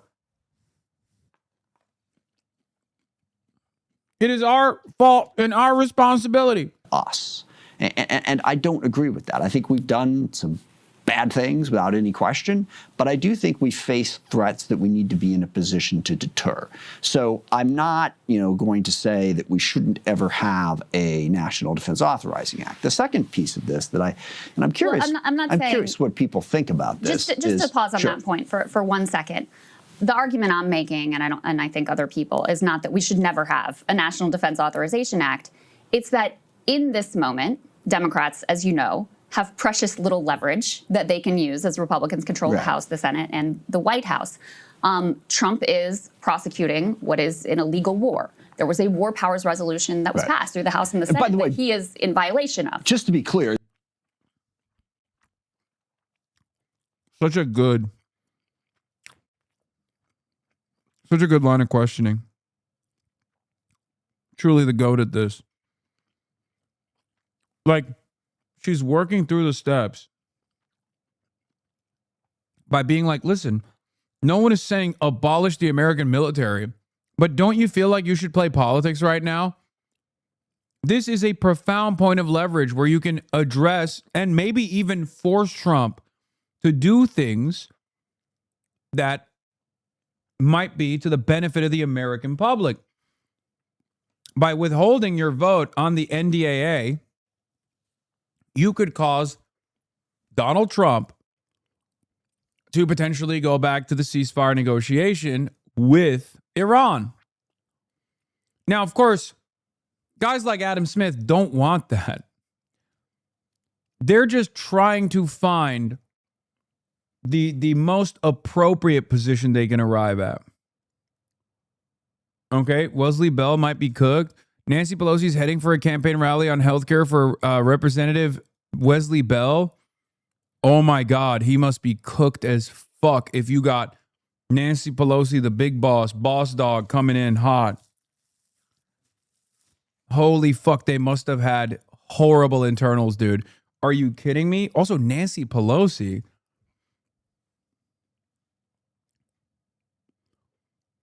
Oh, dude, this actually gives me hella confidence. It's a bigger part of the problem. Even if this war was legal, it would still be a disastrous, stupid, terrible, horrible idea. We 100% agree on that. But it is also illegal. Yeah. So why not use this moment when they would dearly like Democratic votes? I'm not disagreeing with you on that at all. Yeah. So you think so you won't support an NDA and you don't think the rest of the Democratic Party? There will probably be some who will and some who won't. I mean, and again, how do we use that leverage in an effective way? And keep in mind also the National Defense Authorizing Act doesn't actually fund anything. It's not the appropriations bill, it's the authorizing bill, which is the other point I've been trying to get to. Congress needs to exercise oversight of the Department of Defense. We've got a provision in the bill that would bring back collective bargaining for all DoD employees, which we got put into the bill. We've got a variety. Bro said labor unions. Bro said, I'm doing this for the labor unions, okay? I'm doing this for the unionized defense contract shops. Sick, man. Thank you. What, you don't want your war criminals to unionize? Wow, Hasan. I guess you're a real piece of shit for that one. That's such a funny way to sell this. Different things that fence Secretary Hegseth's budgets if he doesn't, begin to turn over more information. It's us exercising our oversight. If we pull back from that and don't do anything, that winds up with the executive branch having all the control and all the authority if we just don't pass anything. So there are some things in this bill that exercise oversight of the Pentagon. We step back from that. Trump just goes and does what he wants to do without any congressional oversight. So that's the balance. Because I think the mistake when you say leverage, the notion is if we say we won't vote for it, the Republicans will therefore give us this, this, this, and this. Well, it'll put some pressure on them. Yeah. I mean, a lot of this, the sure, Iran it war will, is, but they may not. But it may not result in that. So yes. But it may be worth a try. The Iran war is already very unpopular, 100%. and yeah, 100%. But let me ask you about your vote for the Thomas Massie amendment, which would block aid to Israel. And this is another one where you had told one outlet that you were planning to vote against it, and then you changed your mind and decided to vote for it. You put on a statement saying that you wanted to send a message to Benjamin Netanyahu. I'd love for you. There's actually been a lot of pro-Israel folks who've been attacking you, saying you gave in to pressure tactics, et cetera. I'd love for you to explain in your own words how you came to this place, because I do think your vote and others are quite extraordinary, given where consensus within Washington has been on the, relationship with Israel. You had even Nancy Pelosi voting for this amendment yourself, given your position and your track record. You're someone who's been supported by AIPAC. Just take us through This is going to take a minute. This is going to take That's a fine. minute. Take your time. Okay, because the real challenge here is what Israel has historically been. Okay, Israel was historically a democratic state in the middle of no democratic states. They were a very strong ally of the U.S. We partnered with them on a variety of different things, counterterrorism being the biggest thing during the ISIS fight and elsewhere. So you've got that historical. Okay, there is one state that the United States of America has more reliably and consistently leaned into in order to fight against ISIS, and I'm sorry, it's not Israel. It's actually Iran. And I know for a fact that Adam Smith knows that. Okay? It's Iran. Also, we're burning the candle on both ends because our other partner, NATO partner, Turkey, is literally fucking propping up ISIS at our behest. So none of it matters.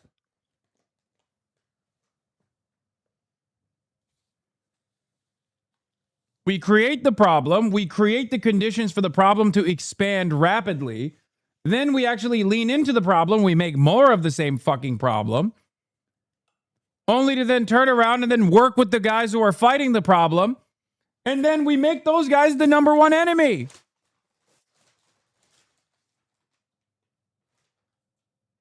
Adam Smith of Wealth of Nations fame, he fell off. Yeah, he did.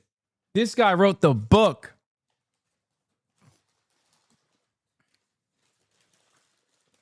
This guy wrote the book on capitalism and all of its, major critiques. And here he is failing to fucking address a single damn point on breaking points. Relationship. And then you've got the reality of what Israel is living in.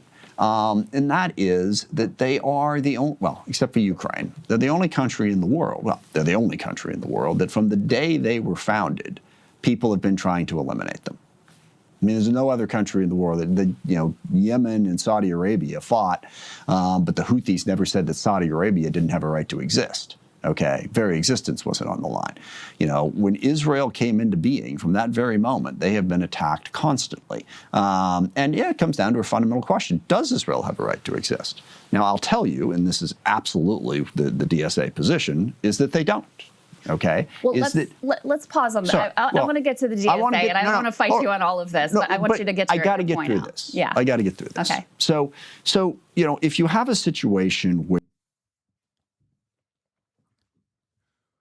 I love hearing about what the DSA believes and what it doesn't believe from a guy who thinks it's just everything is communism.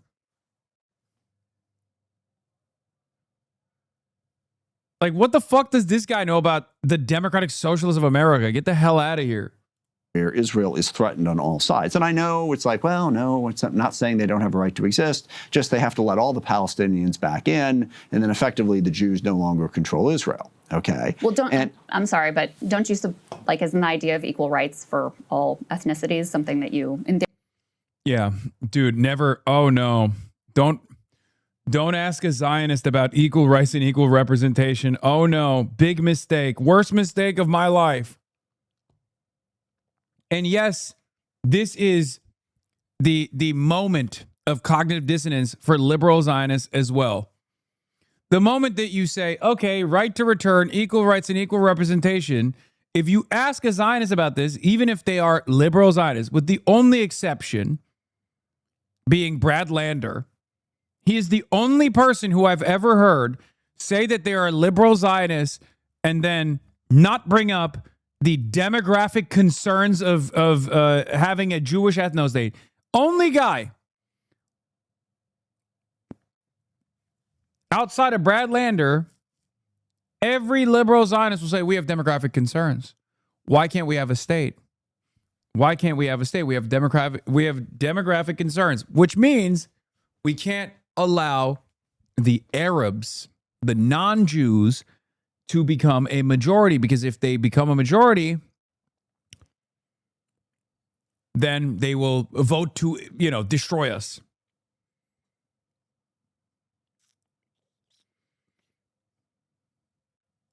Support as a Democrat? Well, yes, Brad has some crazy takes as well. Make no mistake. He says, Brad says settlers would stay in Palestinian territory and be minorities in a Palestinian majority state. I personally think that's a wild take. Okay? That's why I'm a one-stater, because I don't think the settlers would do that.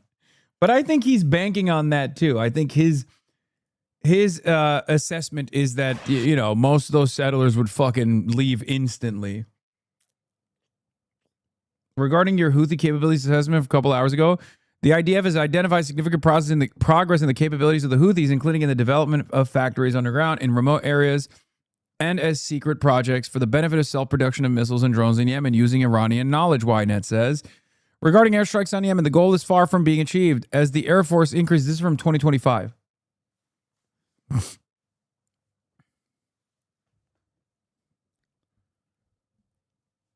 Regarding airstrikes on Yemen, the goal is far from being achieved as the Air Force increases attacks on Houthi seaports and thus thwarts arms shipments for Iran. The model of local production makes the strikes less effective. Like the Hezbollah missile factories in Masyaf, Syria, which Israel destroyed in a special operation about a year ago, the model in Yemen is similar, using mountains and deserts to carve into rock or dig into the ground to create production lines for weapons. The current recommendation of the Intelligence Directorate, certainly after October 7, is that even during the Houthi ceasefire, if it comes due to the cessation of the fighting in Gaza, it should not stop the attack on the regime.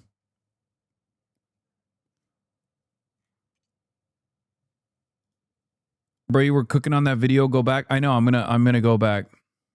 Well, sure, but the practical result of this is, if you say there should be equal rights within Israel, but if Israel allows it, they cease to exist as a country. No, they cease to exist as a Jewish ethno-state. That's very different from ceasing to exist as a country. Oh, come on.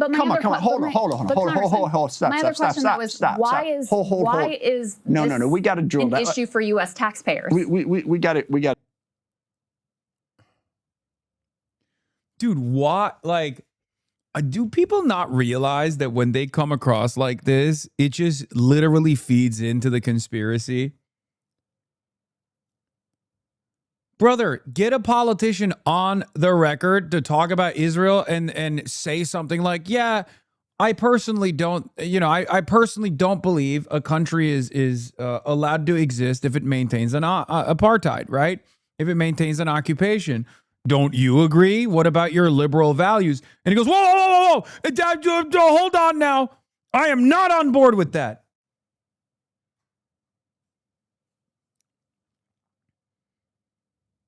They get so crazy about Israel, bro. They get so fucking crazy about Israel. It's crazy. It blows my mind. You are from Washington State. You've been in office since like 1994. What gives? Israel comes to me in my dreams. What gives? Seriously, what is happening?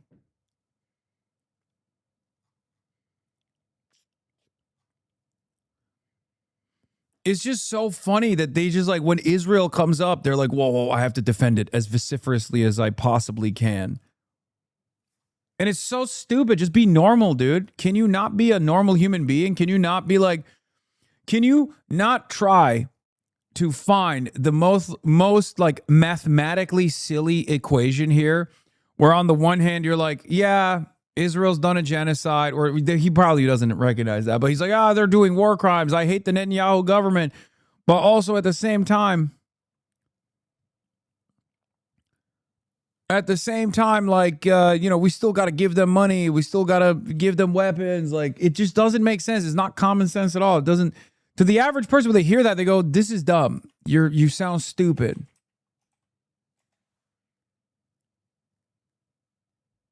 To drill down on that. Okay. All right. They cease to exist as an ethno state. So basically, Jews would live in Palestine and be governed by the Palestinians, by the Arabs. Okay. And maybe that's just what has to happen in the minds of some people, but understand the consequences of it. Yeah, understand the consequences of it, Crystal. Those fucking filthy Arabs, they would kill all the Jews. They are barbarians. They're rapists. They're monsters. What don't you get? And then Crystal can turn around and be like, hey, I don't know if you know this, but there's a little place called Dearborn where Muslims already live in a totally diverse democratic process. So the idea that you think Muslims are incapable of living in this like democratic structure where they have equal say and equal rights is unbelievably racist. Do you not think of your Muslim constituents when you say this? It's insane. It's racist towards the Jews too, ironically enough. Like, oh, Jews, they're just violent no matter what. They will have to kill the Muslims. And then also on the other hand, you're like, well, the Muslims are violent and no matter what, they have to kill the Jews. No, man, that's not how this works. There's never been a moment in history where that's how it has worked, okay? It's just insane. It's this totally distorted attitude where you're like, well, Jews have a special gene where they have to oppress the non-Jews. And then also Arabs have a special gene where they have to rape and kill every Jewish person. That's why they can't have a fucking equal state. It's ridiculous. Of course, it's also commonplace, as I have explained over and over again. This was the commonplace attitude. We cannot free the slaves. They will do to us what we've done to them. We cannot abolish the apartheid. The black people, if they get political power and equal representation, they'll do to us what we've done to them during the apartheid. This is how it always goes. This is what people say all the time. And history has proven that wrong every single time. Yes, liberal Zionism insinuates that only Jews can govern themselves. It's such a neurotic approach too, other than how racist it is also built around this neuroses that like, if Jews don't govern themselves, the Holocaust is going to happen. Dog, the Jews have been living in the United States of America with varying degrees of systemic discrimination early on and none whatsoever now for quite a while. The notion that Israel has to exist for that to take place is offensive to me as a goddamn American, okay? I hated it when Joe Biden said that. Joe Biden was like, if Israel doesn't exist, no Jew is ever safe. It's like, that sounds like a threat. You're the American president. What do you mean? There's like 7 million Jews here. What the fuck are you talking about? This is the most Jewish country on the planet, other than fucking Israel. What are you saying right now? New York is the most Jewish city in the world.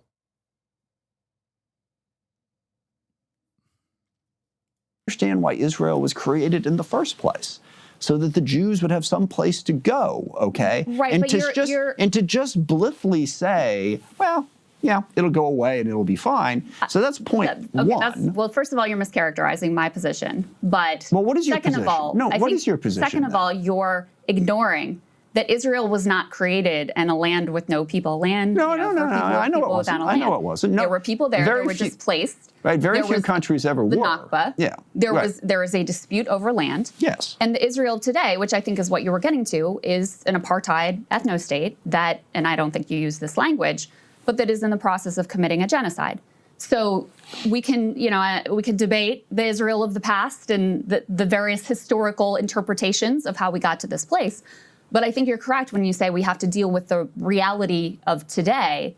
And, I would argue that it's not just the Netanyahu government. We can certainly argue that point. Yeah. But, we have Jake Sullivan, who just came out and said that he regrets the Biden policy of the bear hug. He thinks they should have done more to restrain Israel. And I'm wondering if you have any regrets, because now you're voting in a somewhat different way, both with the NDAA shift in position, with the Massey Amendment saying, hey, we should blockade. I want to send a message to Netanyahu. At the peak of the Gaza onslaught, you had a complete siege. You had entire neighborhoods that were leveled. They created the largest population of child amputees. Do you have any regrets about your votes during that time period? I don't, because That's a crazy admission. Oh my Lord. Oh my God. Oh, holy moly. I don't. You didn't even have to, you didn't even have the dignity to say like, yeah, I actually do think it was inappropriate. Fuck, man. These people, oh my God, they are demonic. They are demonic.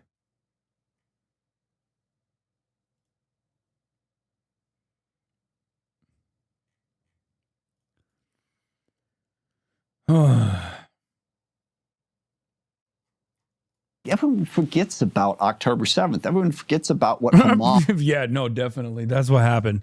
Come on, man. October 7 happened. We should allow them to do a genocide. Like, what do you mean? This guy is so unbelievably demonic. It almost gave me a heart attack, says Mo Chakich. Washington.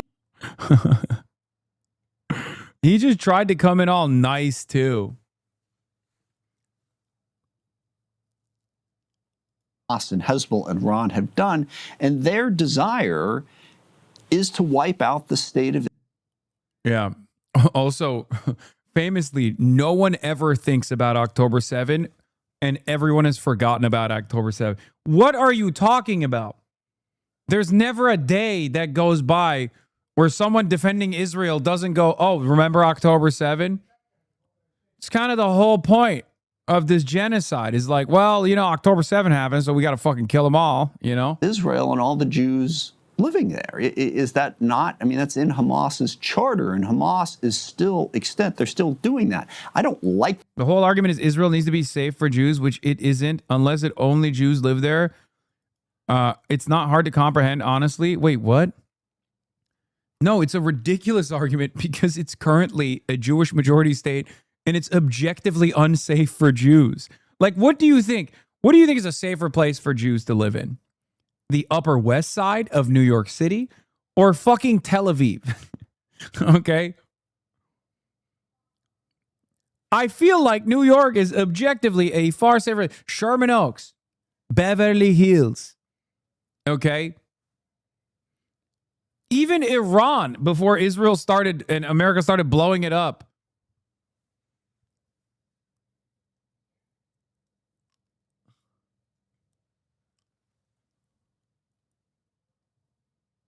Where they blew up one of the older synagogues.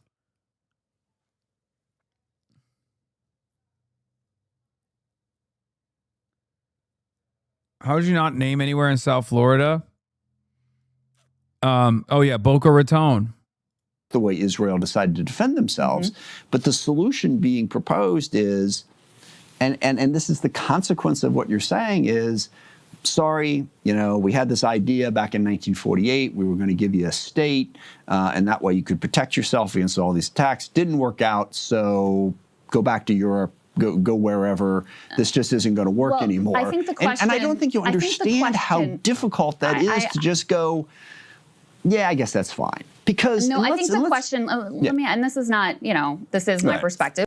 Hasan is a psyop to make the masses believe that 9/11 is real. Yeah.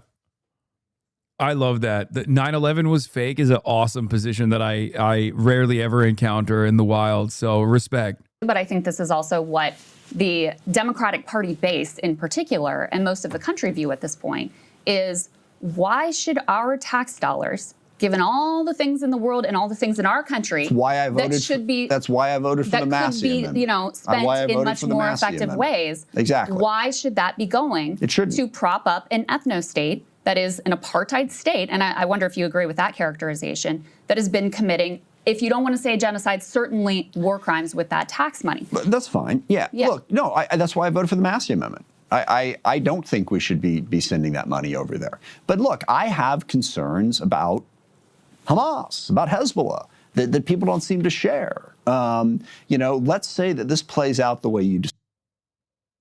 Why? You are the representative from Washington State. I wish more people would be like, why do you have this concern? Like, no, seriously. What kind of concern does Hamas, what kind of threat does Hamas or Hezbollah pose to the constituents in fucking Washington state?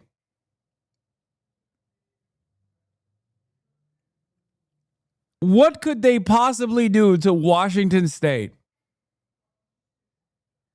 Are you diminishing the Ansar Allah attacks on Tacoma, Washington? Yeah.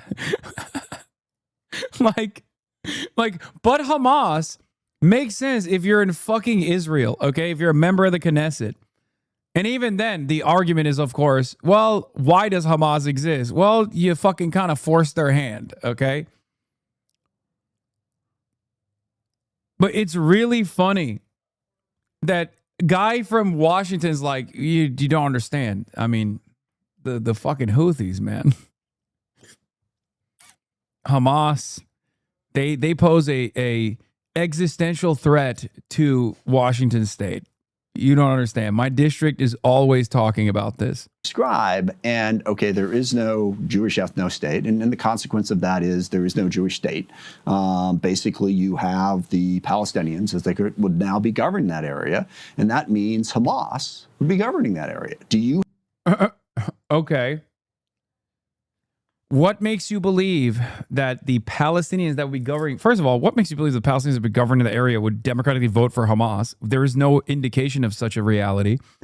That's number one. Number two, what makes you think Hamas itself, okay, what makes you think Hamas itself would be a violent, militant formation if they had a fucking established nation state and there was no occupation? Like, what are we talking about? People always do the but Hamas thing, but they never even think about it. Like, they have paragliders, idiot. What are they going to do? Paraglide into Lebanon? What are we talking about? They're not Israel. They're not going to fucking besiege other countries in the region. It's a nationalist emancipatory movement against the Israeli occupation, against the Israeli apartheid. They're going to paraglide into Washington state.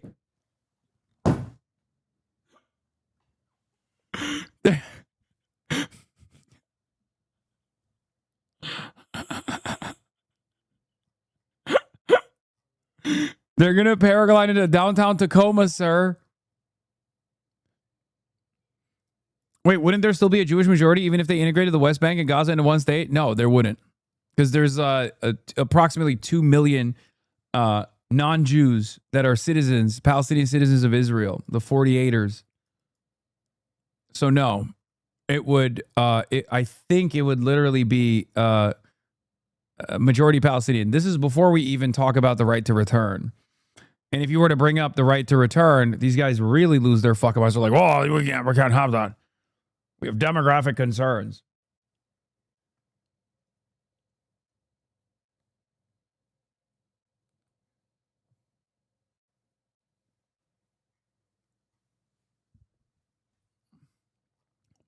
This is where the demographic concerns argument comes from. Because there is here's what it is, okay? If you end the apartheid, if you end the occupation, the reality is whether it's a binational commitment or a single state, it'll be majority non-Jews, okay? And from their perspective, that means that they could literally democratically vote to change the name of the state from Israel to Palestine. They could democratically vote to have anti-racism laws. Like, they could basically democratically dismantle a lot of the unjust, unequal, and outright racist laws that Israel has implemented. Now, for normal people who don't have, an insane ethno-religious supremacist point of view, you'd be like, that's great. That's what's supposed to happen in a country. What are we talking? That's the end and abolition of an apartheid. That's cool. I like that. But Zionists consider that to be an existential threat. And then they'll just get really fucking racist with it too. They'll say like, oh, they're going to implement Sharia law. Yawn.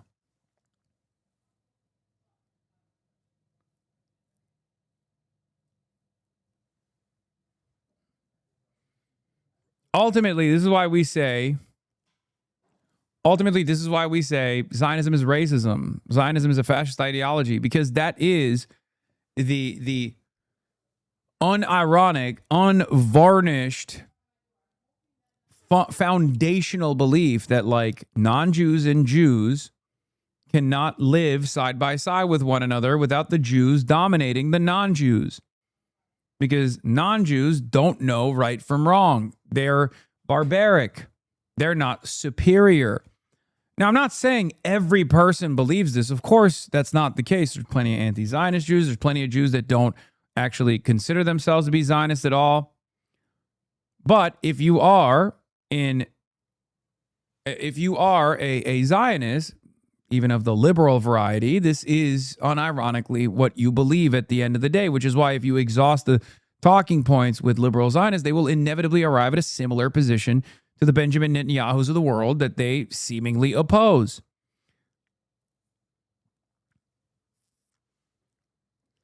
And of course, never forget, there has never been a period of history where there were more Jewish Zionists than non-Jewish Zionists.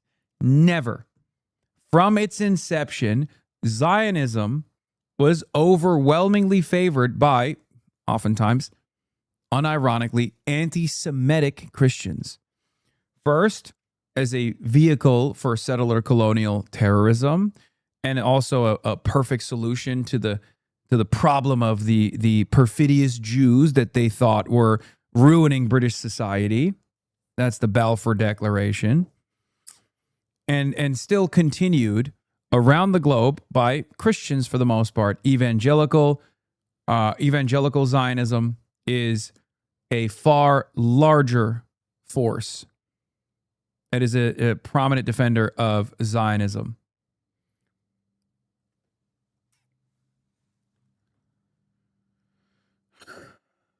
Have any problem with that? Do you have any problem with Hamas suddenly becoming a much more powerful entity and having the country, from the river to the sea, if you will? Hasan, how can you answer a simple question for me? It's an honest question. I'm not here to troll. How can you support the Houthis and say such positive things about them despite their mass human trafficking of tens of thousands of children, some as young as 9 years old? Yeah, I'm not in favor of that. But as far as like an entity, as far as a country that is opposing Israel's genocide, clearly the Palestinians need all the help they can get.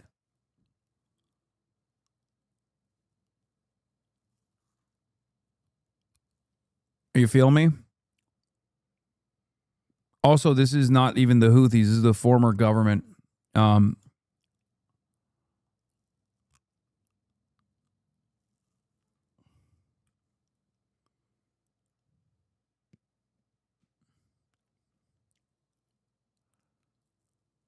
Ask that same chatter about Israel hiding pedos. Dog.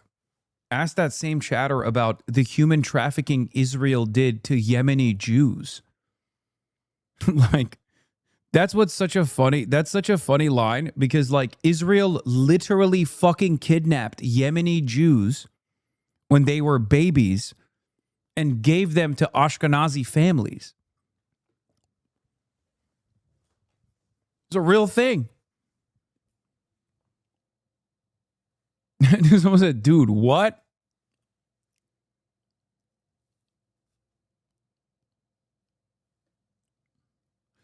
Yes, I know it was off topic, but a fan of YouTube. Yeah, it was off topic because a fan of yours asked me to ask you, so I did. Okay, well, I hope it helped you understand my position. I would wholeheartedly condemn that. I mean, I condemn all kidnapping of children. Yes, the easiest question of all time. I don't give a fuck who's doing it. Like, I don't know why you think I'm like riding for that. I ride for Easy Company in World War II. Does that mean I ride for segregation? Does that mean I ride for horrifying mistreatment of the LGBTQ? Does that mean I ride for women not being able to work regular jobs? No.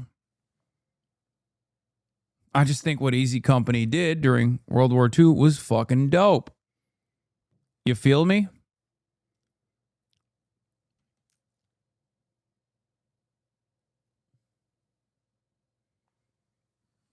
Do you understand?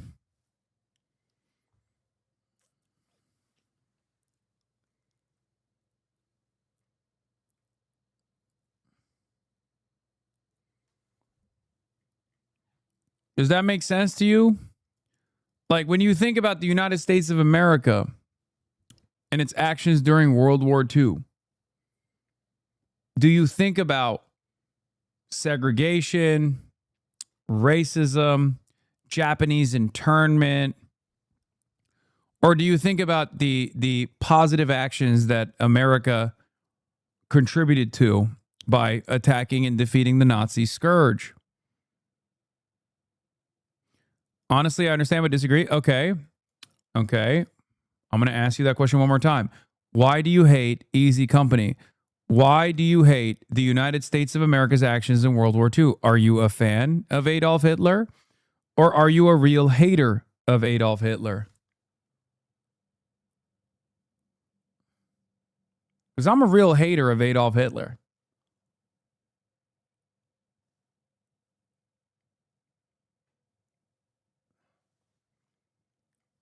No, I obviously hate Hitler. Good. Okay. Do you ride for the Allied forces during World War II?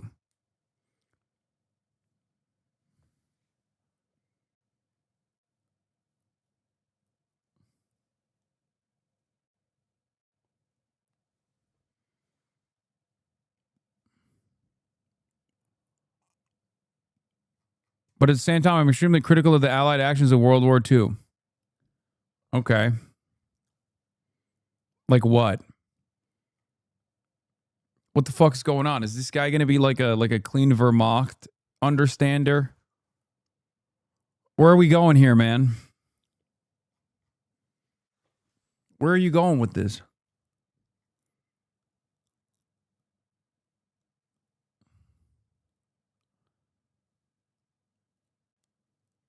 Did you just say both sides were bad during World War II? No, I would just consider myself a moderate, but I doubt you believe me. No, I believe you. I'm entertaining the conversation. I'm just very confused as to where you're going with this. Do you agree with the actions of Easy Company during World War II? I asked you a very specific question. Do you agree with the actions of Easy Company during World War II?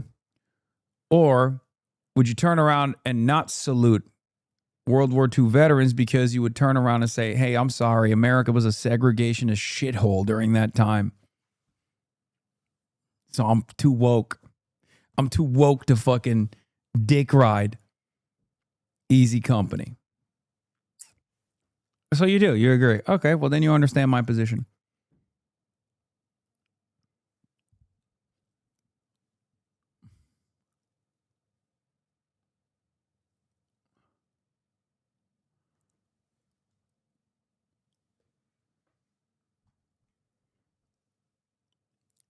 Yeah, I would support them, but if I found out they trafficked tens of thousands of kids, I wouldn't know.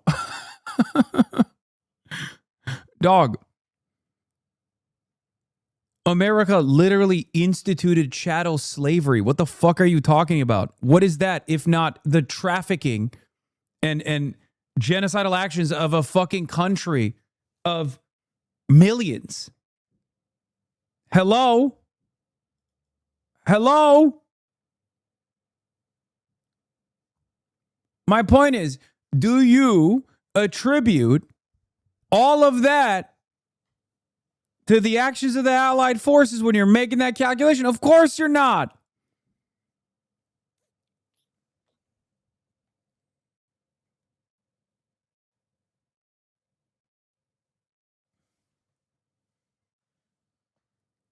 What is this? Oh, you found their Reddit? Creator Clash. Bro, Hasan and his friends, which Ian has now aligned himself with, say they avowedly support the Houthis and lie on their behalf. Also, don't bother trying to question the validity of the UN report. It's been verified so many times over by many human rights organizations.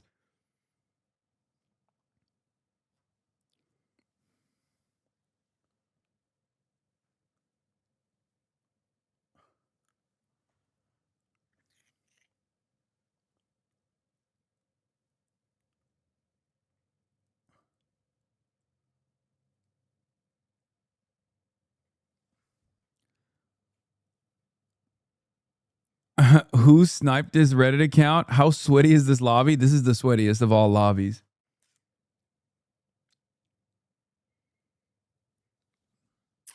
Damn, bro. They said a fan asked him. Turns out he's his biggest fan. He's like, nah, I'm my biggest fan, dog. It wasn't a lie when I said a fan wanted me to ask you this question as a moderate. It's just so funny to be like, hey, man, we really gotta reconsider.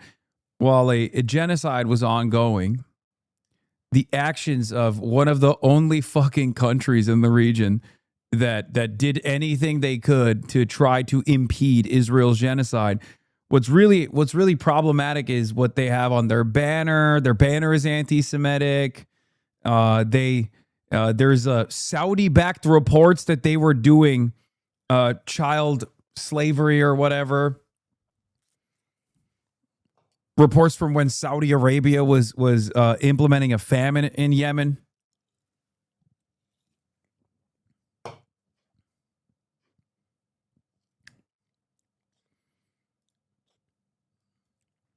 It's got nothing to do with their banner. Just a straw man. No, I'm just bringing up common critiques, like silly critiques. I'm against supporting a group that traffics kids regardless if they do good things. Dog, you literally just said you support the American military in World War II. The American government trafficked a fuck ton of children. Black children. Okay?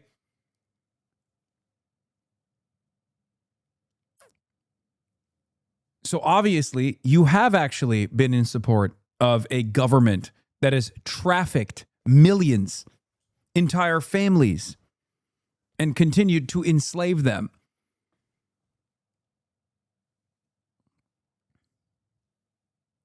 Yeah, I would criticize and be against them. I wouldn't praise them. You just told me you were in support of the American government's actions during World War II.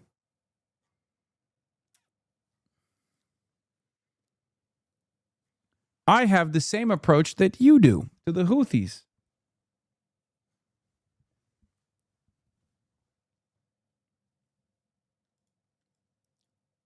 Important defensive Kyle, very moderate. You can ask about what Destiny's content is like, but no one here will give you an honest take because none of them actually watches content. They probably saw a single clip that they strongly disagree with and wrote Destiny off as some insane conservative.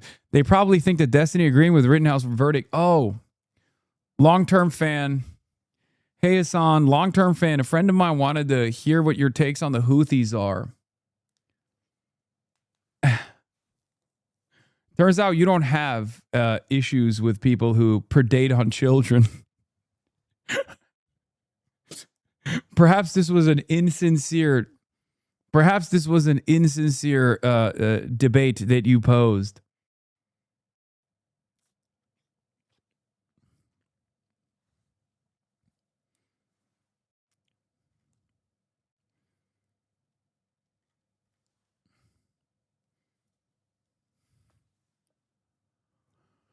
Oh. Chatter, delete your Reddit account right now. This chatter is European UK, I believe. Probably. That makes sense.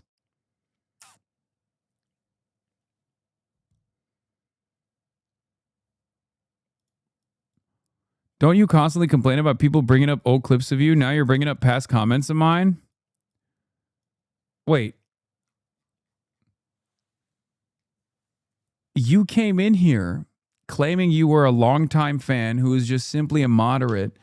And then we found out that you were defending Destiny 3 years ago in a H3 Productions post brigading at the behest of DGG. It kind of feels like you're not just some random guy. I never said I was a longtime fan. Wait, maybe I misunderstood. How can you support the Houthis? Son was young and 9 years old. Yes, it was off topic. Yeah, it was off topic because a fan of yours asked me, so I did. I would wholeheartedly condemn. I'm very anti-Israel. Honestly, I understand, but I disagree. I think it's immoral. Yeah, I do think about that. I've done extensive research on World War II. Okay, I guess you didn't say you were a longtime fan.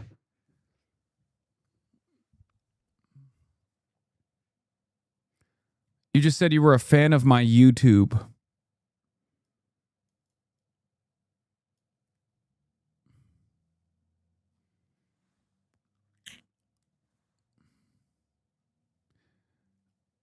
He's going to say, I never said I was long. Bro, you never hate when people bring up old clips of you because you're always so consistent.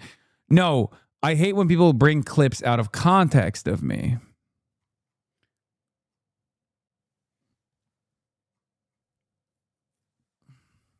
It's always just asking questions, ask chatters, dude. Yeah, no, I'm against child trafficking and any kind of child predation. Having said that, when I watch Band of Brothers, a tear drop rolls past my cheek.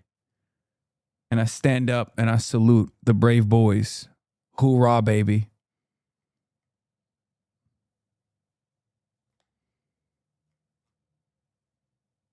Regardless of America's history of defending chattel slavery, which is, you know, the enslavement of millions, kidnapping of children,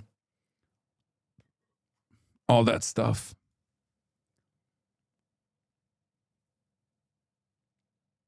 Did that comment look finished and whole to you? They probably think that Destiny agreeing with Kyle Rittenhouse verdict is evidence of this, even though Destiny said what Kyle did was incredibly stupid, but that didn't take away his right to self-defense. It's the most basic take in the world that 99% of people in the world would agree with if they had a reason to discuss, if they had a reasoned discussion and laid on the facts. But unfortunately, most people are unwilling to look past the headline.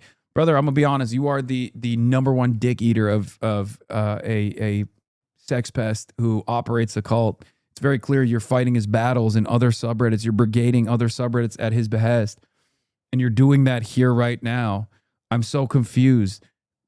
Develop your own independent thoughts, please. I beg of you. Okay? And that's why it's so unbelievably unproductive to have these sorts of conversations with people like yourself, because you don't have any, like you don't have any investment in arriving at a reasonable conclusion here. You're just in here to further engage with a barrage of half-remembered talking points that you got from somewhere else, a pedantic conversation that gets increasingly tiring. That's it. They'll hear what they think is a bad take and immediately write off everything else that explains the take. I would challenge any H3 fans that have issues with Destiny to bring up a single issue they have with him, and 9 out of 10, I'll find someone who doesn't know the facts surrounding it.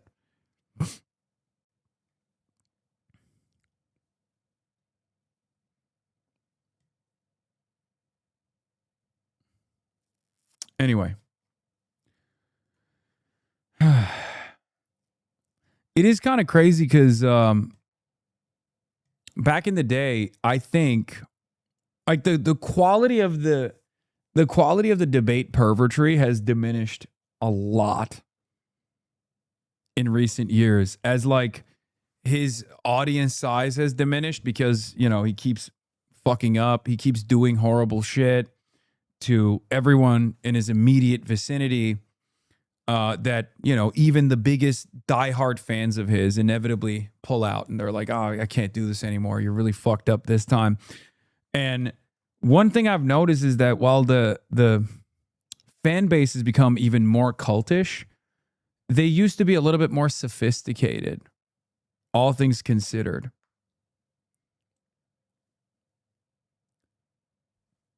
Nowadays, it's just not great.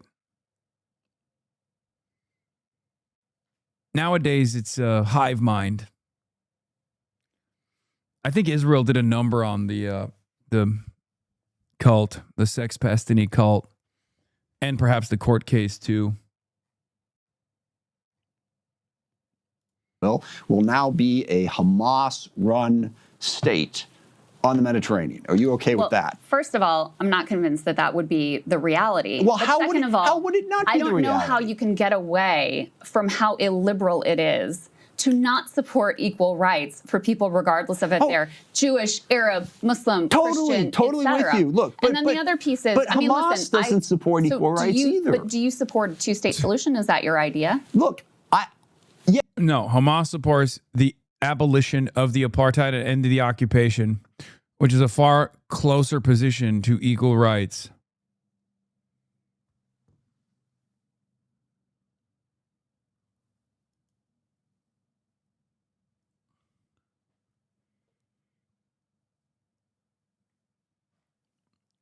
Than the Zionist position is. Yes. So how do we get there? No, how do we get there? No, but this is stop. Hold on. I can answer this How for do we you. get there at a time? No, hold when on. you have settlements that have made it effectively impossible. There's something I have to how many explain before Jewish all of this settlers makes sense. in order to create a Palestinian state. Look, let's go back to what you said. You never want to be, at least optically, you never want to be the guy going, stop, stop, and like yelling over and over again while the host is trying to deliver the end of one point. I support a two-state solution. I am also aware of the fact that it's probably no longer possible. You didn't let me get that part out. Okay. Okay, which is really kind of important to this whole conversation. I would okay? agree, yes. And it's very disappointing. I mean, and there's a lot of blame to go around for why we got there. Yes, I would like to see a two-state solution. I am not naive, as you just described, to know that it's simply not on the table at this point. And that creates a massive, massive problem. But the idea, again, that the easy solution is, okay, we get rid of the Jewish ethno-state, and the details of how Israel is currently running, their country, there are Arabs in the parliament, but there are parts of it that aren't. Okay, so we get rid of that. Okay. So what's your idea for what replaces that? You say you're not convinced that it would be a Hamas-run thing. Well, I've offered that. Listen, I really honestly think that this is something for Palestinians and Israelis to decide. I don't know why it is the American taxpayers' business to fund this. And again, that's why I voted for the Massey Amendment. But what is actually your idea? Here's an Because incredibly if you're saying... Bro thinks the Massey Amendment is just like he voted for the Massey Amendment. You can't criticize me. Like, he thinks it's the magic. He thinks it's like the magic word. Like, what? You think it's a shield, dude? That's your protection? Good luck. Excuse me, I voted for the Massey Amendment. Okay, well, you also said you voted to fund Israel's war crimes during the process of the genocide, and you have no, when you recollect on your decisions back then, you have no issues with it. You don't support a one-state solution. You don't support a two-state solution. There is no good solution. That's where you are. That is the reality of where we are now. Right. And I'm no good solution. And I'm open to ideas, but let's understand the history of this. There's a great book called Oh, I love when these guys go, let's talk about the history. You're about to hear the most one-sided, nonsensical, outright fucking racist garbanzo beans you've ever heard. At least he's done the reading, or at least he's claiming to have done the reading, so that's good. Most people don't even do that. They just repeat shit that they've heard from others. Let's take a look. Palestine 1936 that described what was going on there. Okay. So you were coming to the end of the British mandate. And you had, the Jews had been... Never mind. This is actually shocking. I should have let him cook. Hold on. Coming in since the 19th century. They'd been there a long, long time ago. And they were looking for, a place to be. The Palestinians were looking to drive out the British. And the Palestinians and the Arabs reached a conclusion in the mid-1930s and said, okay, Jews, you can stay, but you're not going to run anything. Okay. Jews said, no, we can't stay. So they started a civil war. Okay. And they fought. And then, of course, 1948, they got the country created. Another war was started. Wait, wow. That is not what happened, my man. No. Balfour Declaration, Jewish migration into British Mandate Palestine. And at first, there is land acquisitions that take place. Fine, sure. Not the most arable land. It's all good. Okay. He already skipped past the point of the Nakba, but that's besides the point. But we're going to get to that in a second. The British occupied Palestinian territory after World War I was not favorable to the Palestinian occupants, the Arab occupants, in any way, shape, or form. Okay, it was the start of a settler colonial operation. Mass migrations of Jews begin, and the British occupation absolutely favors the Jewish settlers as opposed to the Palestinian population. The Palestinian population are experiencing similar kinds of settler attacks that you see in the West Bank today. Okay? And the British occupation, similar to the Israeli occupation, defends the actions, the pogroms, the actions that the Arab indigenous population are receiving in the hands of Jewish settlers. Okay? There's a lot of land grabs. There's pogroms that take place. The Arabs, who make up the overwhelming majority of the working class at the time, try to implement strikes in the process. They try all of the different peaceful ways of resistance. In the process, they also develop some kind of militant resistance as well. Okay? Palestinians, not Arabs. Yes. Palestinians, the occupants, the actual occupants of first the area known as Palestine under Ottoman occupation, if you want to call it that, and then British occupation, British Mandate Palestine. There's a lot of back and forth. The Palestinians inevitably end up losing because the British heavily favor the Jewish settler colonial project. By the time that the British leave, okay, by the time that the British leave, the Jewish settlers have all the money, the Jewish settlers have all the weapons, the Jewish settlers have more and more land. Some they've purchased, some they've actually pushed the Palestinians out of. And then by 1947, the Jewish settlers design different Zionist brigades. Okay? In the aftermath of World War II, there is, of course, unprecedented levels of migration. There are a lot of refugees that are coming from all around Europe. Okay? They develop Haganah, Irgun, and Lihi as like the three primary Zionist brigades. You could consider them de facto terrorist organizations because at the time there is no established nation state, so they are technically de facto terrorist organizations. They are able to get a lot of arms from other countries. The USSR is one of the countries that actually traffic arms by way of Czechoslovakia. There's an embargo, and yet many people still send arms to the Jewish, the Zionist brigades at that point. And they establish, which Ilhan Pape uncovered, Plan Dalet. The purpose of Plan Dalet is to create, to generate massacres in key Palestinian villages that have like neighborhood agreements with Jewish villages, Palestinian villages that are next to Jewish villages that already have established good relations with said Jewish villages.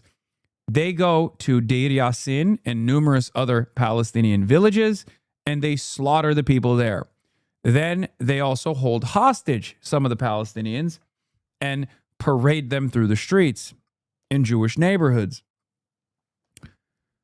The purpose of this is to get the other Palestinian villages to take note of these massacres that are taking place. Okay? So that when they encircle other Palestinian villages in the process from 1947 to 1948, also known as Nakba, the Nakba, which leads to the inception of the Jewish state of Israel. When they encircle these other Palestinian villages, including major cities where Palestinians used to live that are now considered cities within the Israeli Green Line, they are forced to escape. They encircle the villages.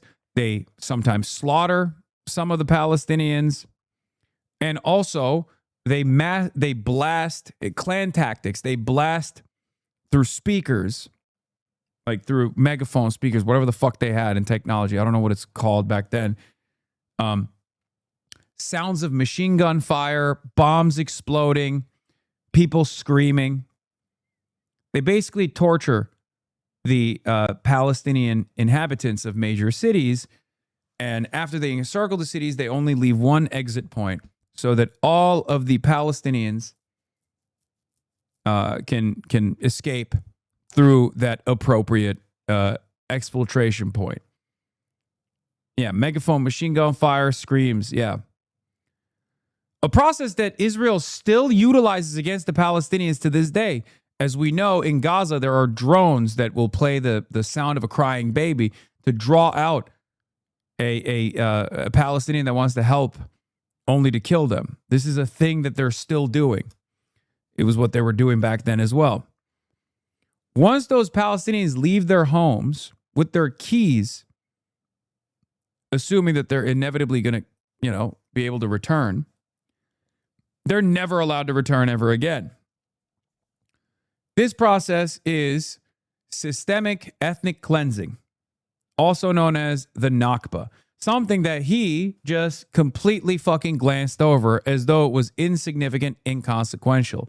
Only after that do the other surrounding Arab nations decide to take matters into their own hands, which Israel calls its War of Independence. Okay? 750,000 Palestinians were displaced in the process. 750,000, many of which were never allowed to return ever again. It glossed over. I didn't say I shouldn't have said glanced over. He glossed over it as though it wasn't consequential at all. That is the inception of the Israeli nation state. That is something that most people don't know about.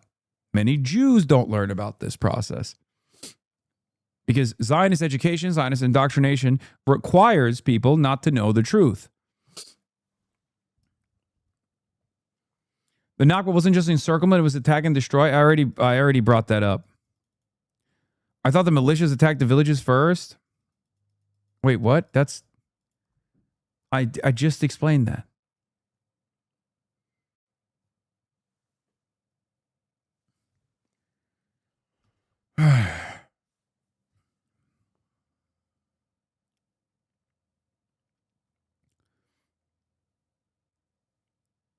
That is how the Israeli state was established, through unprecedented violence, oftentimes in the hands of people who had just experienced the Holocaust.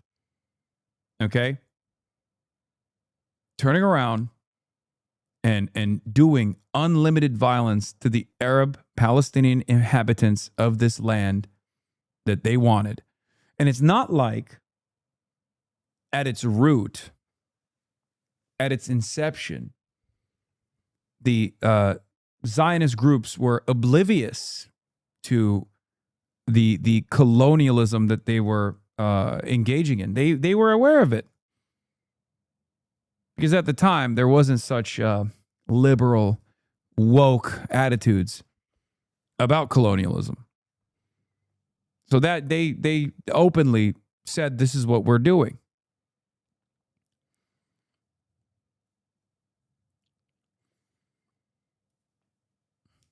Yeah, oldest story in the book. The oppressed become the oppressor. And that's what happened.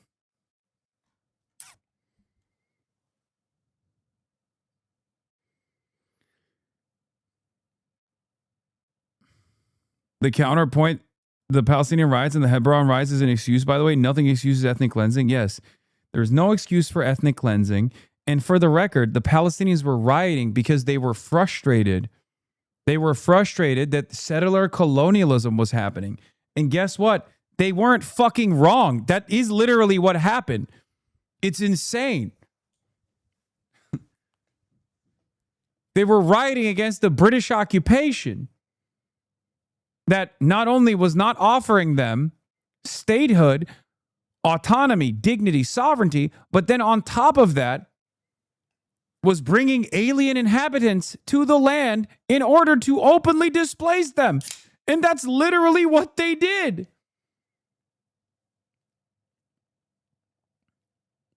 And I know people say, well, this is a war to drive the Palestinians out. It was also a war to eliminate Israel, to basically kill Israel in the crib in 1948.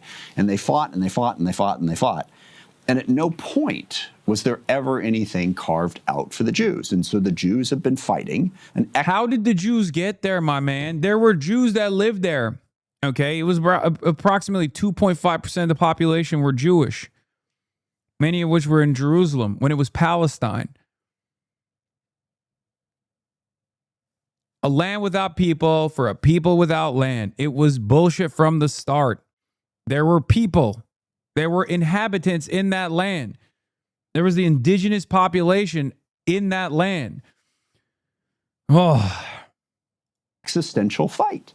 And it's so hard for me to, because I know you consider yourself, I think, liberal. You would describe yourself that way, like in the classical liberal sense. But there's no liberal option on the table here. That's what I'm telling you. You keep saying illiberal Jews, we cannot have. Illiberal Palestinians are fine. No, but why should... And I voted for it. It shouldn't. Why should I already answered that question. It shouldn't.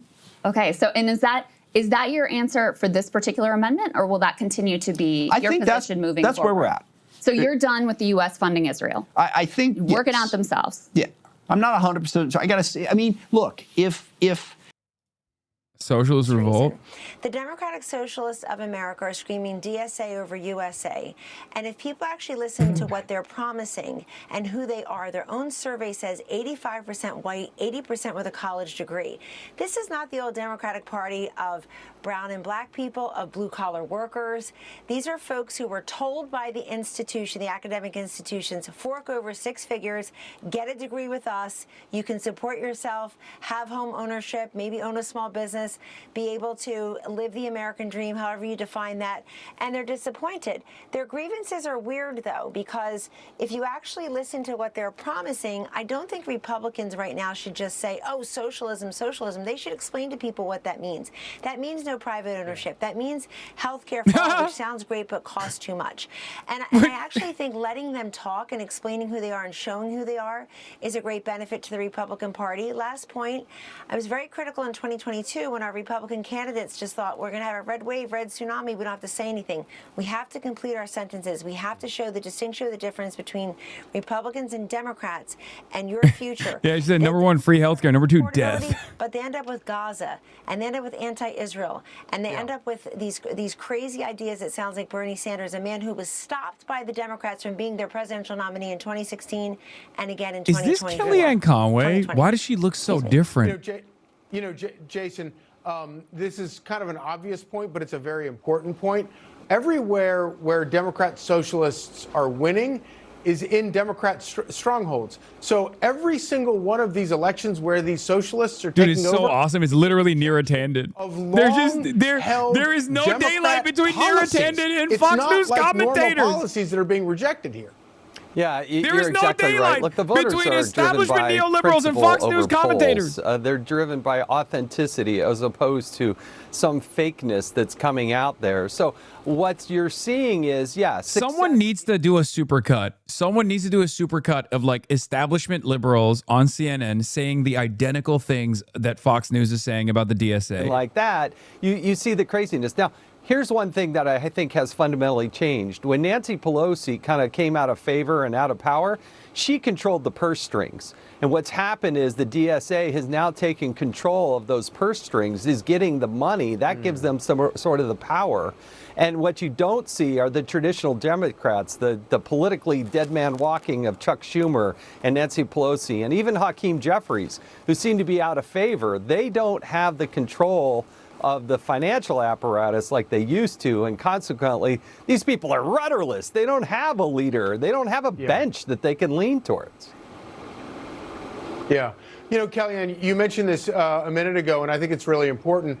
Obviously, and this is an election where the wind is at Democrats' backs, and for that reason, Democrats may do very well this time despite all of the socialist lunacy that has taken over their party. But then what happens in 2 years when they've got all these lunatics in charge and they've got to run an actual election where the electorate really does show up in full force. It's an excellent point, Charlie, because if you look at all of the polling, believe that the future of the Democratic Party is socialism, but the future of our country is not. Americans still reject socialism. And poll after poll shows that, especially among those who can actually define socialism and capitalism. And what's interesting about the DSA, and I think a real conundrum for all those typical, traditional, in-office currently party leaders, is that this is not anti-GOP. It's not even anti-Trump. It's anti-Democrat establishment. And it hit the Democrats unknowingly. The analogies to the Tea Party don't work. Those folks loved America. They were saying tax enough already. They actually reformed their party from the inside and gave way to Trump years later. This is very different. Yeah. And I don't think it flies in 2028 across those states that why Jason would that be correctly different? said. This is not, not The only brewing, major it's doing difference it. is, well, there's two major differences. One, Tea Party sucks dog shit. DSA is awesome. And number two, the Tea Party was a fucking AstroTurf movement by the Koch brothers. DSA is backed by the people. To say, hey, that's very limited in certain places and spaces, but this, I'm going to bring my party to the center. Let's not be fooled that any of these folks are going to govern from the center. The DSA just makes it look that way. Bro, this shit is awesome. We got them going. We need a strong Democrat Party. It didn't even take one full year. A couple victories. And immediately we got them singing like Nancy Jedediah Pelosi, being like, we need a strong Democrat Party. What happened? We need a strong Democrat Party. Democrats, what went wrong? Can you please go back? Can you please go back to being ritualistically humiliated by us? Can you please go back to being feckless in your indifference to the growth of fascism in this country? Please. That's like 8 fucking races, man. That's all it took. 8 races and they're singing like Nancy Pelosi. Whoo! Amazing. Amazing things are happening, ladies and gentlemen. Amazing things are happening. Yes, it is impossible for me not to notice how much the near attendants of the world sound identical to Fox News commentators, but it's also really funny because one of the things that I used to rail against the established Democrats all the time is when Nancy Pelosi and other people like that would constantly fucking say, we need a strong Republican Party. Republicans, Trump is not you. You are not Trump. You need to purge yourself of the Trump movement, of the MAGA movement. They kept deluding themselves that the Republican Party was anything but MAGA. Okay?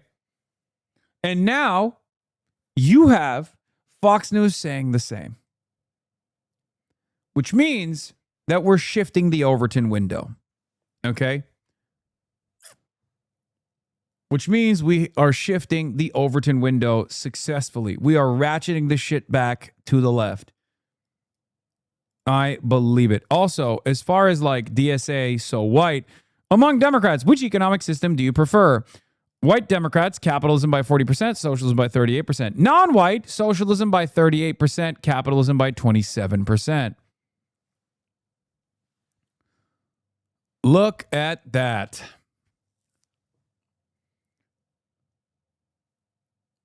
Tell you all the goddamn time. Which of the following people are socialists? Sanders, 55%. Mamdani, 51%. AOC, 45%. Obama, 27%. Harris, 27%. Warren, 25%. Biden, 23%. Newsom, 20%. None of the above, 28%. Yeah, none of the above is right.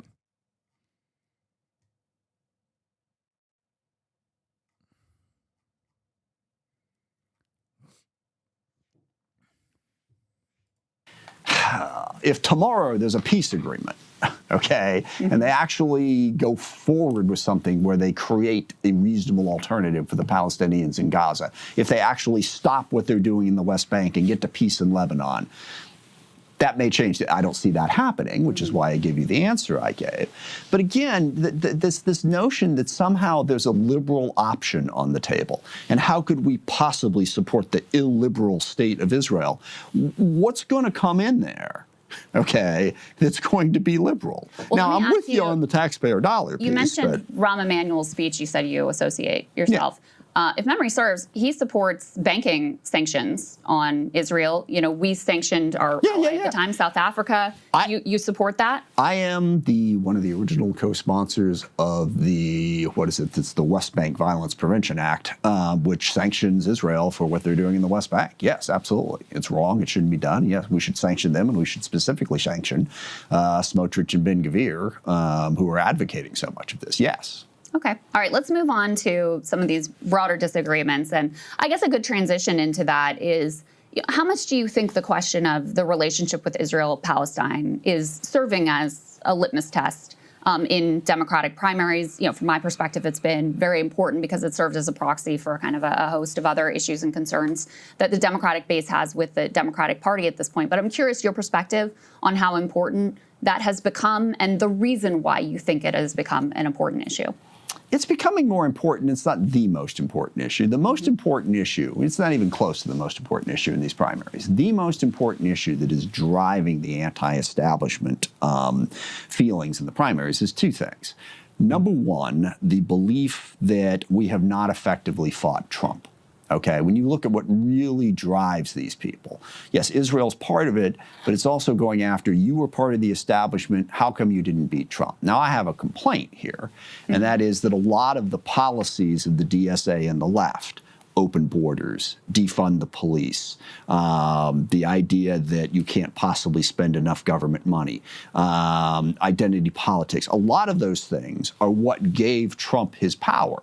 And part of the reason those of us in the establishment struggled to beat Donald Trump is we were having to defend policies like open borders. Okay, and Trump walked right into that, all right? So the notion that there is just the establishment that led to Trump losing, I think, is a misplaced fact. Can we pause there for 1 second? Go ahead, get to your critique. And I certainly, but I also think that the establishment Democratic Party, I mean, the whole Joe Biden thing, nominating, even thinking about nominating Joe Biden in because of his age. Well, because he couldn't. I don't care how old he is. He just couldn't speak. Okay, he couldn't communicate clearly. Yeah. Whether that was because he was old or because he couldn't communicate clearly, it had the same effect. And then the second big issue is income inequality. It is absolutely true that whoever has been governing for the last 20 or 30 years hasn't done enough to create opportunity for enough people. Yeah. Those two issues, I think, really drove the feeling of let's try something different. Now, the question is whether or not the DSA agenda is actually going to achieve either of those objectives. Is that what's going to help us defeat Trump and MAGA? Is that what is going to build a more broad-based economic thing? But this is where I am very sympathetic with the DSA. I'm an economic populist. All right, I think we should rewrite the tax code to actually tax rich people.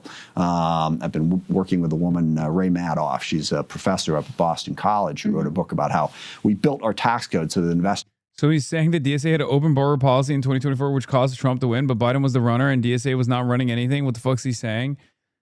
He's just chirping into the fucking wind. It doesn't have to make sense. It's just a rehashing of the exact same unprincipled, dogmatic approach, which is we didn't pivot to the center hard enough, and that's why we lost to Trump. Okay? That's it. That's it. He's just slapping the DSA sticker onto it because he just learned about it recently. You understand? Biden was DSA cadre. Yeah, Biden. That's right, Jack. I love Eugene Debs. Met him a long time ago. Good guy he was. He told me Biden.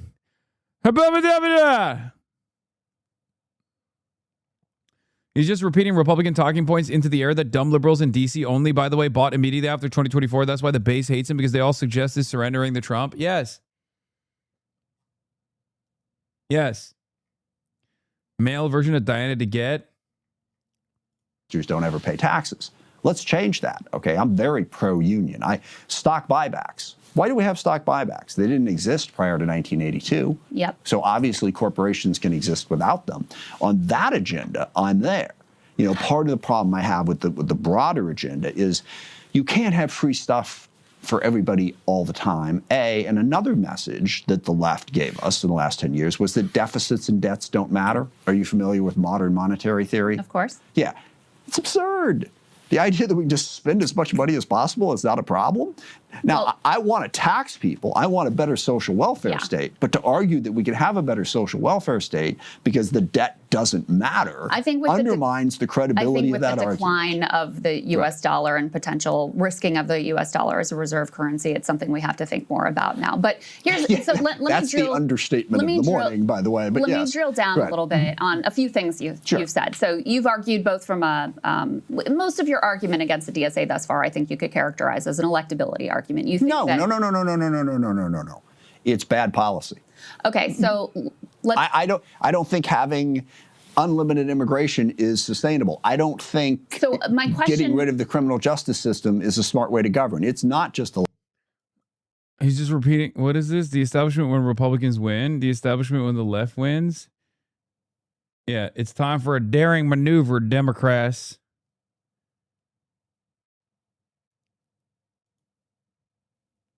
Carville declares he can't be in the same party as Mamdani-backed candidates, calls for formal schism.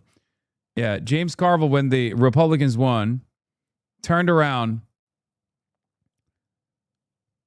and wrote this article in February 25th, 2025, where he said, show your belly. Famously, this was his Democrats, show your belly. Punish the population, punish the voters, make them remember why they vote for you. That's what his argument was, which was a disastrous policy, but one that we took advantage of. Let's be real. Okay?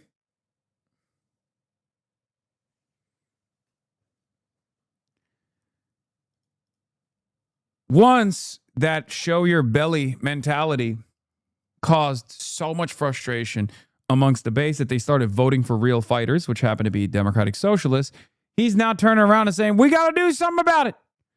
We got to destroy the Democrats to our left. We got to destroy them. Well, to that I say thank you. Thank you, James Carville. Yeah, the daring maneuver was to play dead and surrender to Trump. I know. Carville's play dead New York Times column did some harm to his anti-left faction. Have heard so many voters and polls cite it as the party establishment saying Dems should play dead instead of fighting. This isn't a crazy interpretation of the column. Carville's advice for the Dems was to retreat and to not respond to every Trump attack for a while as his popularity fell. The left did respond. The left didn't respond to every attack. There was no Save DEI rally, but it was out there doing stuff. Yeah, he's mad we're using do-nothing Democrats, and he told them to. Fucking priceless. Yeah.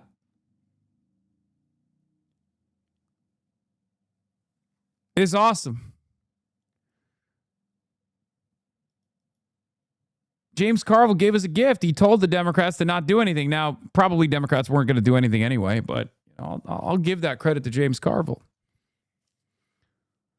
So here's a question I have for you. So back in 2018, you worked together with Pramila Jayapal on a bill to abolish ICE, which is a key demand. I worked with her on a. Here's what the bill did. Okay, it's a slogan.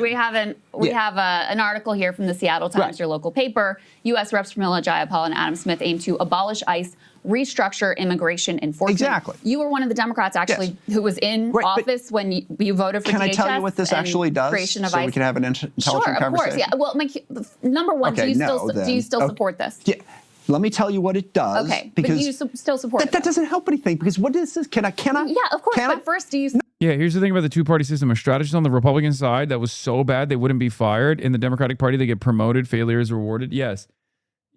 Democrats always reward failures because their role isn't to actually win shit. Their role is to just lose gracefully and collect checks.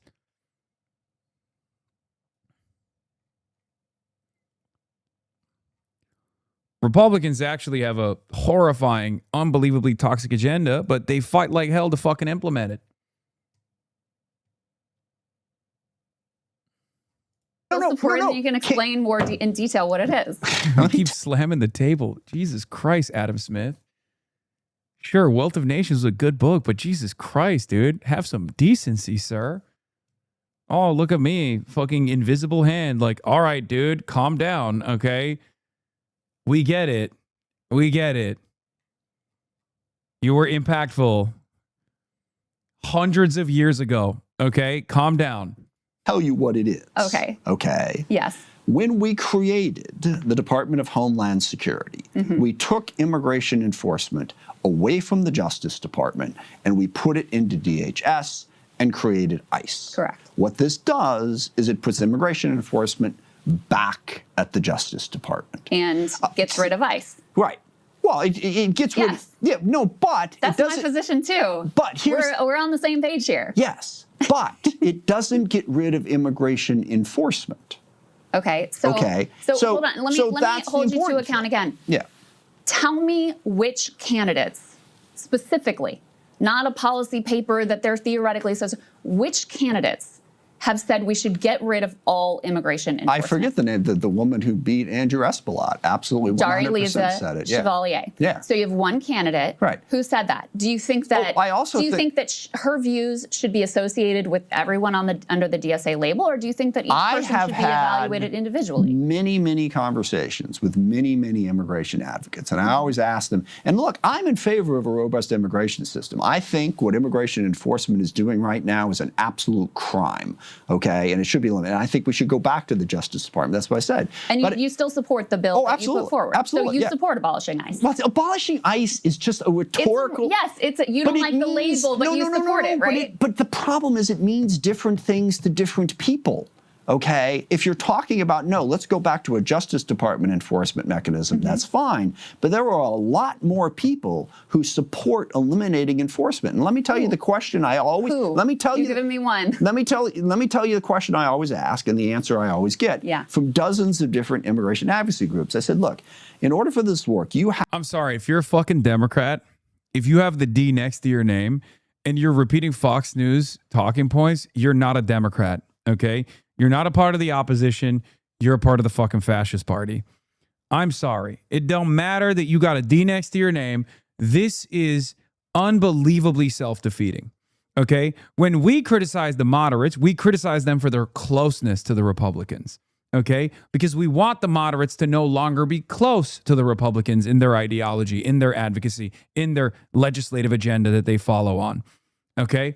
When moderates do this to their left flank, they are repeating how close they are to the right-wingers, okay? He's not even a fucking Pinot. He's not. He's not even a progressive.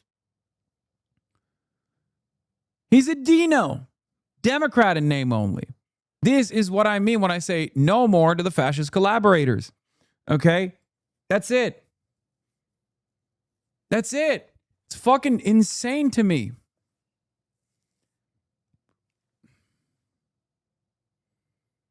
Please say Pinot, no Pinot more. I can't get enough. I love saying Pinot.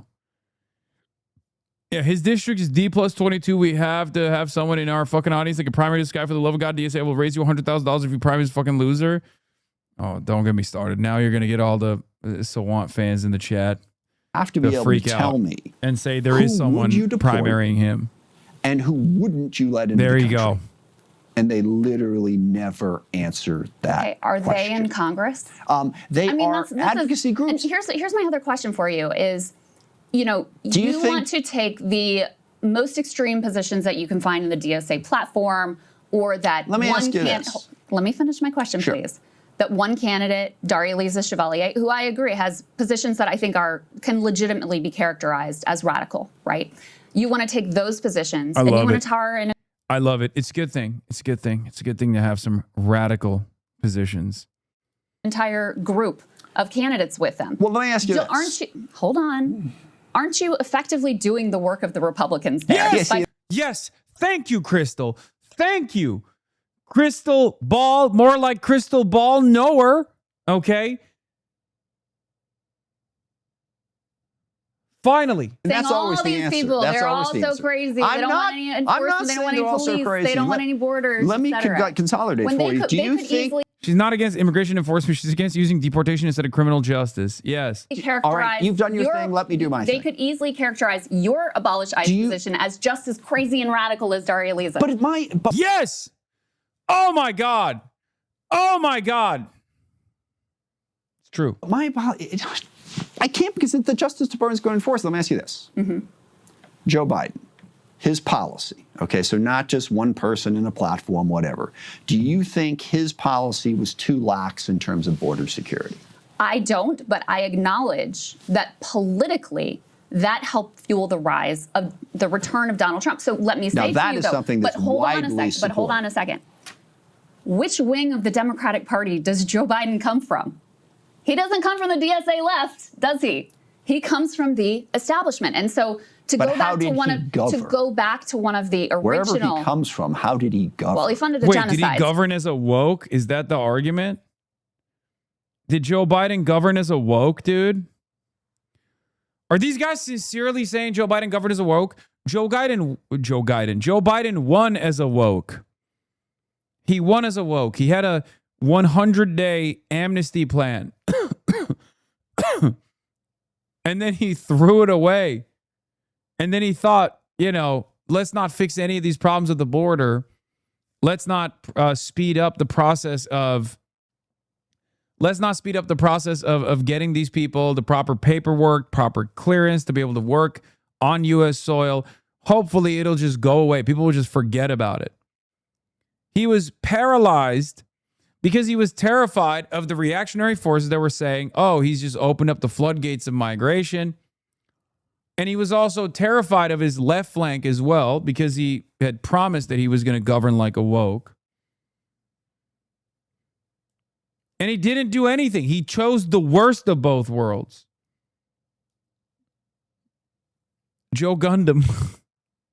So he governed in a lot of right-wing ways. But to go back to your original point about electability, I think it's very hard. I never made a point about electability. You did. You said that you thought that these positions, if you listen to your original answer, you said you thought these positions for the DSA were part of what brought back Donald Trump. Fair enough, yes. But there's also policy concerns. But yes. But on the electability point, how can you argue that your camp within the Democratic Party has a lot of credence when it comes to electability when I argued the exact opposite. I'm with you. When Hillary Clinton loses to Trump, Biden wins by adopting some left-wing views, then loses to Trump. It was the establishment that propped him up, that forced war, any sort of a primary. So how could it be the fault of the left that we're losing? There's three things. Okay. I always say that the fall of the Democratic Party is a tragedy in 3 acts. Okay. Number one, we didn't do enough on the economic issues. And I think that Obama and Clinton get way too much of the blame for that. I think they really tried to get after broader economic issues, certainly the Affordable Care Act, a whole lot of other provisions that were put in there. But we didn't do enough on economic inequality. Number two, the left came along and took some positions that weakened us. I'm not blaming one group. Everyone's like, well, you're blaming us. What about them? It's like, there can be collective responsibility here, okay? It's not an either-or choice. Yes, we didn't do enough in economics. And then some of the positions of the left, and there were a lot of people running around. And when people say abolish ICE, do they mean abolish enforcement or do they mean change enforcement? Okay, and that's where you get into that difficult issue. We've had criminal justice problems, The defund the police movement did not help us in any way. And it was a thing. And everyone's, oh, no, we never did that, okay? And then three, Joe Biden. Yeah. Those three things are what led to us. And every time, I want to bring them all in, but people say, well, if you blame the left, you're just being a Republican. Well, did the left have power in this country? No. It never had. Last time the left had power in this country, they forced the most historically popular Democrat to do the most historically popular piece of legislation, the New Deal. Okay? And ever since then, it's been over. It's been downhill from that point onward. His name was FDR, okay?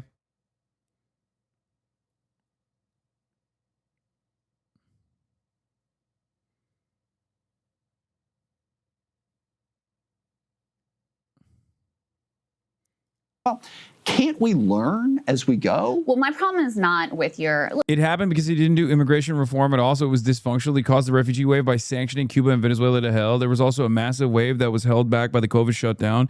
He's just a dopey idiot. What people object to is disorder and overwhelming services. Yes, he also should have, and I stand by this, he should have prosecuted Greg Abbott and Ron DeSantis. He should have thrown them in jail for human trafficking, which he had sufficient evidence of. Because when Ron DeSantis and Governor Greg Abbott, Governor of Texas, Greg Abbott, Governor of Florida, Ron DeSantis, specifically started drop shipping refugees into northern states to gum up the works when they already had their fucking court cases in Texas. Joe Biden should have, one, immediately deployed funds to these states to ensure that the people were properly taken care of. Okay? And two, he should have prosecuted Greg Abbott and DeSantis for human trafficking. Because that's precisely what they did.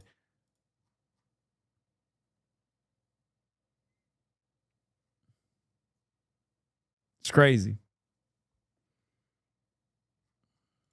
I have my own critiques of the left, right? I think that I actually think the identity politics thing came out of the Hillary Clinton campaign and was a way for the establishment to beat back the rise of the Bernie Sanders left.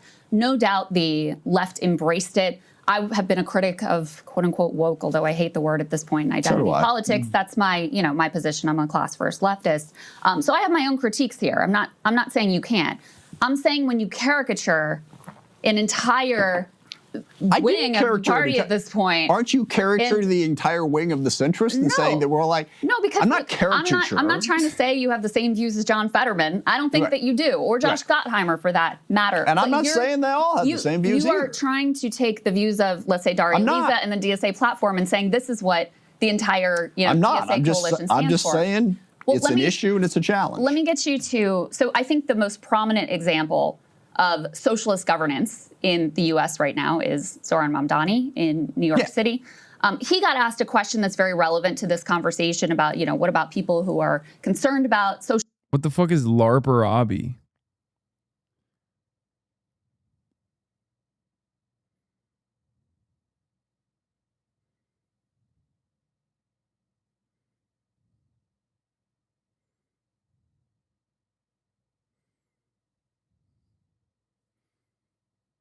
Socialism are concerned about Don't get into it. It's Minecraft roleplay. A person that LARPs is you? Okay, fine. democratic socialism. Let me get you to respond to what he had to say. This is E2. For all of the fear-mongering around democratic socialism, the best response is to show what it actually means. And what we've shown over the last 6 months is exactly that. We've shown that a city with a democratic socialist vision is one that paves more than 170,000 potholes, 50,000 more than the prior administration by this point. It's just so goddamn good. It's crazy. City that has delivered the lowest recorded number of shootings and shooting victims and murders in New York City's history. It is a city that is on a pathway to universal childcare, saving thousands of parents more than $20,000 a year. And it's a city that is doing all of these things while fighting for the people who are often left behind. Workers, who we've secured more than $10 million for, tenants, more than $64 million. These are all indicators of what is so scary to a right wing that has built its entire power and framework on the idea of debating who should be left behind. So is Zohran's version of socialism a version that you could get on board with, since he's really focused on the affordability pieces that you... I am encouraged by what he's doing. And I think that form of trying to get things done, that's the other problem, is so much of the left, and certainly we experienced this in Seattle, became an academic exercise. They were spending all day long talking about, the history of racism, as opposed to going out in the community and saying, these are people who've been discriminated against. Let's get them access to capital so they can start businesses. Let's get them access to capital so they can get homes. Let's do a job, let's do workforce development so they can get jobs. It became an academic exercise about the history of the U.S. and about, are we, just an irreversibly bigoted racist, and that's all interesting. What are we doing to govern effectively? And actually, everything that Mamdani said right there, I'm encouraged. If you govern and focus... Okay, Bhaskar Sunkara. My man's about to come out and be like, I'm a Bhaskar-style DSA, actually. I like to talk about how America had a lot of racist beginnings, but also it overcame racism. It's a very diverse country. We got to talk about the positives here.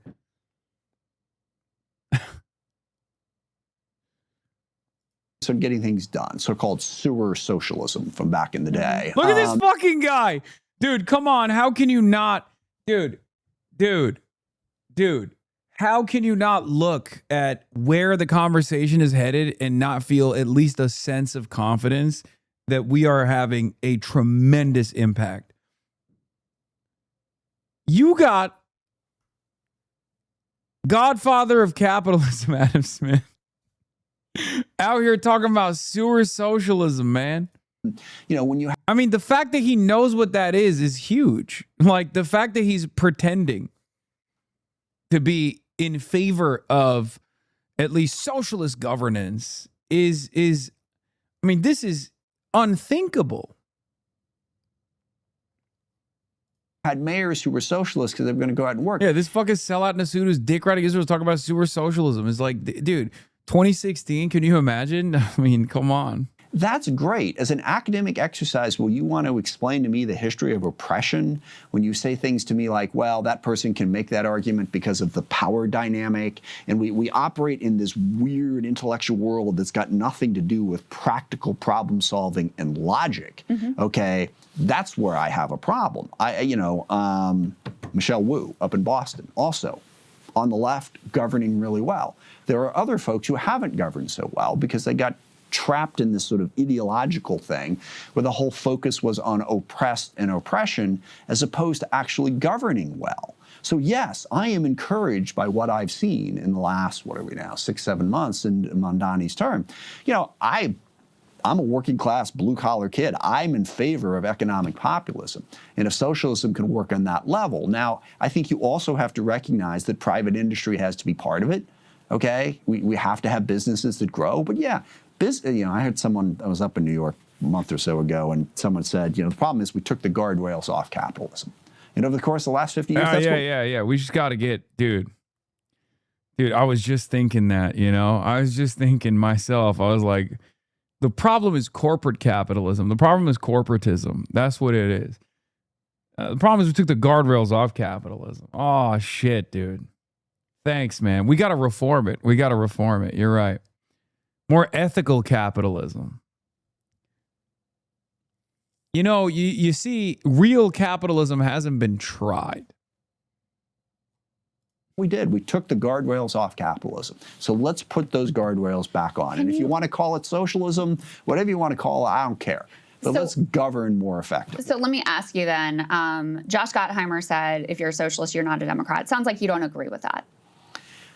No, I mean, but again, the problem with this is the whole abolish ICE thing. You throw a term out that means 15 different things to 15 different people, and then you're like, do you support this? It's like, well, which one of the... Dog, you're the abolish ICE guy. What do you mean? You're the guy. You said it too, man. 15 versions are you talking I'm not asking you to support it, but he and others have said basically, we don't want these people in the party. We don't want to share the tent with them. And it doesn't sound like you're in that place. I am not. Now, I think we ought to be able to have a conversation about the issues. I was sick to death, and you did it to me again, when I was trying to say, hey, look, on immigration, we need to show that we are in favor of enforcement. Well, you're just giving me Republican talking points. I didn't say that. Yeah.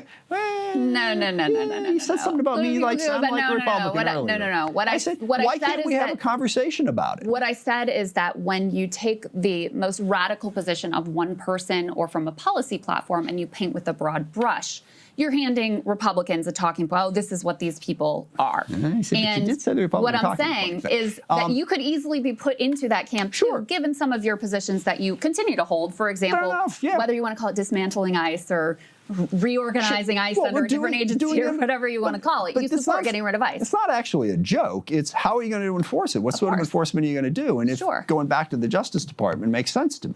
And, ICE would no longer exist, but you'd still have immigration enforcement. But this is the biggest... Could you actually, I am curious your view, because the counter to that would be, well, if you're just going to do enforcement, why not just keep ICE and reform ICE, right? There's some group of people would say, oh, it's too radical to get rid of ICE. We need to just reform it, vet better, et cetera. Why do you think that it needs to be taken apart? Because obviously I agree with you. What Trump has done with it I think just puts it in a category. And I don't know, I mean, theoretically, within the Department of Homeland Security, I suppose you could have immigration enforcement that made sense. But I think at this point we need a clean break. And look, the biggest thing that I want in all of this is the ability to have a conversation, all right? And this is my biggest problem with the left. I have been unable to hold a town hall meeting for a year because... Why? Because people keep yelling at you about your fucking inconsistent Israel positions? Yeah. Yeah, it's the left's fault that your constituents demand answers to your wishy-washy perspective on an issue that is, you know, fairly fucking black and white. Is genocide. Bunch of leftists show up and scream at me and don't let it. Oh, dude, that sucks, man. How about you build some kind of backbone and stand on your principles? If your principles are pro-genocide, then you're fucking pro-genocide, you know?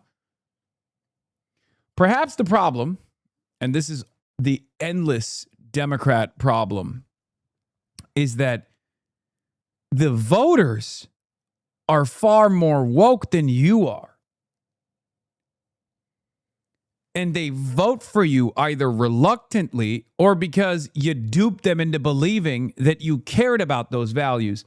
And perhaps now, when there are real alternatives that fit that standard far better, you guys are freaking the fuck out because it makes you look like a fraud. This is the issue for a lot of Democrats.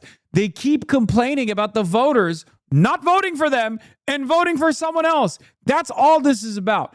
Like every day they're like, oh, well, we have to spend a lot of money on our fucking primaries. And it's like, well, you don't have to do that.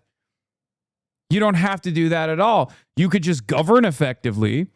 You could actually govern on the values that you claimed you would fight for, and no one would have this issue. Is there a left position against AOC? Is AOC getting outflanked by her left in her district? Is Bernie Sanders? He's 850 years old. Is Bernie Sanders getting primaried successfully? Is Rashida Tlaib getting primaried? Is Ilhan Omar getting primaried? Perhaps there's a reason.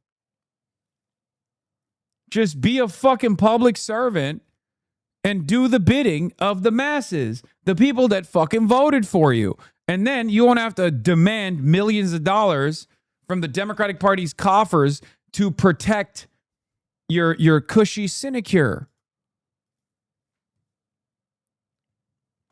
That's what's so funny about this whole like internal fissure in the Democratic Party. Like, oh, these left flank candidates, these insurgencies, what are we going to do? They're fucking coming after us. Oh, we got to spend a lot of money that we would normally spend in the general. We're wasting money. It's like, you don't have to do that. Get your fucking 874-year-old ass to fundraise and to go out and do fucking town halls then. Why don't you do that? Why don't you build your own fucking movement? Why do you have to sit there and demand that Hakeem Jeffries bail your ass out?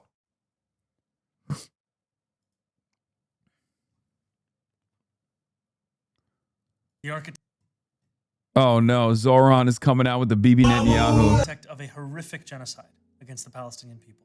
He is responsible for the killing of more than 73,000 people, for the maiming of tens of thousands of children as those who survive undergo amputation without anesthesia, for the targeting of neonatal hospitals and maternity care centers, denying newborns even the chance to live, for the countless people he starved as he blocked food and humanitarian aid from reaching them, for the gunning down of hundreds of aid workers and journalists. And just last month, the UN confirmed that Palestinian children continue to be deliberately targeted and killed by Israeli armed forces, more than 8 months after the so-called ceasefire. The list goes on and on, all as we, as Americans, pay for the bombs that do the killing. There is a reason the International Criminal Court issued a warrant for his arrest. As human beings, we have spent generations building a shared understanding that there are crimes so grave they offend all of humanity. Anyone with their eyes, with their heart, with their conscience, should recognize the devastation he has wrought and understand that he belongs before a court of law. As I've said, I agree with the ICC that Benjamin Netanyahu should be arrested and tried for his crimes, as I do for anyone else charged by the ICC. My administration has reviewed every avenue available under applicable law to determine whether— Put a fucking brick in his car, bro. Put a brick in his car. Say he's got a gun on him. I know his ass got security. They got a gun on him. That's what the NYPD does. They do it best. They do it better than others. New York City could execute the International Criminal Stop and frisk him. Stop and frisk him. Court's arrest warrant if Benjamin Netanyahu came here. It is clear that we do not have the independent legal authority to enforce this warrant. The federal government, however, does, and I call on them to join the ICC and execute this warrant. And I want to be equally clear. Benjamin Netanyahu is not welcome in New York City, nor is any other war criminal at large. Sorry. That's just such a funny take. War criminals, you're not welcome in New York City.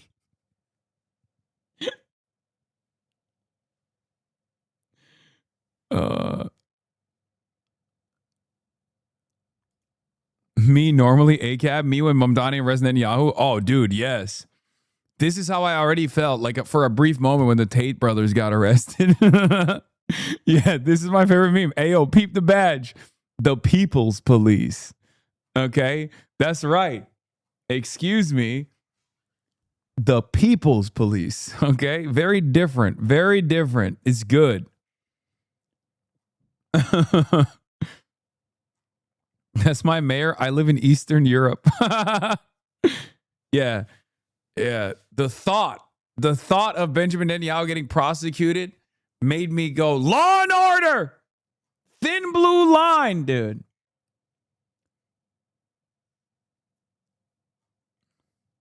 He should order the NYPD to arrest Big Yahoo, and when they disobey, use it as a reason to reduce their funding. What?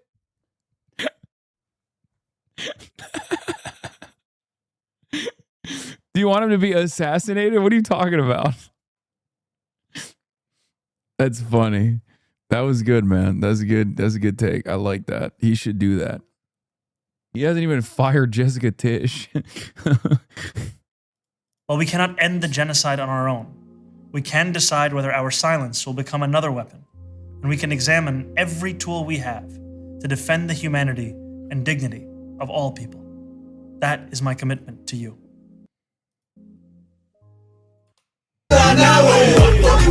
What is this? You're communist jihadist? Dude, I hate Twitter autoplay. It's so fucking annoying. Oh my God. Twitter autoplay is out of control. So the video is just saying I can't arrest Satan. Yes, that is what the video is saying, which is, yes, that's the case.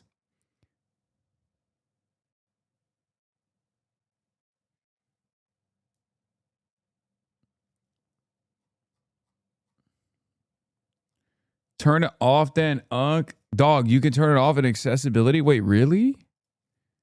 Where is accessibility? Is it profile? Is it settings? Accessibility. Where is it? Where is it? Where is it? Settings, additional resources, accessibility, display. Autoplay. Never. Oh my God. Yes, bro. Yes. Yes. Thank you. Thank you, chatters. Holy fuck. You just saved my dang life. Oh my God. It was so goddamn annoying.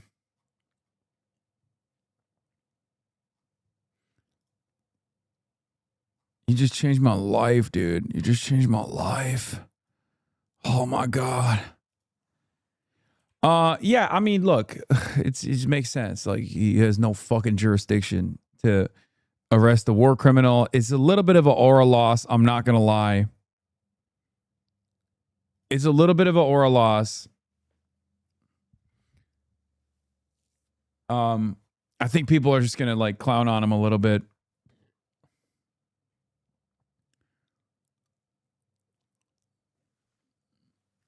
But there are things he could do. Not against Benjamin Netanyahu, but I think it's an incorrect assessment. Wait, what?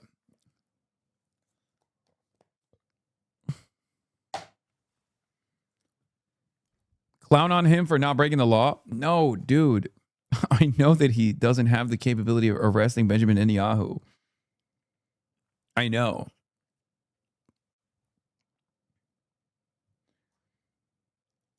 It was just not going to happen.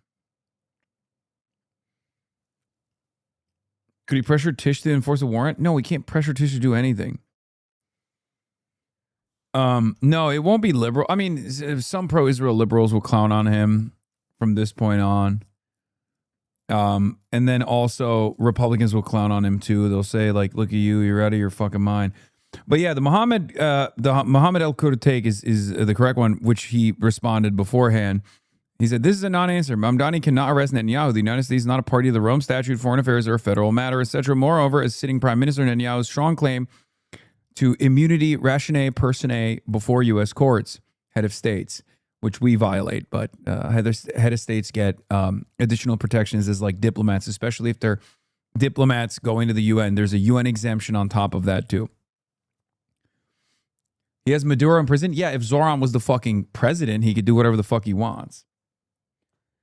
Now, where is Maduro, Lama? I know, guys. I know. We obviously don't fucking care about that. Okay? Anyway, if Mamdani wants to take tangible action within the bounds of his office, he can easily urge Attorney General and other relevant authorities to go after New York registered tax-exempt organizations that funnel tens of millions of U.S. dollars into Israeli settler expansion and violence every year. Not niche, irrelevant orgs like Beitar that are discredited by even the ADL, but consequential organizations like Smotrich-founded Regavim or the Israel Land Fund. Why won't he do that? Now,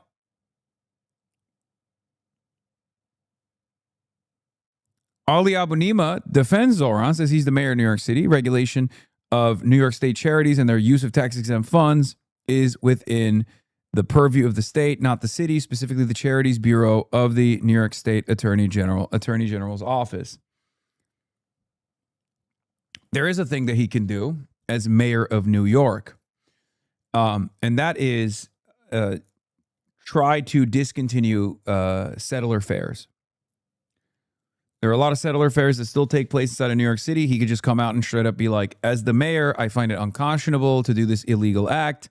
I am the law and order mayor. Peep the fucking murder rates. That shit's down.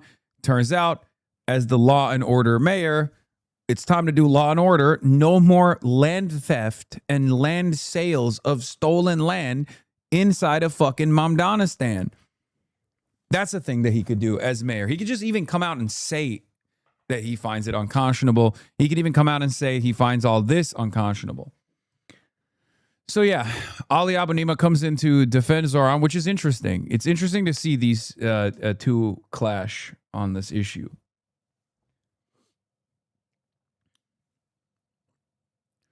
Can he pull NYPD detail off Netanyahu? I don't think so. But some other ways in which he could be a nuisance. He could just like, ticket the car.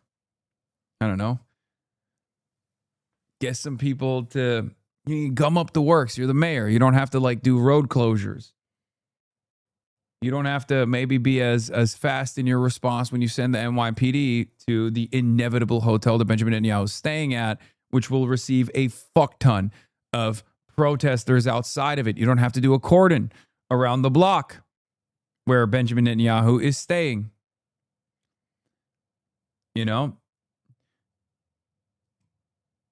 Professor Morandi's fixing to write a whole fucking novel? No, I think Squirrel will be understanding of this too. A lot of people don't know Netanyahu is an arrest warrant out for him. Zohran is using his platform to teach people that fact. A lot of people are going to be like, really? He should be arrested. Yes. So the good part about it is that this is an unbelievably strong stance that the mayor of New York is taking, and I really appreciate him for that. Am I the only one who read Mamdani's statement as I'm signaling I'm upset about this in principle? I would obviously like to see him arrested, but clearly I have no authority to do so. That's obviously what he's saying in that New York Times interview.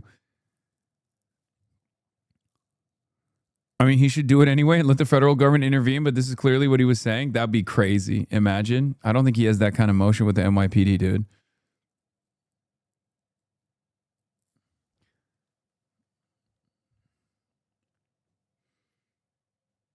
Can't the city pass a bill sanctioning Netanyahu, like banning him from using the bathroom and finding any private business that hosts him? He could have said that if Bibi comes, they'll make his life a living hell while being there. No, I don't think he can openly say that.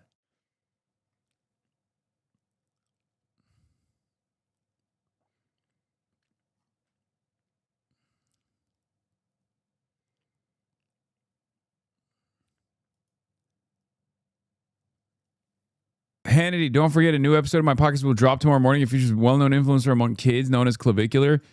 We talked about everything from looks maxing, what's mogging. Meanwhile, he told Hasan he talked to him and then ran away from it. Yeah, that's kind of fucked up, bro. He had Clavicular on. What's up? Do I have to go to Israel to get your attention, Shawnee baby?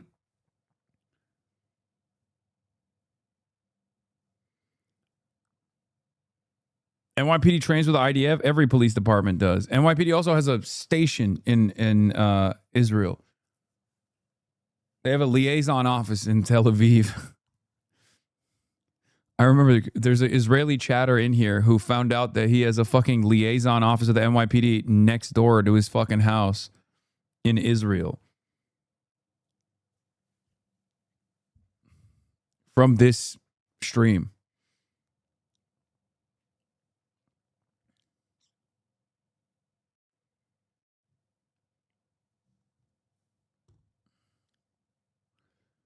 Think to get Hannity attention, you need to go to Singapore? True. Yep, it's me in Kfar Saba. There you go.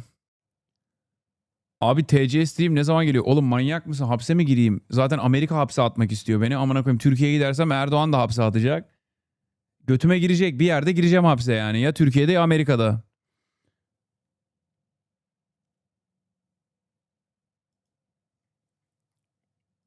So that's why, like, I've always found like MMA silly in like a world of technology.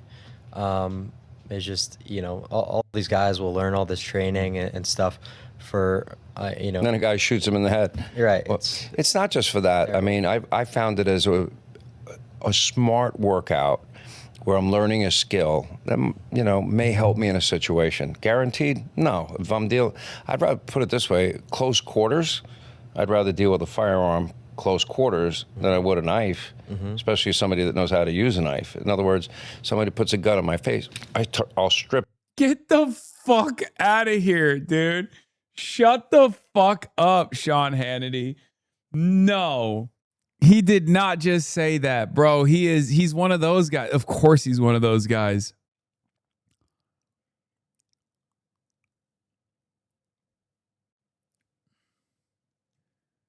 Sean Segal Hannity. Break their finger, you know, step back, and I'm gonna tap it, rack it, and I'm gonna rack it like this, and I'll have 4 over 3 against them. Or they put it at my forehead, oh, okay, you got me. Boom, I'm gonna go like this, rip their hand down and their arm down and throw it into their chest, strip it, tap it, rack it, and you're laughing, why? I said it. This is what I do. I train. But, you know, I'm learning something as I do it, but it's also a passion. But there is pain associated with it. Yeah. And I've done it now for 15 straight years, which, you know, but it's really more also I want to stay in. So that's why. Of course, he's one of these guys, man. And he said, 25 years, I've been learning to dismantle a gun. In a close quarters combat situation for 25 years.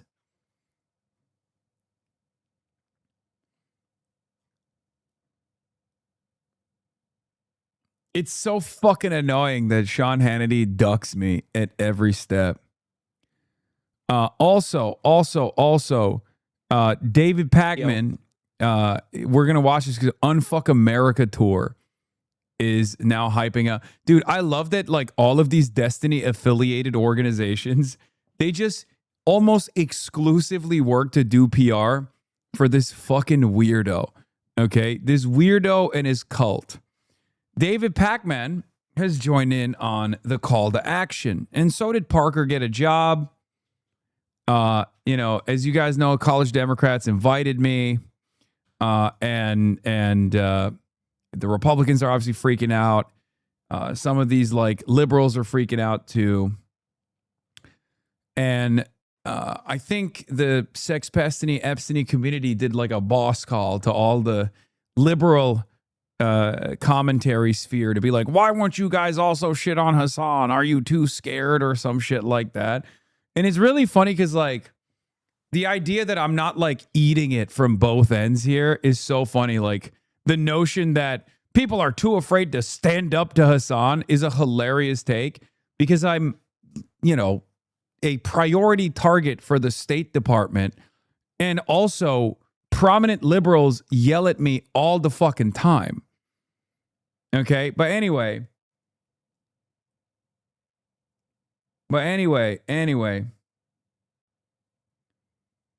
What is this? They literally admitted to getting harassed by the D community. Members of our chapter has been harassed under the mistaken assumption that we were supported or affiliated with Mr. Piker and his views. That assumption is demonstrably false.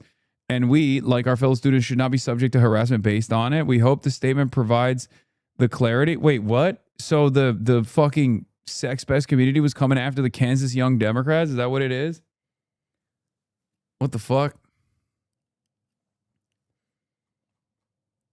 They were yelling at them. Are they going to like every Young Democrat chapter to be like, disavow Hasan? Okay, man. All right, well, let's see. So David was one of the guys that bit. They were emailing all of them. They're actually going after other people too. It's not even just about you. It's outright dangerous at this point. You gotta do something. Yeah. Listen to the whole segment before you send me hate mail. You know when it starts that way, it's going to be good. Listen, the Democratic Party is showing the early signs of the same disease that destroyed the Republican Party. I've got so many friends on the left texting me and saying, David, we're not going to allow the same thing to happen on the left that Trump did to MAGA. That Trump and MAGA did to Republicans, are we? Republicans. What, you mean winning? Like, I'm sorry. They have an odious worldview on the right. The reactionaries do, right? They're horrible monsters. But the one thing you can't say is they're unsuccessful. Donald Trump literally owns the government, okay? Donald Trump owns the government. Donald Trump almost single-handedly rewrote American politics for the last decade. Every aspect of American politics has changed for the worse because of Donald Trump. So when you say, oh, we can't let these fucking leftists do the same, what are you saying? Do you disagree with the policies? Is that what you're talking about? He thinks getting everything they campaigned on in a 6-3 majority is bad because they actually got what they wanted. Perfect Dem influencer. Yeah, like, no, I wish the Democrats could fight like the Republicans do. But instead of for odious, horrible, repulsive, toxic, and outright awful plans, I wish the Democrats would fight like hell for good shit. Medicare for all. Housing for all. Federal jobs guarantee. And also cutting all aid and sanctioning Israel, holding Israel accountable, abolishing ICE, punishing ICE. I wish. Oh no. Oh no, we can't let the Democrats be too sweet. We can't let the Democrats be too successful. What will the Republicans do?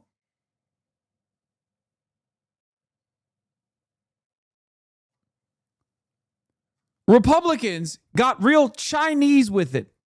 Okay? I'll tell you why. What does the Communist Party of China do? 5-year plans. Okay? They write it out like Babe Ruth. They call their shot and they swing and they do not miss. Republicans did the same. They said Project 2025. Here is all of the awful shit that we're going to do. We are going to Nazify this country and there ain't a dang thing you can do about it. And then they followed through on it. It's horrible. It's awful. It's unbelievably bad. But It is successful for their agenda. So yeah, I wish the Democrats would have their own Project 2026, Project 2028, which featured socialism heavily in it. And then we had enough fighters that could get together and push for that. Okay? So no, when you say, oh, we can't let the fucking MAGA style situation take over the Democratic Party, what are you talking about? We believe in the opposite things that they believe.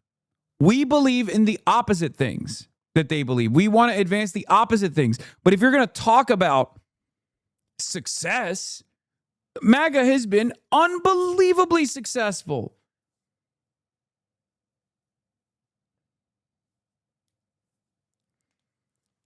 Let's continue. Back in 2010, their leaders laughed at the Tea Party. Conspiracy theorists, they're far-right internet trolls, they're not going to do anything. And then the Tea Party took over local organizations, threatened primaries, built their own media universe, and eventually were part of a process that gave us Donald Trump. Yes, that's insanely successful. Donald Trump has been unbelievably successful. What are you talking about? Like everything that you cover on your channel about every damn day, there is a new thing, okay? Every damn day, there is a new awful thing that this fucking psychopath does.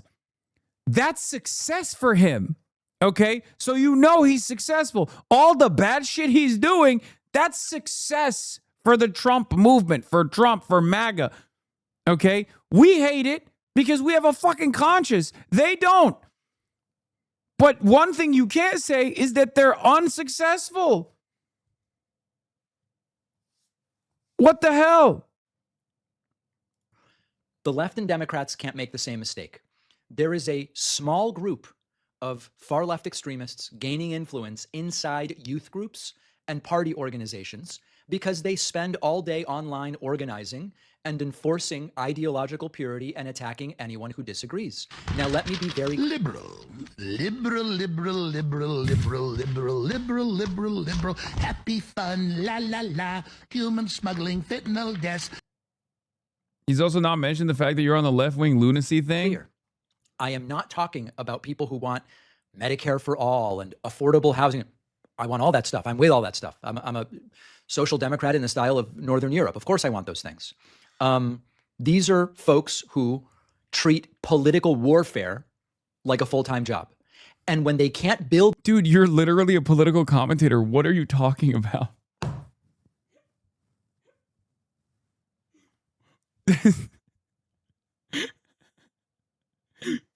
You're a political... That's your full-time... That's literally your full-time job.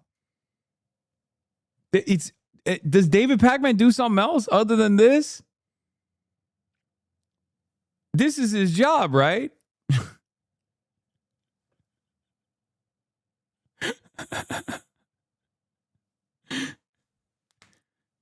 Yeah. He said the left is really bad because they're locking in. Okay? The left is bad because they locked in and they have an agenda. They seek to accomplish that agenda and they're pushing for it. And now, perhaps most terrifyingly, they're winning.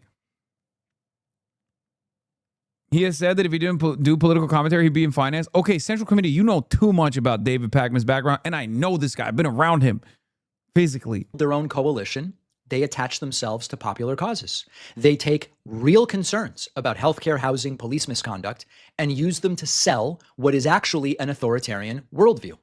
Now, there are things in DSA, for example, Democratic Socialists of America, that are good and that I agree with. But there's also some stuff in there that I think doesn't make any sense. I saw their new platform. Promises a country where you have no debt, you pay no rent, no mortgage, you receive publicly funded housing, publicly funded retirement. Why won't anybody think about the landlords? Why won't anybody think about the big corporations that are buying out all the fucking readily available housing?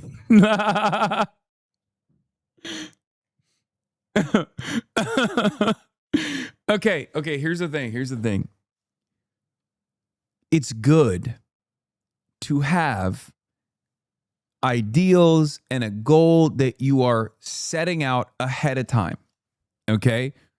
What feels impossible tomorrow could be probable. Okay? So here's the question. Why don't you like that final goal that we should move towards is the real question. Because, like, you could just be like, how do we accomplish it?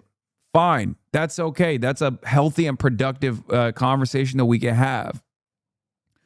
But if you just cut it down to be like, dude, fucking what? Like, public housing? Gross. then that just comes across like you are just in opposition to a thing that exists in those same Nordic-style social democracies that you just started off defending. Like, can you imagine being like, oh, public housing? Absolutely not. Get the fuck out of here. It's like, I want social democracy. Okay, well, they have public housing. So it turns out maybe you don't like some of the fucking social democratic policies. Like, which type of social democracy are we talking about? Right? Because many of them have that. Many of them have this. We should have it too. And as far as debt, as far as like debt abolition, we have a real problem with debt. That's unironically a huge working class issue. It's actually pretty reliable that DSA has identified that as a major problem that they are seeking to solve. Debt abolition was a pivotal plank of the Biden campaign. Student loan debt abolition. He said he was going to do that. He ran on it. He tried to do it. He dropped it. Okay, he should have been like Trump, successful. And he should have said, fuck it, YOLO, we're doing it. What are you going to do? I run the Department of Education. Suck my dick, Supreme Court. Roll the tanks, bitch. You and what army? I'm doing it. Look, that's what Trump is doing half the fucking time. So this is why I get very frustrated when I hear from people who are like, I'm a social democrat. But I think the DSA platform is untenable. It's like, well, okay. So I guess you're not a social democrat because the DSA platform, at least like a lot of the stuff that they're presenting here, already exists in some way, shape, or form in social democracies, or were advanced by, ironically enough, socialists in the past, and therefore it's not really that big of an issue in other countries. Like debt is a major one. Debt obviously exists in other countries to a certain degree, but it's not to the same degree as it is in the United States of America, and that's a real problem.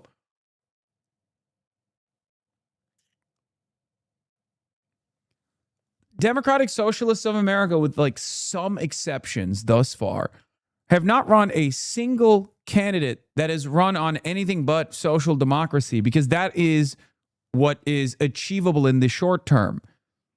It's not like people are running around being like, abolish the commodity form, seize the means of production. Like, that's not how Zohran won the New York mayoral race. He wasn't like, we're going to seize the means of production, baby. But you got to do that, because then what does Zohran do? He established tenants unions. He does the landlord shaming. Incredible stuff. And the way that he, got people comfortable with that was by not LARPing like a fucking Maoist, ironically enough, which is something that I admire about the way he operates, which, contrary to what the last couple of days, fucking arguments would show, I am not a Maoist, nor am I a Maoist LARPer in general. Wow, HasanAbi watching my favorite streamer, David Pacman. Yeah, mine too. Food, education, energy, medicine, transportation. And it sounds incredible because it is incredible. How would they create it? Government ownership of the largest corporations and of entire industries. Universal. Again, literally exists in social democracies.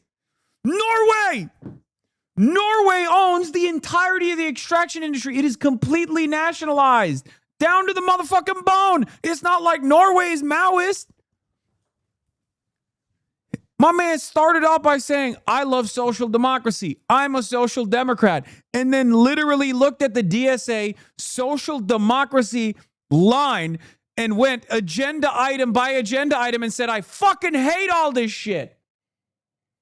Hello? Yeah, Switzerland owns its entire electrical grid and production. Bro, we The Tennessee Valley Authority. We have this in America. We have publicly funded public housing in America too. Like, we can expand on the existing social democratic policies that exist in the United States of America. That's what's so fucking crazy about this. You don't even need to go to Norway. But these guys love posting about Norway. It's literally this meme. It's this meme. Yeah, it's the socialism never works. Norway's socialist. They're doing great. They're not, by the way. Norway's not socialist. But whatever. They're not socialist. They're capitalist countries with strong welfare policies. Then let's adopt those policies. No, that's socialism. Every single time. Every single time.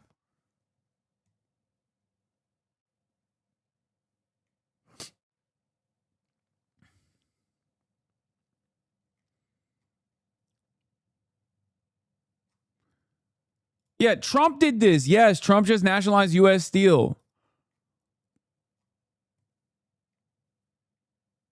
What the hell? Rent control, abolishing police and prisons, and abolishing the Senate, and replacing our political system. Like, the abolishing police. I'm not in favor of police abolition, okay? But I understand where these guys are coming from, and it doesn't matter because I'm not crazy. Okay, I don't spend a good deal of time being like, I can't believe some of them said abolish police. What the fuck? Like, I'm not losing sleep over it. Okay. Why do you lose sleep over it?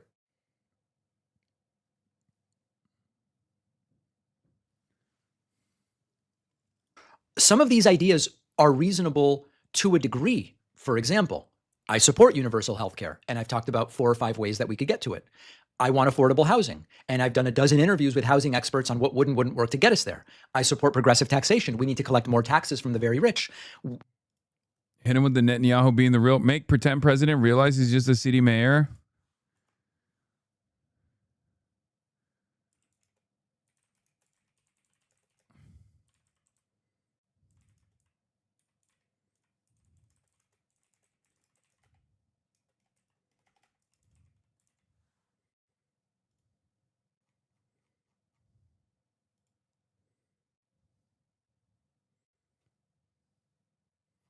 I did watch the video. It was a good video.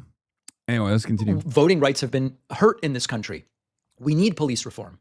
So you spelled his name wrong? Benjamin Netanyahu? Oh, because I said Netanyahu. Oh, Netanyahu. Netanyahu. Thank you. That's fine. It's whatever. Yeah, I spelled it wrong. Fucking who cares? there's elements of this that are great, and any social democrat like me will tell you we got to do that.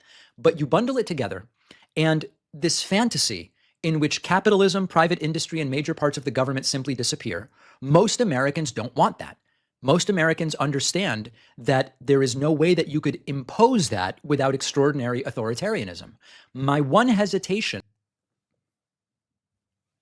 Wait, what are we imposing with extraordinary? We got to do that.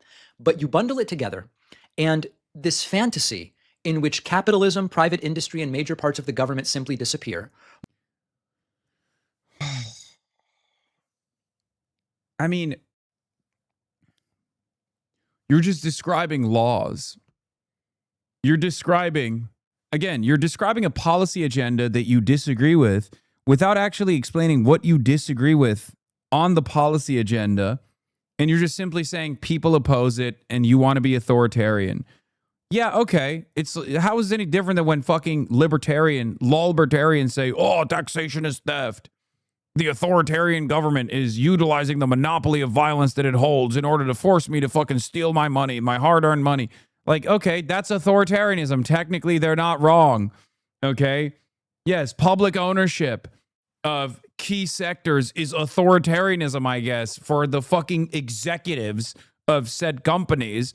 But guess what? Many other social democracies do this because it's good. Okay? I'm sure there was a point in time when the motherfucking private profiteers of the fire departments, the private fire brigades were really frustrated that the local governments came down on them and authoritarian style took over and said, nah, we got to do this. This has got to be a public service. Sorry. They were like, no, authoritarianism. It turns out sometimes it's good. Yeah, I know. Nordic model wasn't conjured by liberals is 100% correct. I already made that point. But yes, Bhaskar says it here as well. Nordic model wasn't conjured by liberals. It was built by parties rooted in Marxist Second International that, through decades of class struggle, built unions powerful enough to discipline capital and expanded state economic involvement. Socialist governance within capitalism. Also, homogeneity explains little. Finland is bilingual. Nordics have their own national minorities. None of that explains why they built social democracy while other wealthy, homogenous countries didn't. Difference was organized labor and socialist parties, not demographic.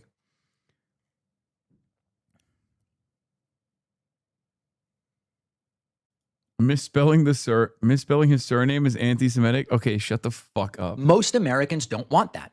Most Americans understand that there is no way that you could impose that without extraordinary authoritarianism. Yeah, I hate the extraordinary authoritarianism of the fucking postal service and the fire department, even the fucking police department and public schools. I hate that. We need to stop with this authoritarianism. Dude, are you a libertarian? No. Are you an anarcho-capitalist? No. So obviously there's a level of authoritarianism that you're actually comfortable with, right? And I thought you were far more open to the level of authoritarianism presented by the likes of FDR, or even presented in countries like Norway, Sweden, Finland, and many of these other places that social democrats love to point to and say we should do the same thing that they have over there. But now, when DSA is putting out a platform that's identical to the things that already exist in these other social democracies to a certain degree, you're like, that's authoritarianism. So apparently you're not in favor of that. But this is also ideologically inconsistent, because there are certain things that I know he's defended. There are certain things that I know he's defended, whether it be Medicare for all or numerous other policies like that. That's authoritarianism. Medicare for all, universal healthcare is authoritarian by that exact same principle that you're mentioning.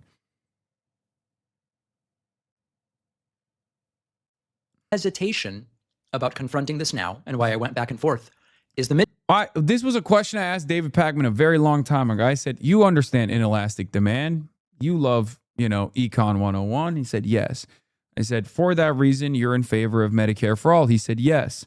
Or universal healthcare. He said, yes, inelastic demand.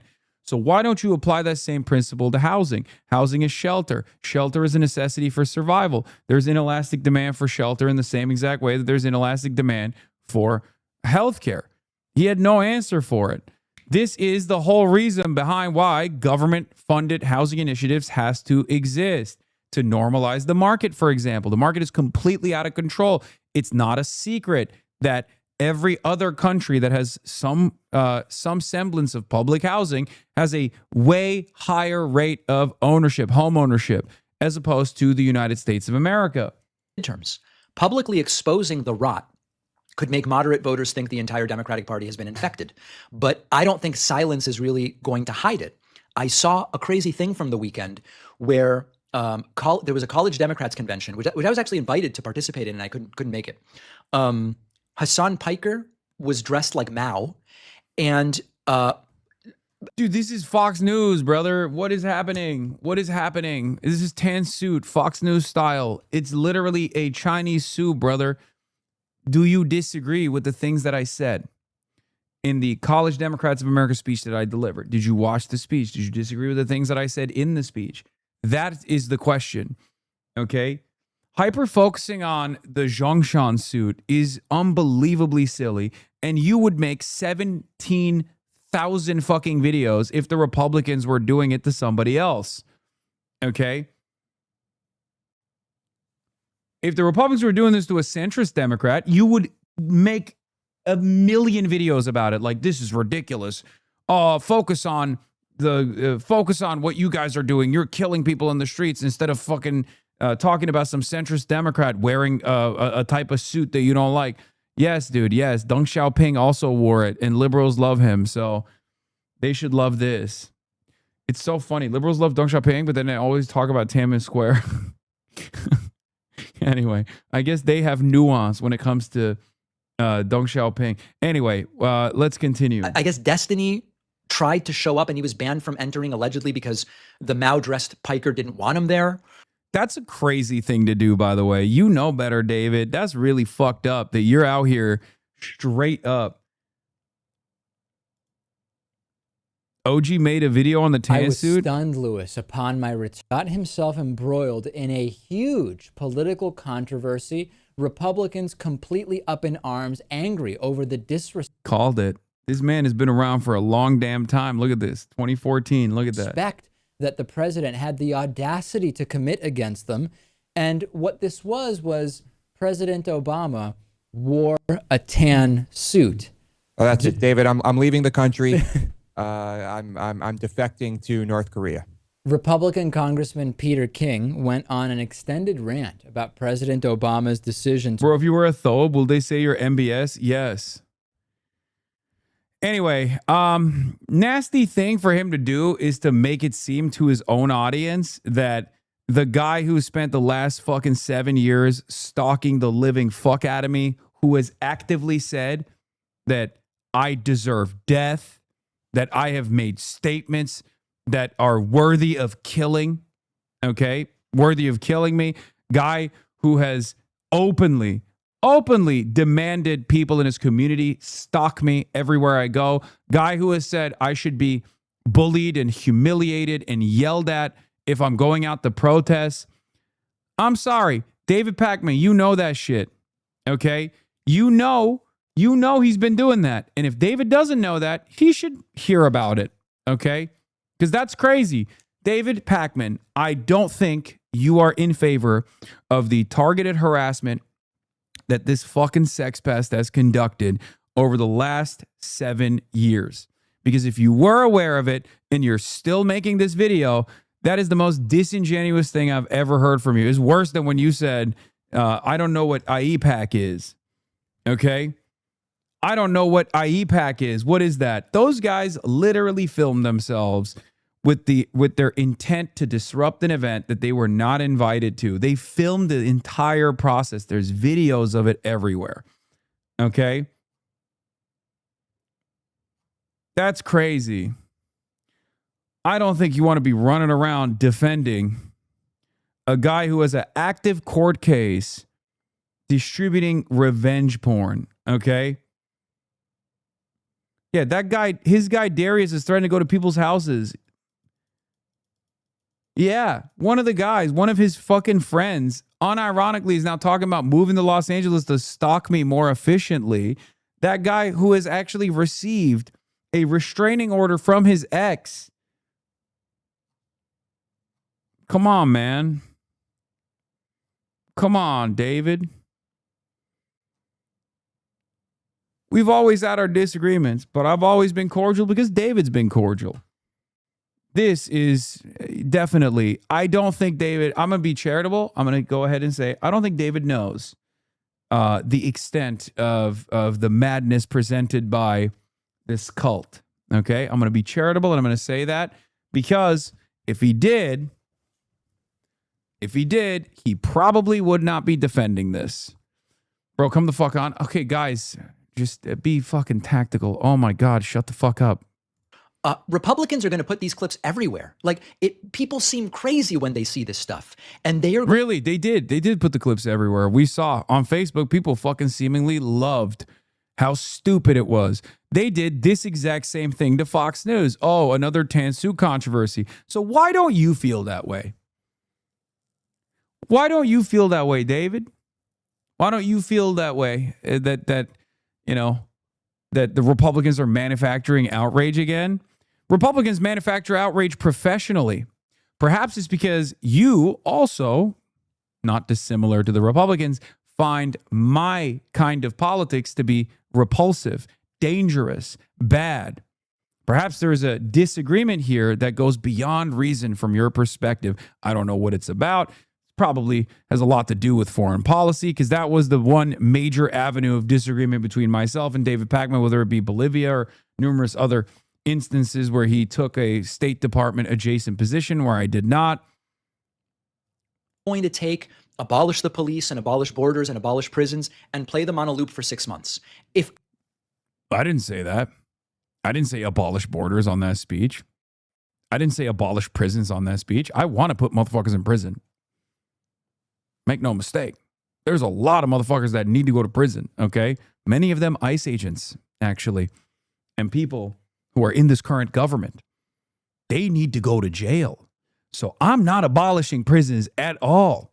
Okay? I'm not in favor of that at all. I want to put motherfuckers in prison, the right kind of people in prison. Okay? So make no mistake, David. Never said abolish prisons. He did not play the speech. Is the narrative being set? Yeah.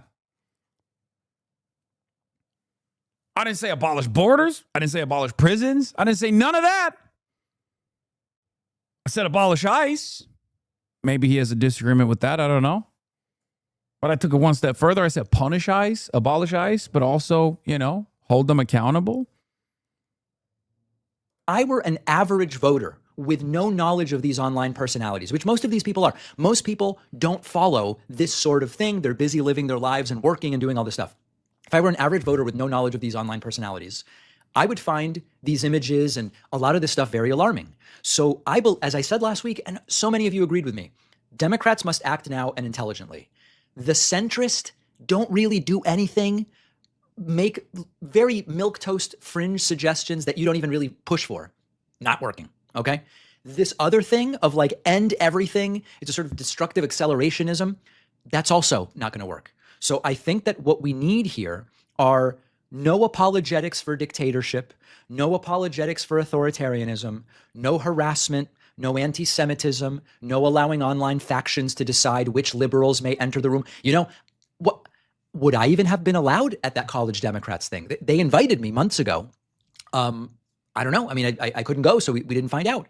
So we just need normal people to participate, join local committees, attend conventions, get involved with state parties, and let's turn the DNC into something that works. Many reasonable people doing a little can defeat both the centrist do-nothings and the hardcore extremists who would get... Bro. He's trying to play the victim and he didn't even go, yeah, bro, you were invited. Clearly, they don't fucking hate liberals. What do you mean? Like, Jamie Raskin was a speaker at this thing, right? Like, the idea that the young College Democrats of America, the College Democrats of America is some radical fucking organization is ridiculous. I am probably the most radical person that they allowed to speak at the event. Most of the other people are just like regular Democrats. You were invited to it. You chose not to go. You had other obligations. That's fine. But like very clearly, it's not a anti-liberal space at all. It's not an illiberal space at all. There's many different ideologies, and sucks for you that, you know, my worldview is also being represented more and more within the Democratic Party. He's saying that Destiny should have been let in. Yes, the reason why I'm bringing up the fact that he was invited and Destiny was not let in is because I don't think David Pacman would ever be so fucking stupid as to literally live stream himself and his weird psychopathic restraining order having besties openly film themselves with their intent to disrupt a speaking engagement. Okay? Because obviously if I were to do that and I got fucking, you know, stopped, I would understand why. Okay? Nothing done. Republicans believed they were going to control the extremists. They were like, nah, we got these people under control. The extremists took over the party. Democrats can still... I love how much of a centrist he is that he's trying to create a second center. He's like, no, I don't like the centrists either, but we got to find a center between the centrists and the left, the extreme left. So he talks about the harassment you got, but also that you are Mao who prevented D from being there. Makes zero sense. Yeah, none of it makes sense. Prevent that outcome. But we've got to get them to get things under control right now. I've said before, I've never been a Democrat. I don't care about the Democratic Party beyond who offers the better candidates, and usually it's Democrats over Republicans. But we've got to make sure that we don't allow that party, if it is the vessel, at least for now, to something better than what Republicans are offering, to be hijacked. This is about, let's... Again, big dog. Timeline of what caused him to be banned from the event. Someone made this is very helpful. His location should be publicly available at all times while he's streaming. If Dan wants to do something useful and still be a Hasan hater, yeah, someone should send this to David Pacman, to be like, hey, man, do you think this is defensible? Yeah, saying stuff like, just a heads up, I'm gonna be doing some mass harassment campaigns on every single journalist who gives this guy free interviews from now on. Is the College Democratic event today open to the public? Smile. This is the fucking this is the guy that's a part of his cult. This is him harassing other people. He did nothing wrong. Yeah, doing fucking harassment campaigns against Destiny's enemies. Like trying to get physically in their space. And here he is filming himself with intent to fucking disrupt this event. The entire timeline of different clips. He could have worn the exact thing that Hasan's dog uses and ran around in it. I told him. You could have been, she's the girl in the shot collar, and then when they pull her over, they would be. There you go. I literally told him that, and they said like, nah, don't pay attention to yourself. I literally told him that. We should have been more Palestine signed up, honestly. But yeah, they're like, oh, next time we got to get better at our harassment ops.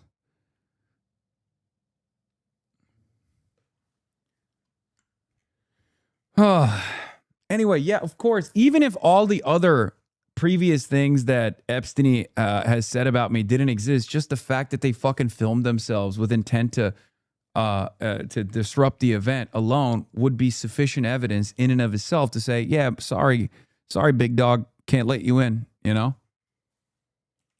It's so funny. It just escalated? What just escalated? Self-incrimination is the new meta? Yeah, I know. It's so weird that they're like literally filming themselves doing this shit.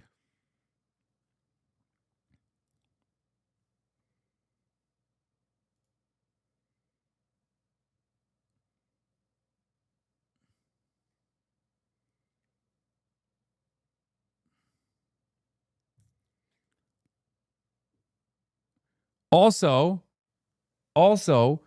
that motherfucker literally celebrated the State Department releasing their document on Cuban terrorism.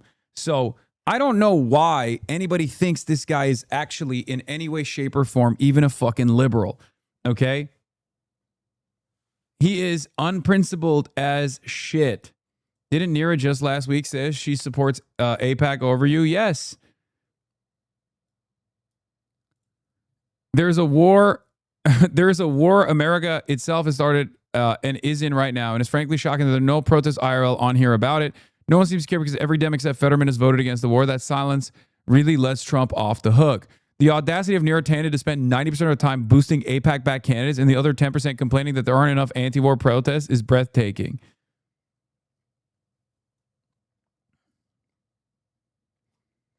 David Pacman knows.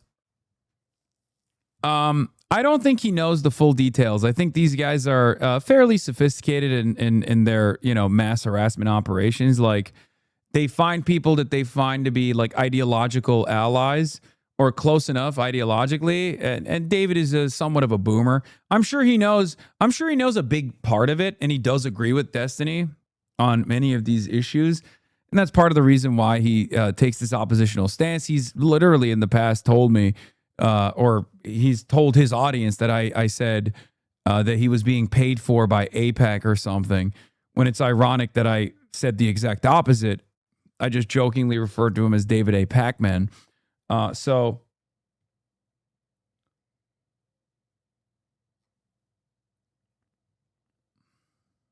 you don't think it's pandering to his liberal Epstein audience? I don't think Epstein has that big of an audience. I think he relies on all these other much larger groups, much more influential groups. And even if David himself knows, I don't think his audience knows as well. I don't think his audience knows that this is what Epstein is up to. What AIPAC man knew, logs. Here's David knowing about Destiny's issues from 2025. David Pacman drops out of an event he was co-headlining with Destiny in June, citing reputational concerns. Official statement from Pangburn regarding June 22nd event in Queens, New York. I regret to inform ticket holders that David Pacman has chosen to withdraw from his scheduled appearance at the anti-Trump tour event. Wow. David, why did you pull out of this event, David? That's crazy. That's crazy. So the guy you chose to defend. So when the College Democrats of America do the same thing you did last year, when the College Democrats of America did the same thing you did last year. You side with the guy who you said you couldn't be around?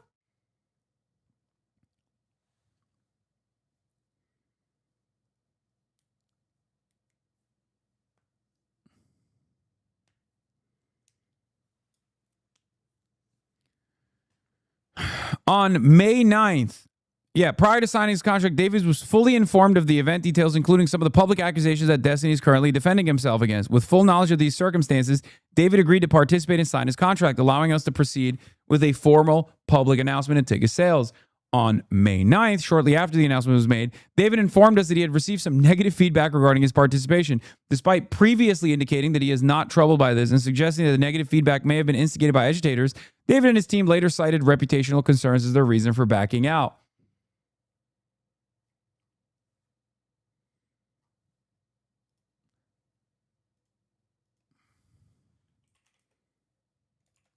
Should I tweet at him and say, hey, David,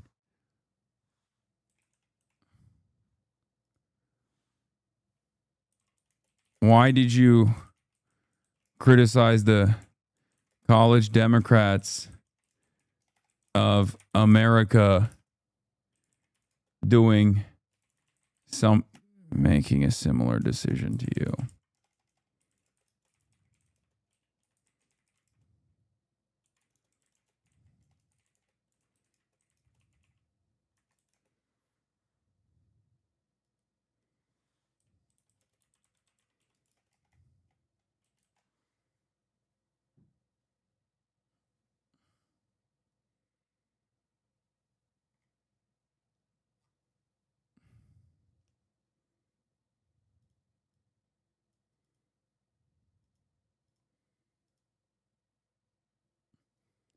This is what I have to say to David. What gives?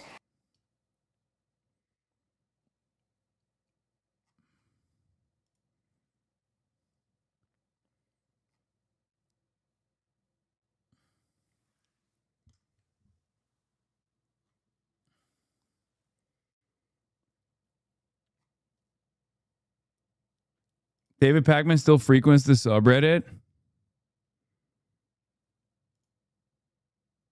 The brigade is incoming to my subreddit. Wrong.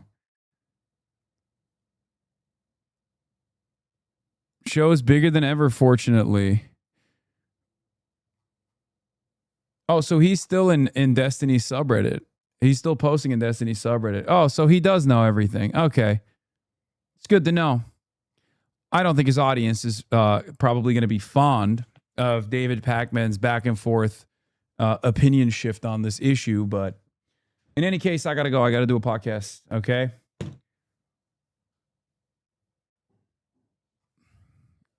Love you guys. Again, I'm done. Wait, what the fuck? What is it? For Hasan Contents bag postcard. Okay.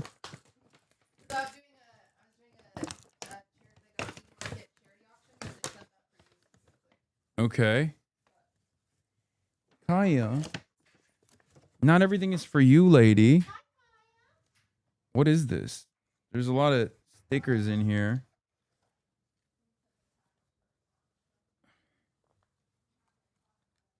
Okay. Dylan, designer and machinist. To HasanAbi. Anyway, as I was gonna say, so I am gonna try to be live tomorrow, but vacation starts.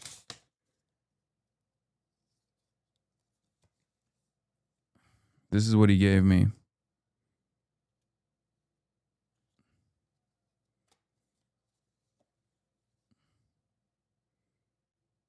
Oh, hell yeah. Okay. I'm going to try to be live tomorrow. But we shall see. But vacation starts officially tomorrow. Okay? Unless there's a major war or something like that, I might not be live. But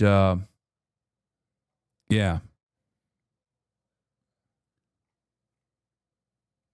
Bro, don't do it. Get on a hammock. Okay, calm down. Calm down. I'm a businessman, okay? I care about the markets. I care about business. I care about commerce, okay? And as someone who cares about commerce, I got to make sure that I'm monitoring the situation at all times. Anyway, but yeah. From now until Sunday, I will be live periodically if there's a major news story. If not, I'll be back on Sunday. Love you guys and see you. Starting off the day. All the chatter's trickling in. I'll sell people hay. Sunny in Los Angeles, California, says Hasan. Stun luck to the stun luck to the topics just begun. 'Cause there he is again. Hasan is streaming. Hasan is streaming. There he is again. Hasan is streaming. Hasan is streaming. Reviewing a Chinese train, telling Kaya place. Sun and Asmin chatter loves, giving Greening's grace. Zoran winning NYC, woke two back with the force. The Rogan of the left, to me a dumb himbo still of course. The Charlie Kirk assassination, the Fear and Online show. 8 full fucking years of this, and plenty more to go. Doing fun stuff tomorrow, throw PBS up on the screen. A man-made horror reaction brought to you by this life's dream. 'Cause there he is again. Hasan is streaming. Hasan is streaming. There he is again. Hasan is streaming. Hasan is streaming. Can't